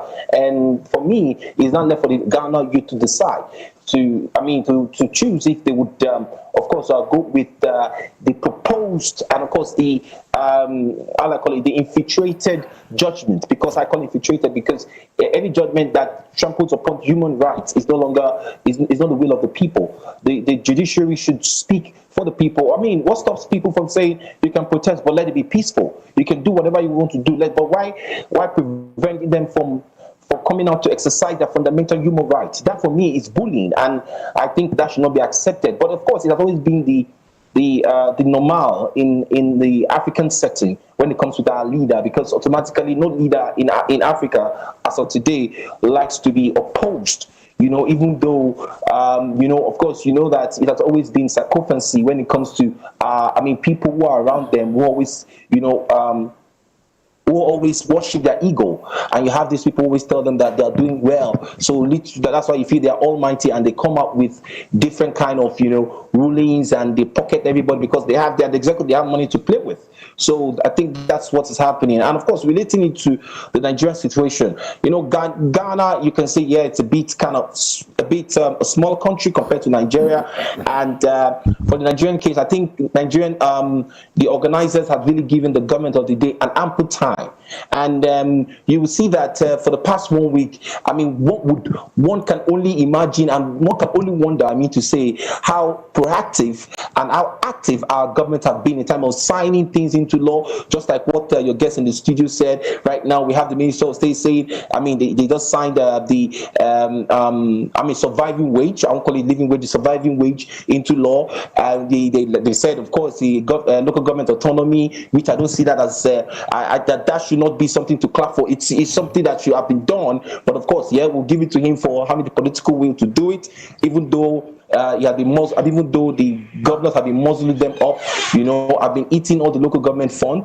That is also an achievement, so to say. And other achievement, the rollout, which of course it's shameful that in today's world, those are the achievement that an administration of 21st century of 2024 would say they have achieved. Yes, given to where we're coming from, you can call that an achievement. Well, kudos to them. But Nigerian people want more. We are hungry. Like what your guest in the studio said, it's like, well, we have humanitarian ministry. We have Ministry of Humanitarian, where you find out, you know the level of corruption that has been going on in that ministry that led to the sack of Beta Edu, and of course the immediate past minister that we called for questioning of up to the tune of billions, that have been misappropriated and all. So, it has always been a way for them to settle, their chronics. Through palliative and, of course, giving arms, just giving bites when Nigerians shout, okay, take rice, take this one, take that one, and to them, they've done well. And before you know, they roll out budget and they said they spent XYZ billion. So it has always been the case. And it's a pity that we are where we are as Africans. And it has always been a normal cliche with every leader in Africa because of why? The people,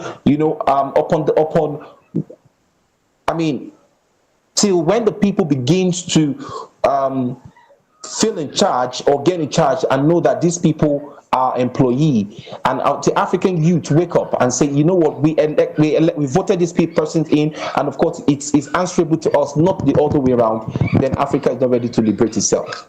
Or ourselves, so to say. Of course. Thank you very much. There are speculations out there and points of view that in Ghana, barring the protest is or could be perceived as counterproductive, because these people are criticizing your government. They're saying that the currency has depreciated so much and the soaring cost of living is choking for people, and you're responding with saying, take it as it is and don't come out to say anything. Is that not further aggravating the people? Will that not worsen situations as time goes on? Ghana, just like Nigeria, the leaders don't, they don't understand history, or they don't follow history.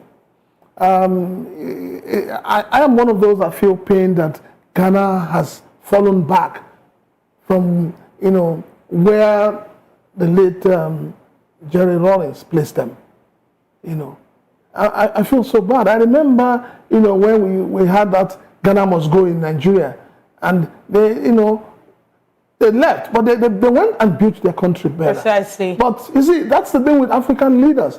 We always carry non-entities, people who have no common sense, people who have no vision, people who are not patriotic, and we make them leaders. Look at the condition, or look at the criteria to become a president in Nigeria, for instance. You must attempt secondary school. But this is a country where you have lawyers, you have doctors, you have professors, and unfortunately, it is these same professors that will stoop so low to make a secondary or a primary school, dropout a president. It has happened in this country.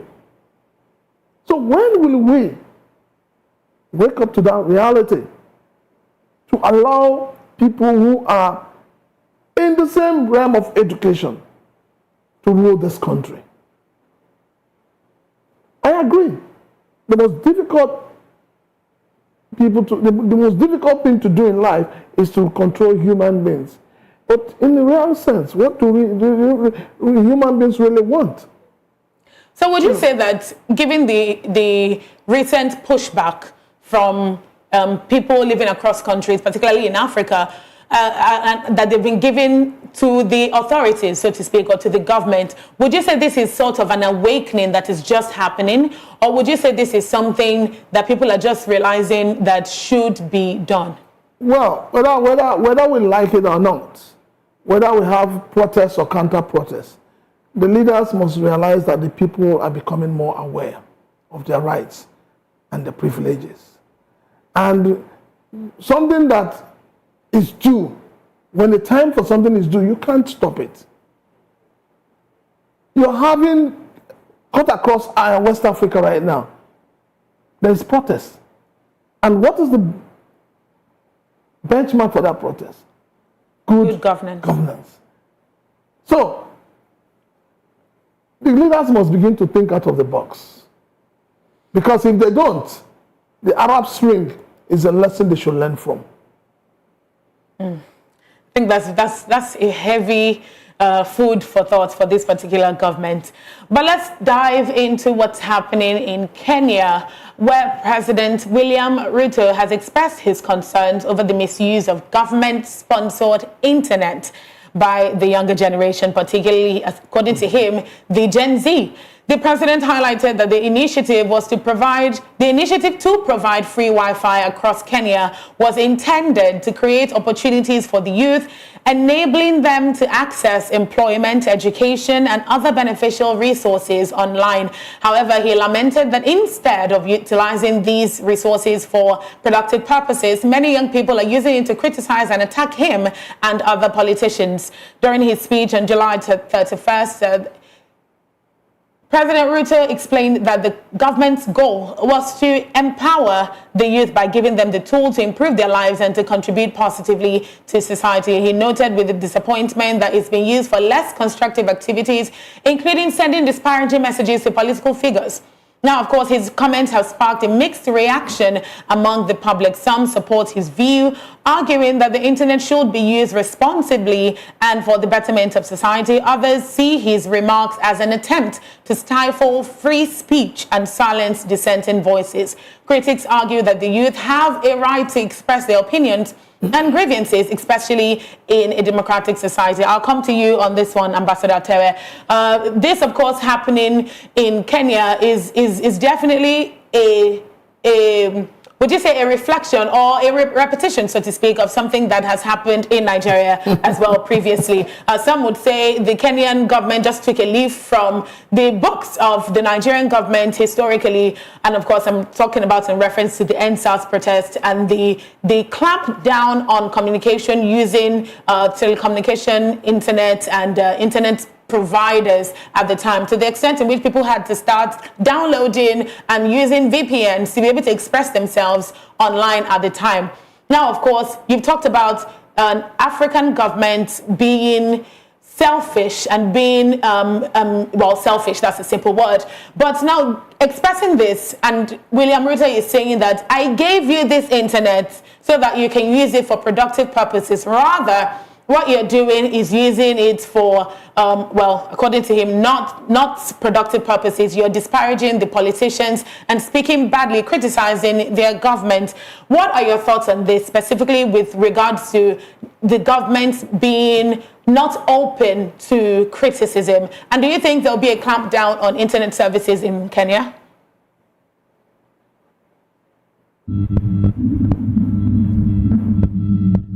Okay, I think along the line, I'm lost inside of your think you meant. Of course, you know, given to what happened in Kenya, I think, of course, the government is just trying to see how, you know, just like a way of coming back at the citizens in a very soft way, not look at, of course, with reference to what happened in Nigeria during the NSAS, that the government of that time, you know, came out and, of course, clamped down on Twitter, and, of course, they banned Twitter in Nigeria up until they reached an agreement of what not to post, because they gave it to the fact that it was on Twitter that the campaign was, you know, was organized and that went out to the street and of course escalated to what they claim it was, I mean, or what it is as it were. So, but in Kenya's case, I think the same thing might want to play out, because of course the government of the day is trying to see how they can clamp down and of course to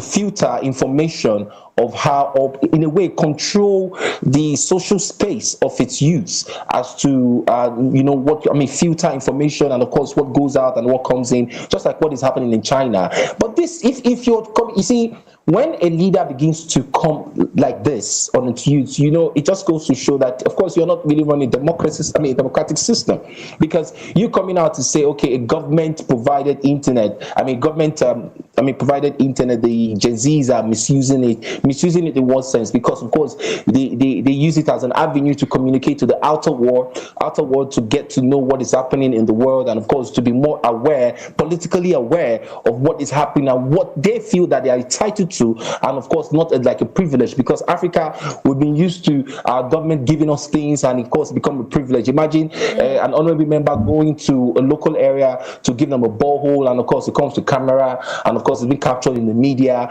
and he wants people to applaud him. Money that's not meant from him, money that's not from his pocket, money that is his duty to do. So this has always been the cliche with the African leaders, and of course when they come with that kind of this kind of stories to say they're trying to misuse in what sense? Misuse in the fact that they came out to galvanize themselves, and of course to say enough is enough, and we don't want this, we are tired of this, we're tired of overtaxation, we're tired of you know, being ripped off over the years, and we're saying no to people embezzling our common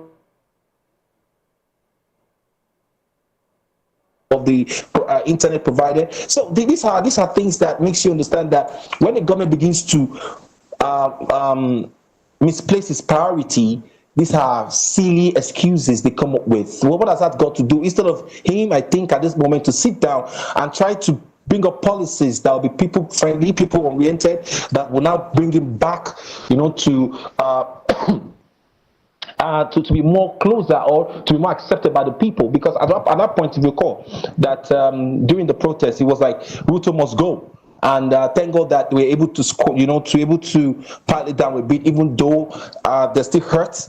I mean, people are still hurt, and the thing is still, you know, not totally out. So him coming to say that the Gen Zs are misusing it, I mean, to me, it's just a flimsy excuses just to hide his wrong policies and, you know, to give excuses of what he intends to do moving forward.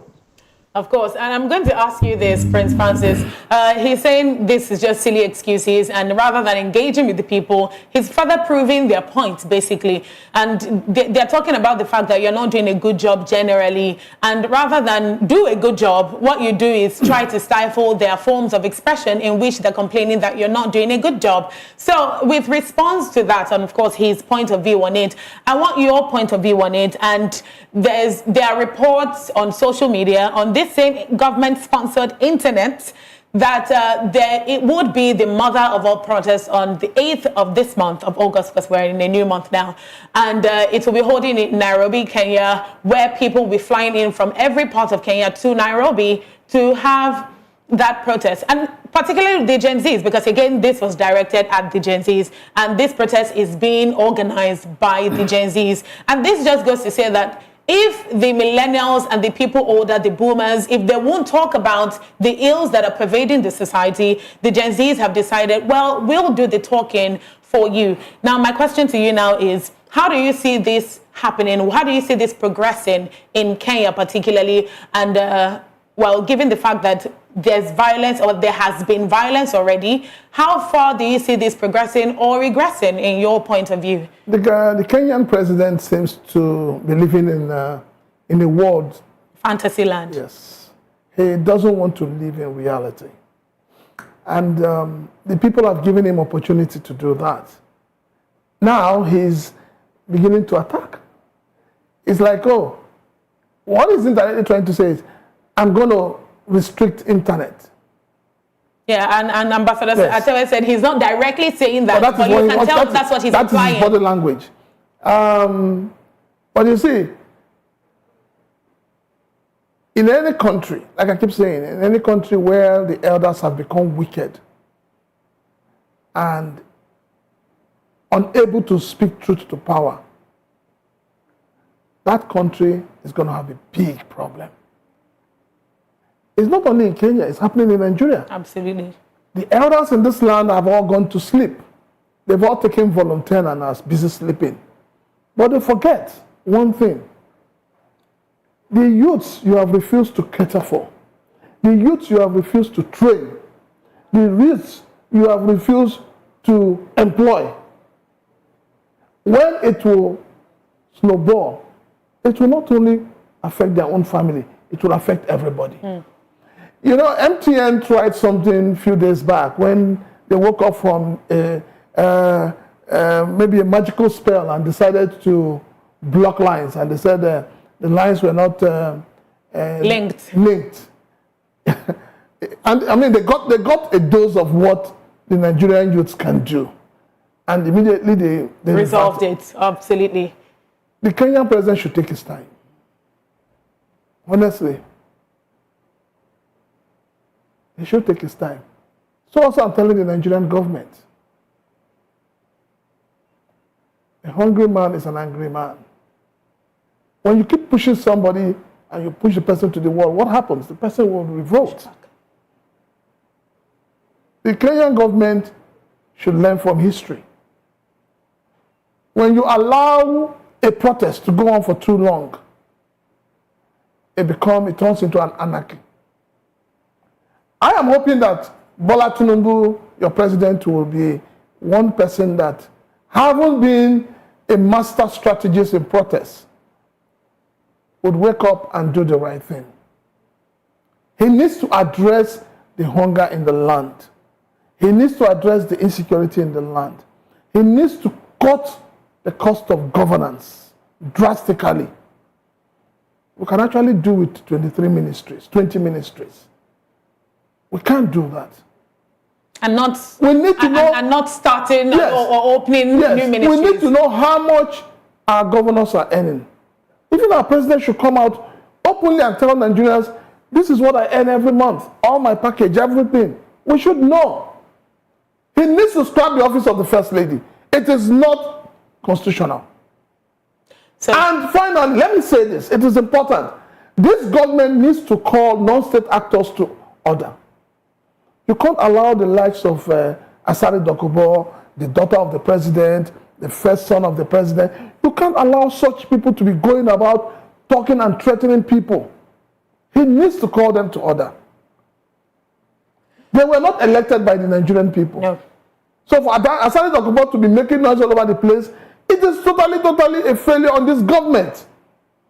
What do you think will happen if every warlord, so they want to call themselves, in all the 36 states, begin to shout like Asari Dokubo or begin to counter him? Don't you think we will have anarchy in our hands?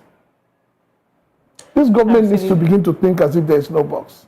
They should do the right thing now and later. Well, that is definitely what the protest is for. The protest is to create awareness. And you know what's particularly funny about this protest? Because there was a notice about the protest before the protest started.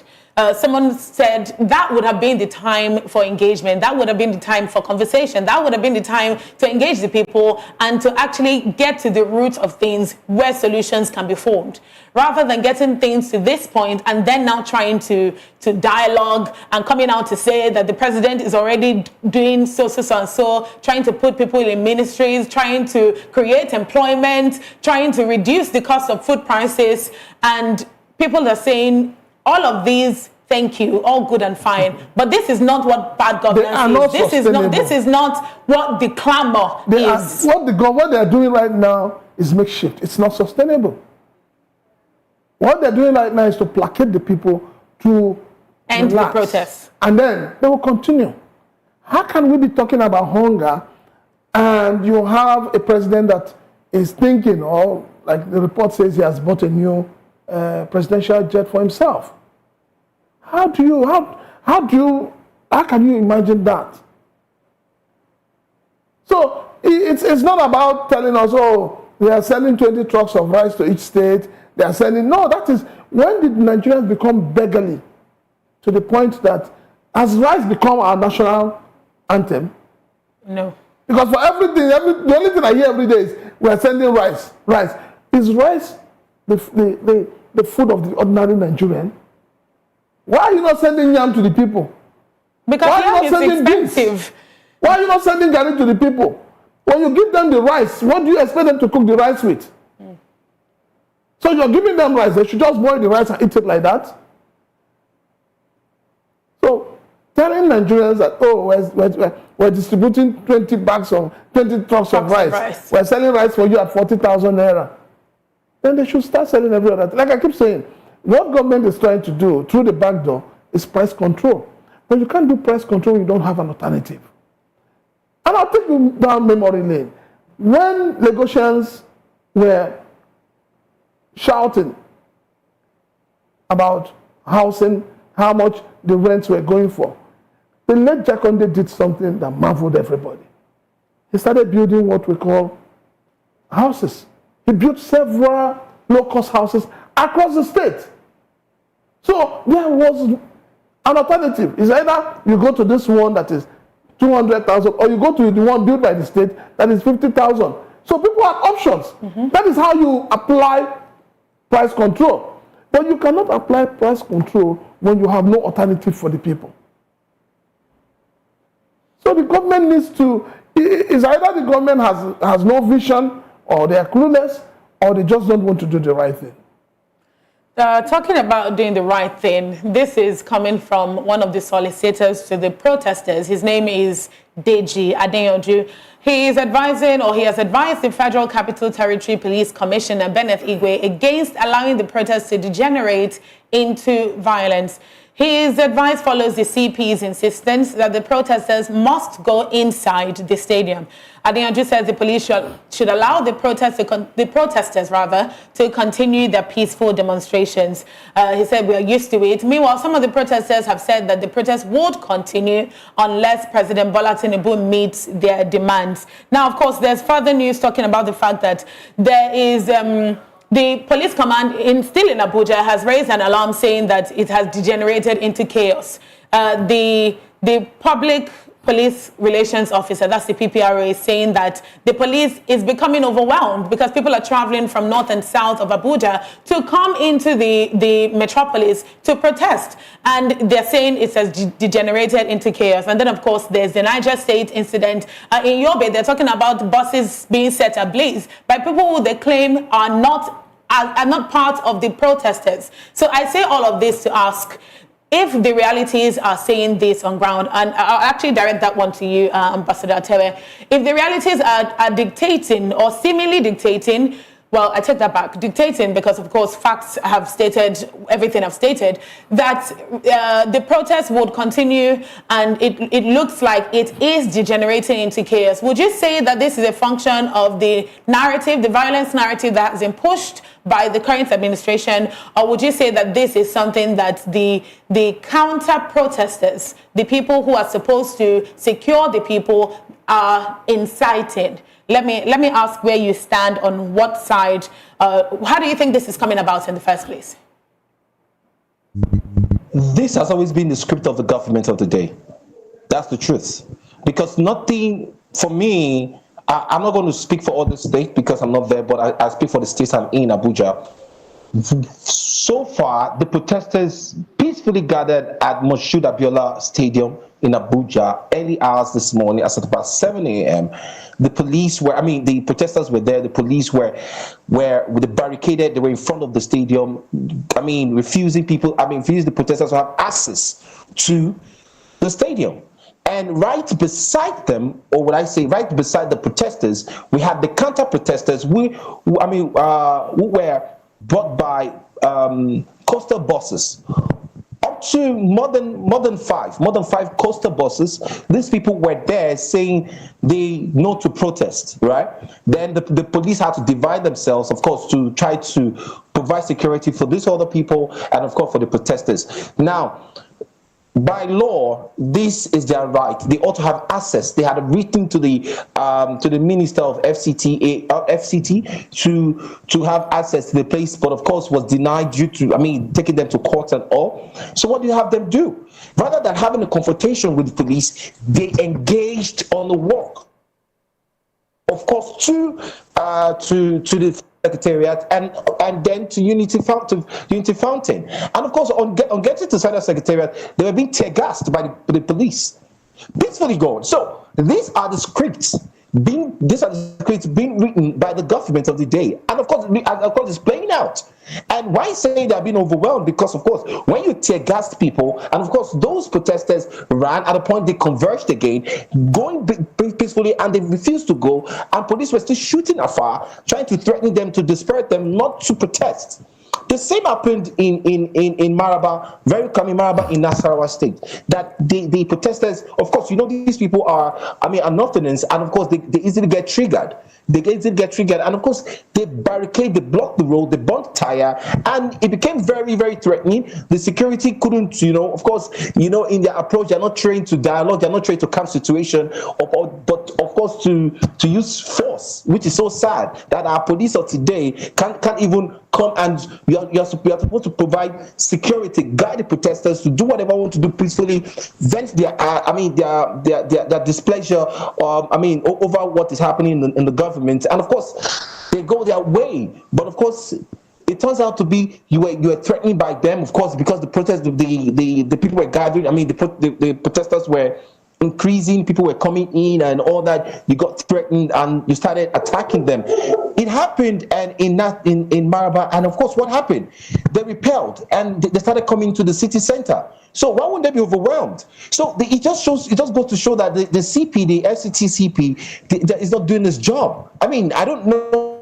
I want to believe that they're just playing the script of the minister.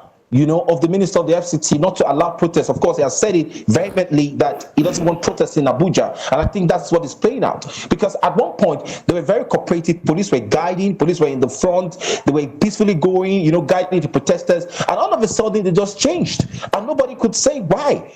At the point that Adinyoju had to applaud the police for, carrying out their civil duty, guiding the protesters, and of course, doing what is right. And all of a sudden, it became something else. And of course, they started shooting tear gas. And when you do that, when you stare the situation, you give room for hijackers, you give room for touts, for thugs, for miscreants. They come in and of course, they start perpetrating their evil.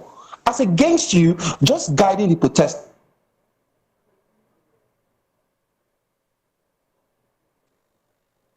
well coordinated. They go to a spot, they do what they have to do, nothing happened, and they peacefully go. So what played out in Abuja and its environment, and of course other states, it's as a script being written by the government of the day. That's what I just want to say. And of course, you are coming to people who are angry, who are hungry, who are agitated, who are furious, who are ready to. They are just sitting on. They are just like a flame. They're like petrol. We just need a fire to just flame up. And what happened? And you're there to trigger them. What do you expect? So that's what you see across board. And of course, you have people who are not, exactly. They don't even know why they are there. They're not the protesters. They are hoodlums. They are thugs. So they will use that opportunity to cause mayhem, to cause, to cause a lot of things that what we try to avoid. And of course, before you know, just like what happened in Bauchi, that there's a curfew. Before you know, you start saying them coming up with curfew, which they are quick to say. So in order to bar people from carrying out their civil duty, bar them to protest. And it's just a pity that it's just a script that they're just playing out, and we all emphasize that things like this would happen.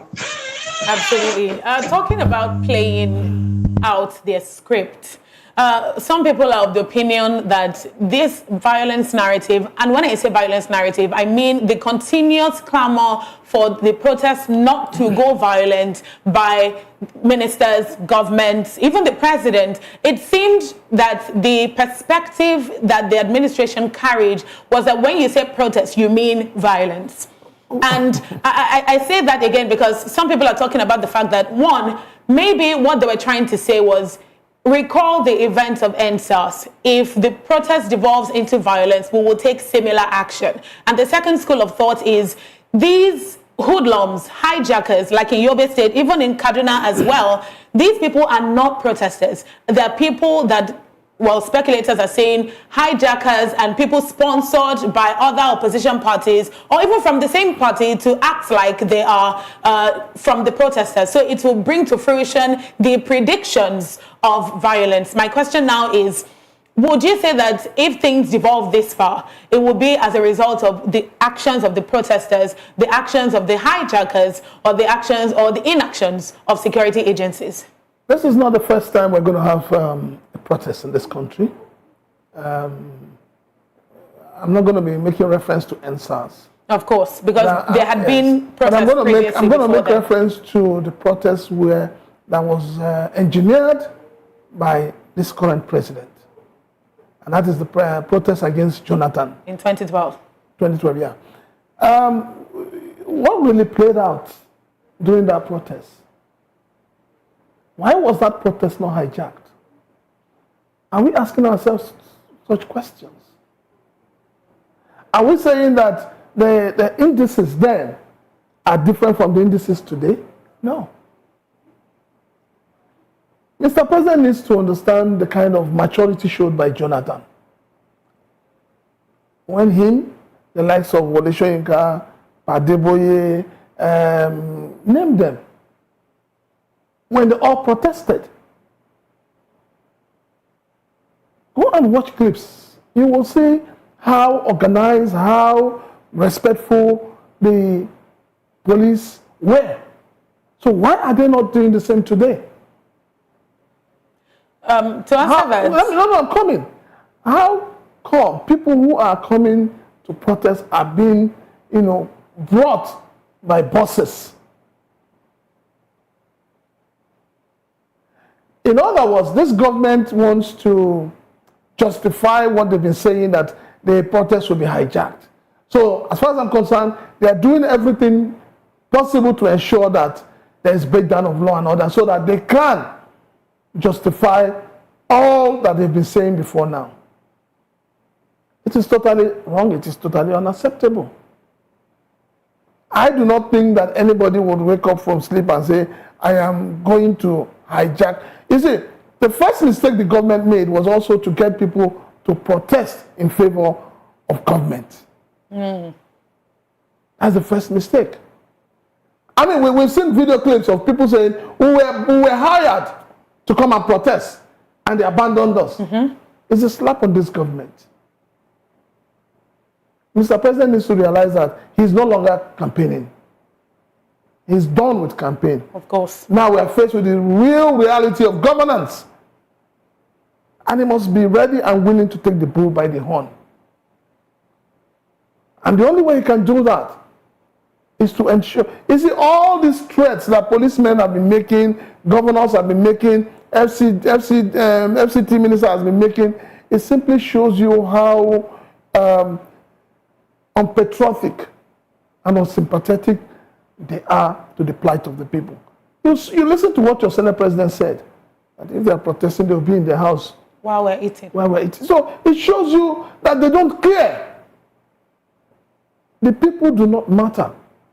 What matters is the fact that the people are being taxed and they're all living a life of affluence at the detriment of the people.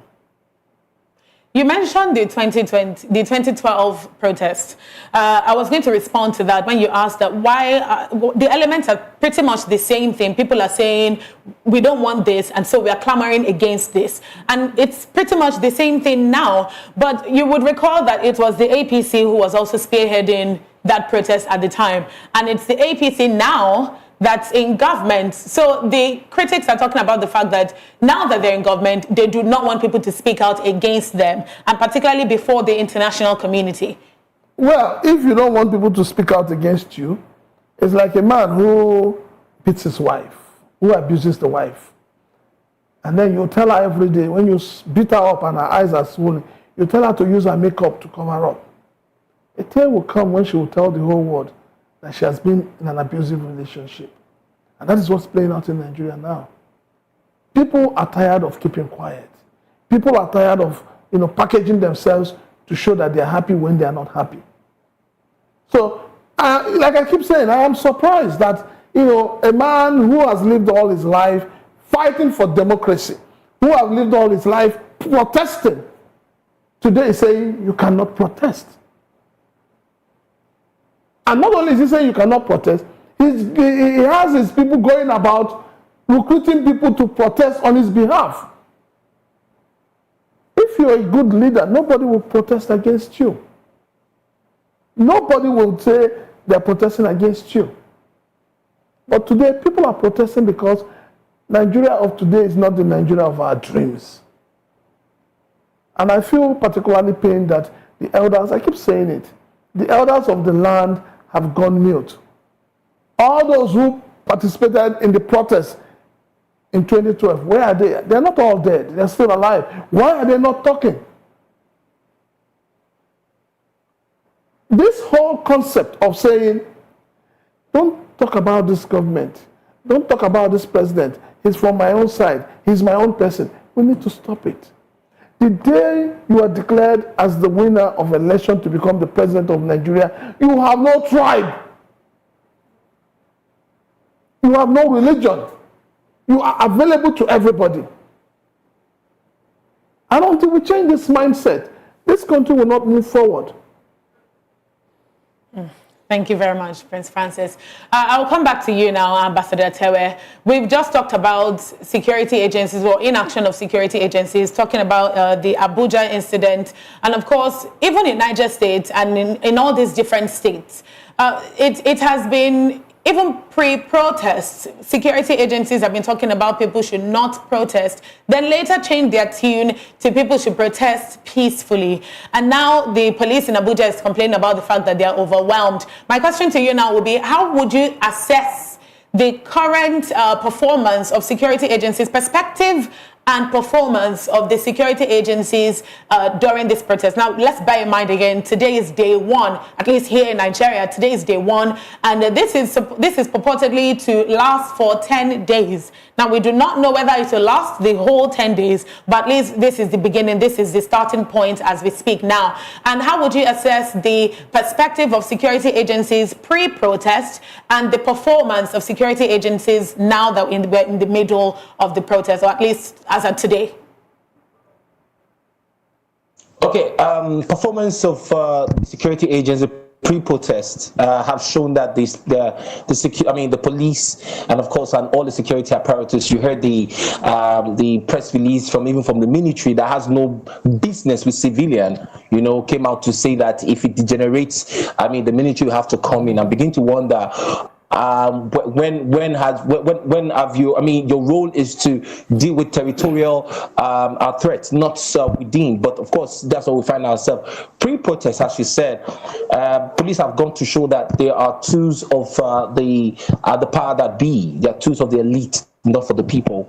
Police have gone to show that they're not for the people, even given to the threats being dished out by the IG, telling people not to come out to protest, and up until 2 days to the set date, he had to okay, if you have to protest, you have to protest between this time, this place, and this place. Trying to condition the Nigerian people in their own country where to go, where not to go. So it's really alarming, and it's worrisome, so to say. And giving to the protest day itself, giving to the performance of the security agents, trust me, our really get is abysmally low and poor. How they've been able to manage it. Even the security agents, even the police are hungry. Even part of what the submission of the protesters of Nigerian people is a better wage, a better pay for the Nigerian police, and better welfare for them, because they go to the same market as Nigerian people. They attend, perhaps maybe their wards attend the same school with every other person. So the Nigerian people are fighting for them. But you find out that they rather than standing with the people which they are meant to protect, they're against them. What on earth could warrant you throwing a tear gas, shooting a gun directly at people, unarmed civilians? You see videos of armed civilians being shot at in Kano, even though they said that they tried to break into the government house. What happens to rubber bullets? What happens to what's that word now? To this water they used to disperse protesters?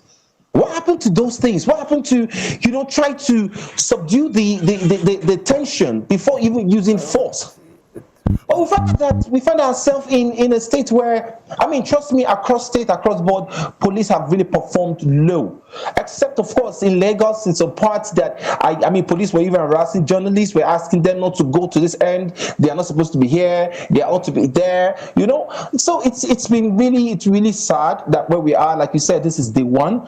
And we can only hope that it get better. And we hope that they will learn. And I hope they will have to take record of what happened today, and of course improve on it. Their role is just to provide protection and make sure that it's not being hijacked. And as it stands now, if this continues, no, we pray that, because like in the words of I think I can't recall, I think it said, when Nigeria breaks, Africa breaks. So that's, for us, we don't need that at the moment. I would pray that the government of the day would really come in, and not just coming to give us words as usual. Let us see action. Let us see them. Why on earth will you bring a counter protest? And these people, when you bring them, you see them on TV, or you see them online, or you see them on social media, they're hungry. I saw one on social media that I think it was having a placard saying no protest. And when it was being asked the question, it was saying that things are high and expensive, it can no longer feed, it can't do this, and they had to push him off. And you begin to wonder and cry, like, to what end? And we have videos of people crying and saying that they asked them to come and they are yet to be settled. This is a shame. It's a shame. It's a big shame on the government. And of course, one would think that someone that has been a master strategy in protest, and I've been protesting over the years,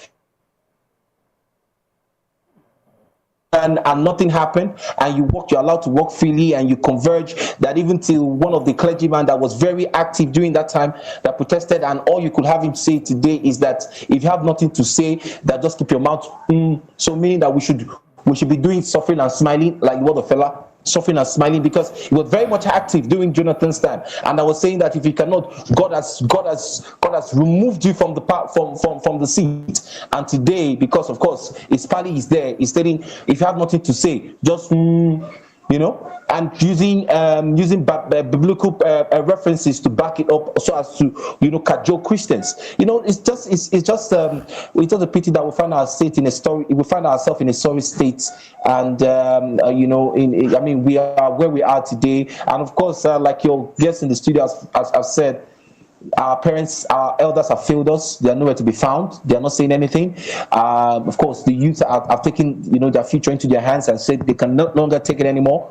They have to decide. They have to determine what happened to the next generation. And I think this is the right course. And I think that we'll continue. And I think they should continue, and not to be relented, and not to be allowed themselves to be used by whoever that wants to use them to infiltrate, and of course to escalate the issue, so as to, you know, have them play their card, and of course ban them, and, you know, perpetrate their evil, so to say. Of course.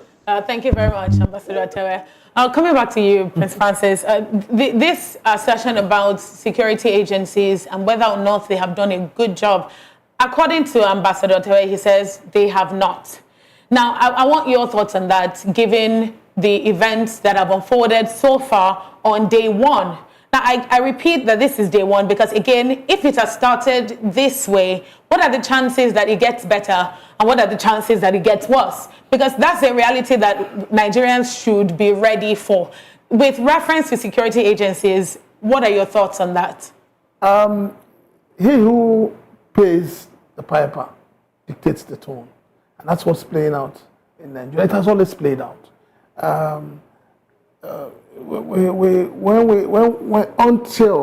Until we are able to separate the arms of government, until we are able to have a system that works, devoid of who your president is, who your governor is, and who your ministers are. It is because of such overzealousness of the security agencies, especially the police. That's why a lot of us are very skeptical about state policing. Because at the federal level, we see what is playing out. It just takes the minister of FCT, an ordinary minister, to say, I do not want a protest in FCT. I don't understand. Is he the owner of FCT? He's just a minister. He said, I don't want a protest. And then the police is enforcing that, or at least trying to enforce that. Then you now have the DSS that have not been able to give us intel on who the unknown gunmen ravaging the southeast, the terrorists and the bandits ravaging the north. And you're telling us you have dossier, you have intel on those who want to do a peaceful protest. It's laughable. And then you have the Nigerian army, a revered institution, an institution that has done so well outside the shores of Nigeria. Now they're also telling you that they will come after protesters. It simply shows you that those in power are not leaders, but they are rulers. Because if they understand what leadership truly is, there are certain things that they shouldn't be saying. Because you see, all these things they are saying, and I'll tell you why people are afraid, even in Abuja, why people are afraid. If I'm there in Abuja and I'm part of the port, I will not enter into that stadium because I don't trust the Nigerian police. To secure your life and property. I do not. Because if we are going to have a protest, and more like in the protest, we are not allowed to move around. And then they're using coastal buses to convey certain people to come and protest again. And the police does not see anything wrong with those ones. Then something is wrong. And like the ambassador said, the hunger in this country today, it does not know tribe, it does not know religion, it does not know anybody, because everybody is feeling the pain. We are all feeling it. So for me, the security agencies in some states, yes, I would say that have not done well. In some states, they have tried to manage the situation, but they can do better than that.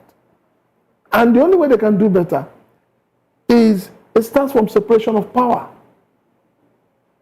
In Nigeria today, the legislative, the judiciary have all become part and parcel of the executive.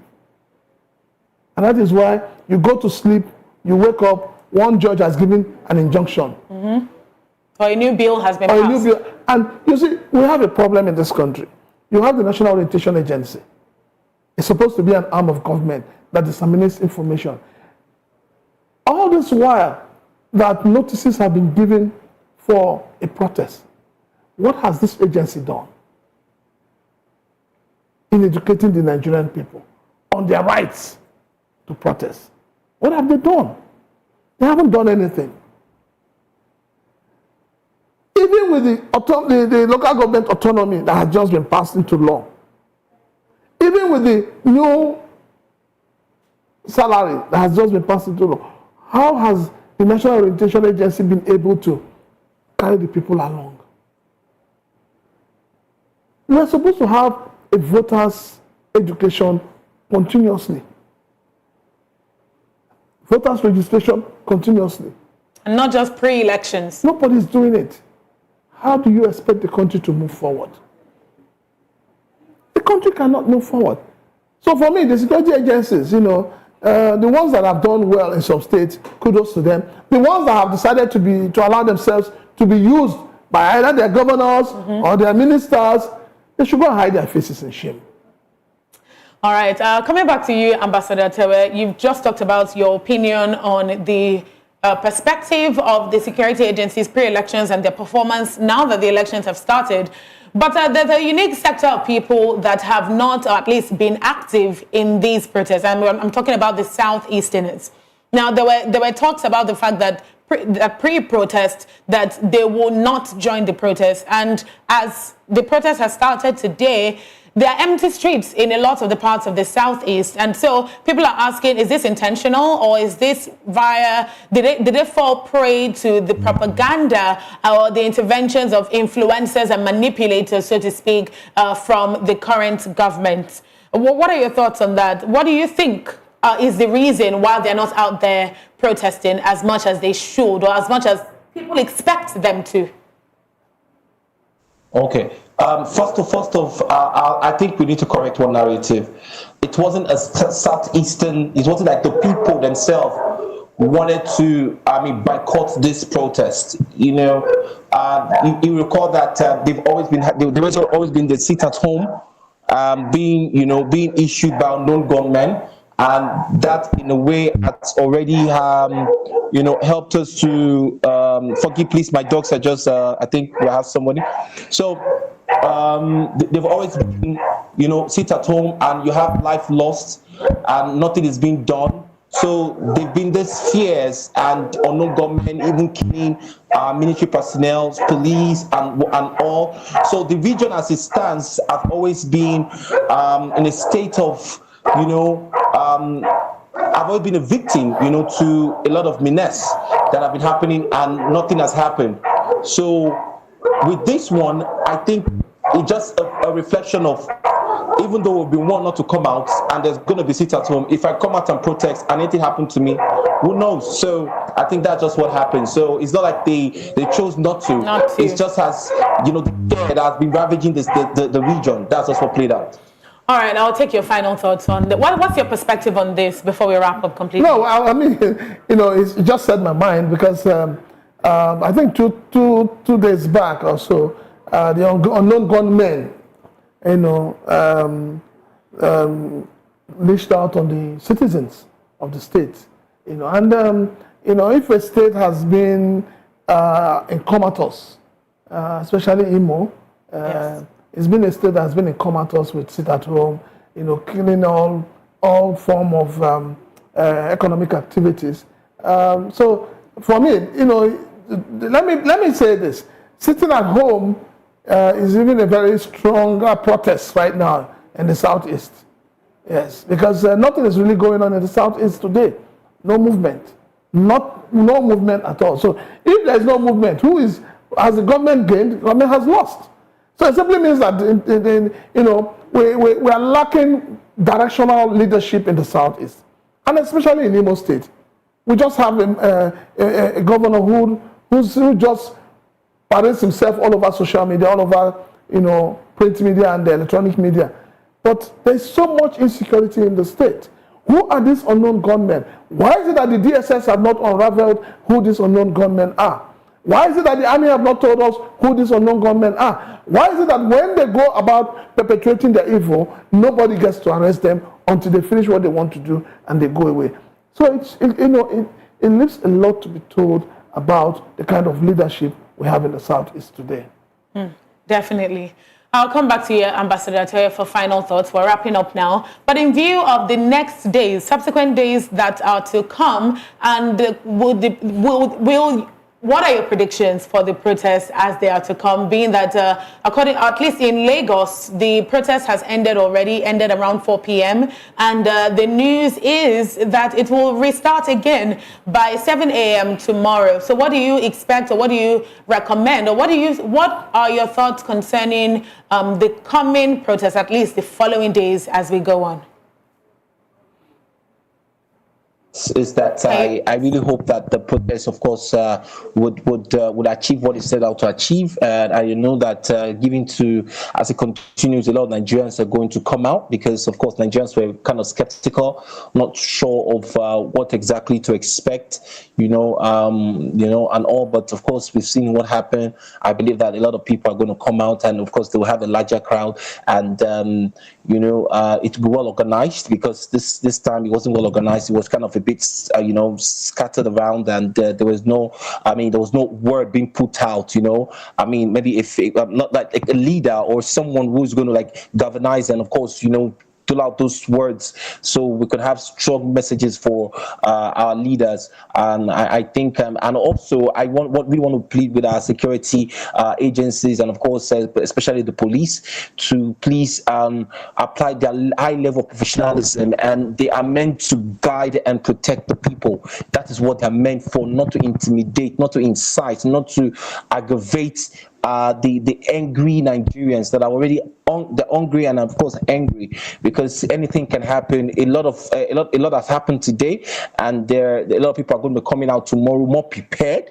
And of course, we have people who are set out to loot, who are set out to cause mayhem, who is going to come out tomorrow. They're going to come out tomorrow to see, and of course to lynch out those evil thoughts, and of course their evil plans. So I really want to urge the security agencies to please, be on alert, guide the protesters, go after the looters, go after the dogs and the thieves. So that is it. And of course, I really hope that our government and our leaders would really calm down and humble themselves and say, yes, we've heard you, this and this and this will be done, this and this will be would be done, and immediately, starting immediately, not just saying we would do it, let's just see in action. And of course, as we said, 10 days, if not 10 days, they're going to be on the street till the requests are met.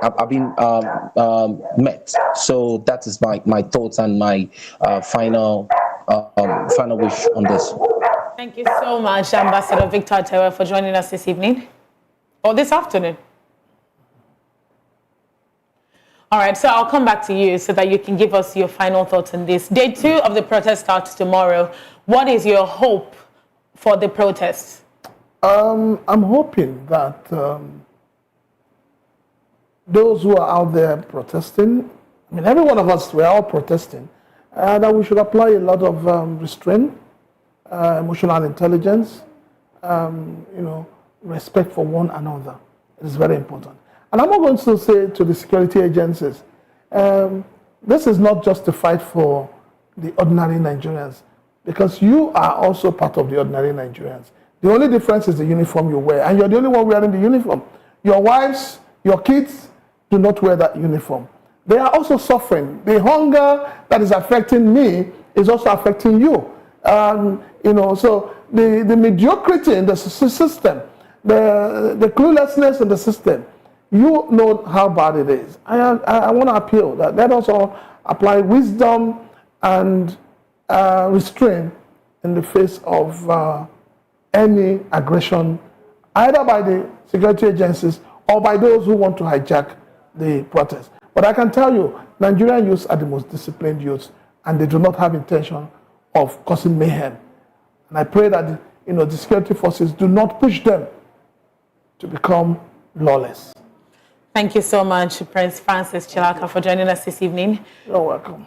So, day 2 of the protest starts tomorrow. In Lagos, 7 a.m., and in other states, of course, they are remobilizing for the continuous movement of this protest. Now, whether or not you join the protest, it's important to understand what it's about because it concerns you as well. With regards to security agencies and, of course, their performance, you've listened to the last words of Prince Francis Chilaka and, of course, Ambassador Victor Atewe. It's especially important that peaceful protest is prioritized in this time. Stay safe out there and ensure that you keep yourself updated on the reports, or at least the events that are happening. Of course, there'll be more coming on this station on the protest and how it has developed in other states. Thank you very much for joining us this evening. More coming, of course. Remember to follow us across all social media platforms at VOP TV Live. Thank you very much for watching. I am Sumto Ajamma. Good evening.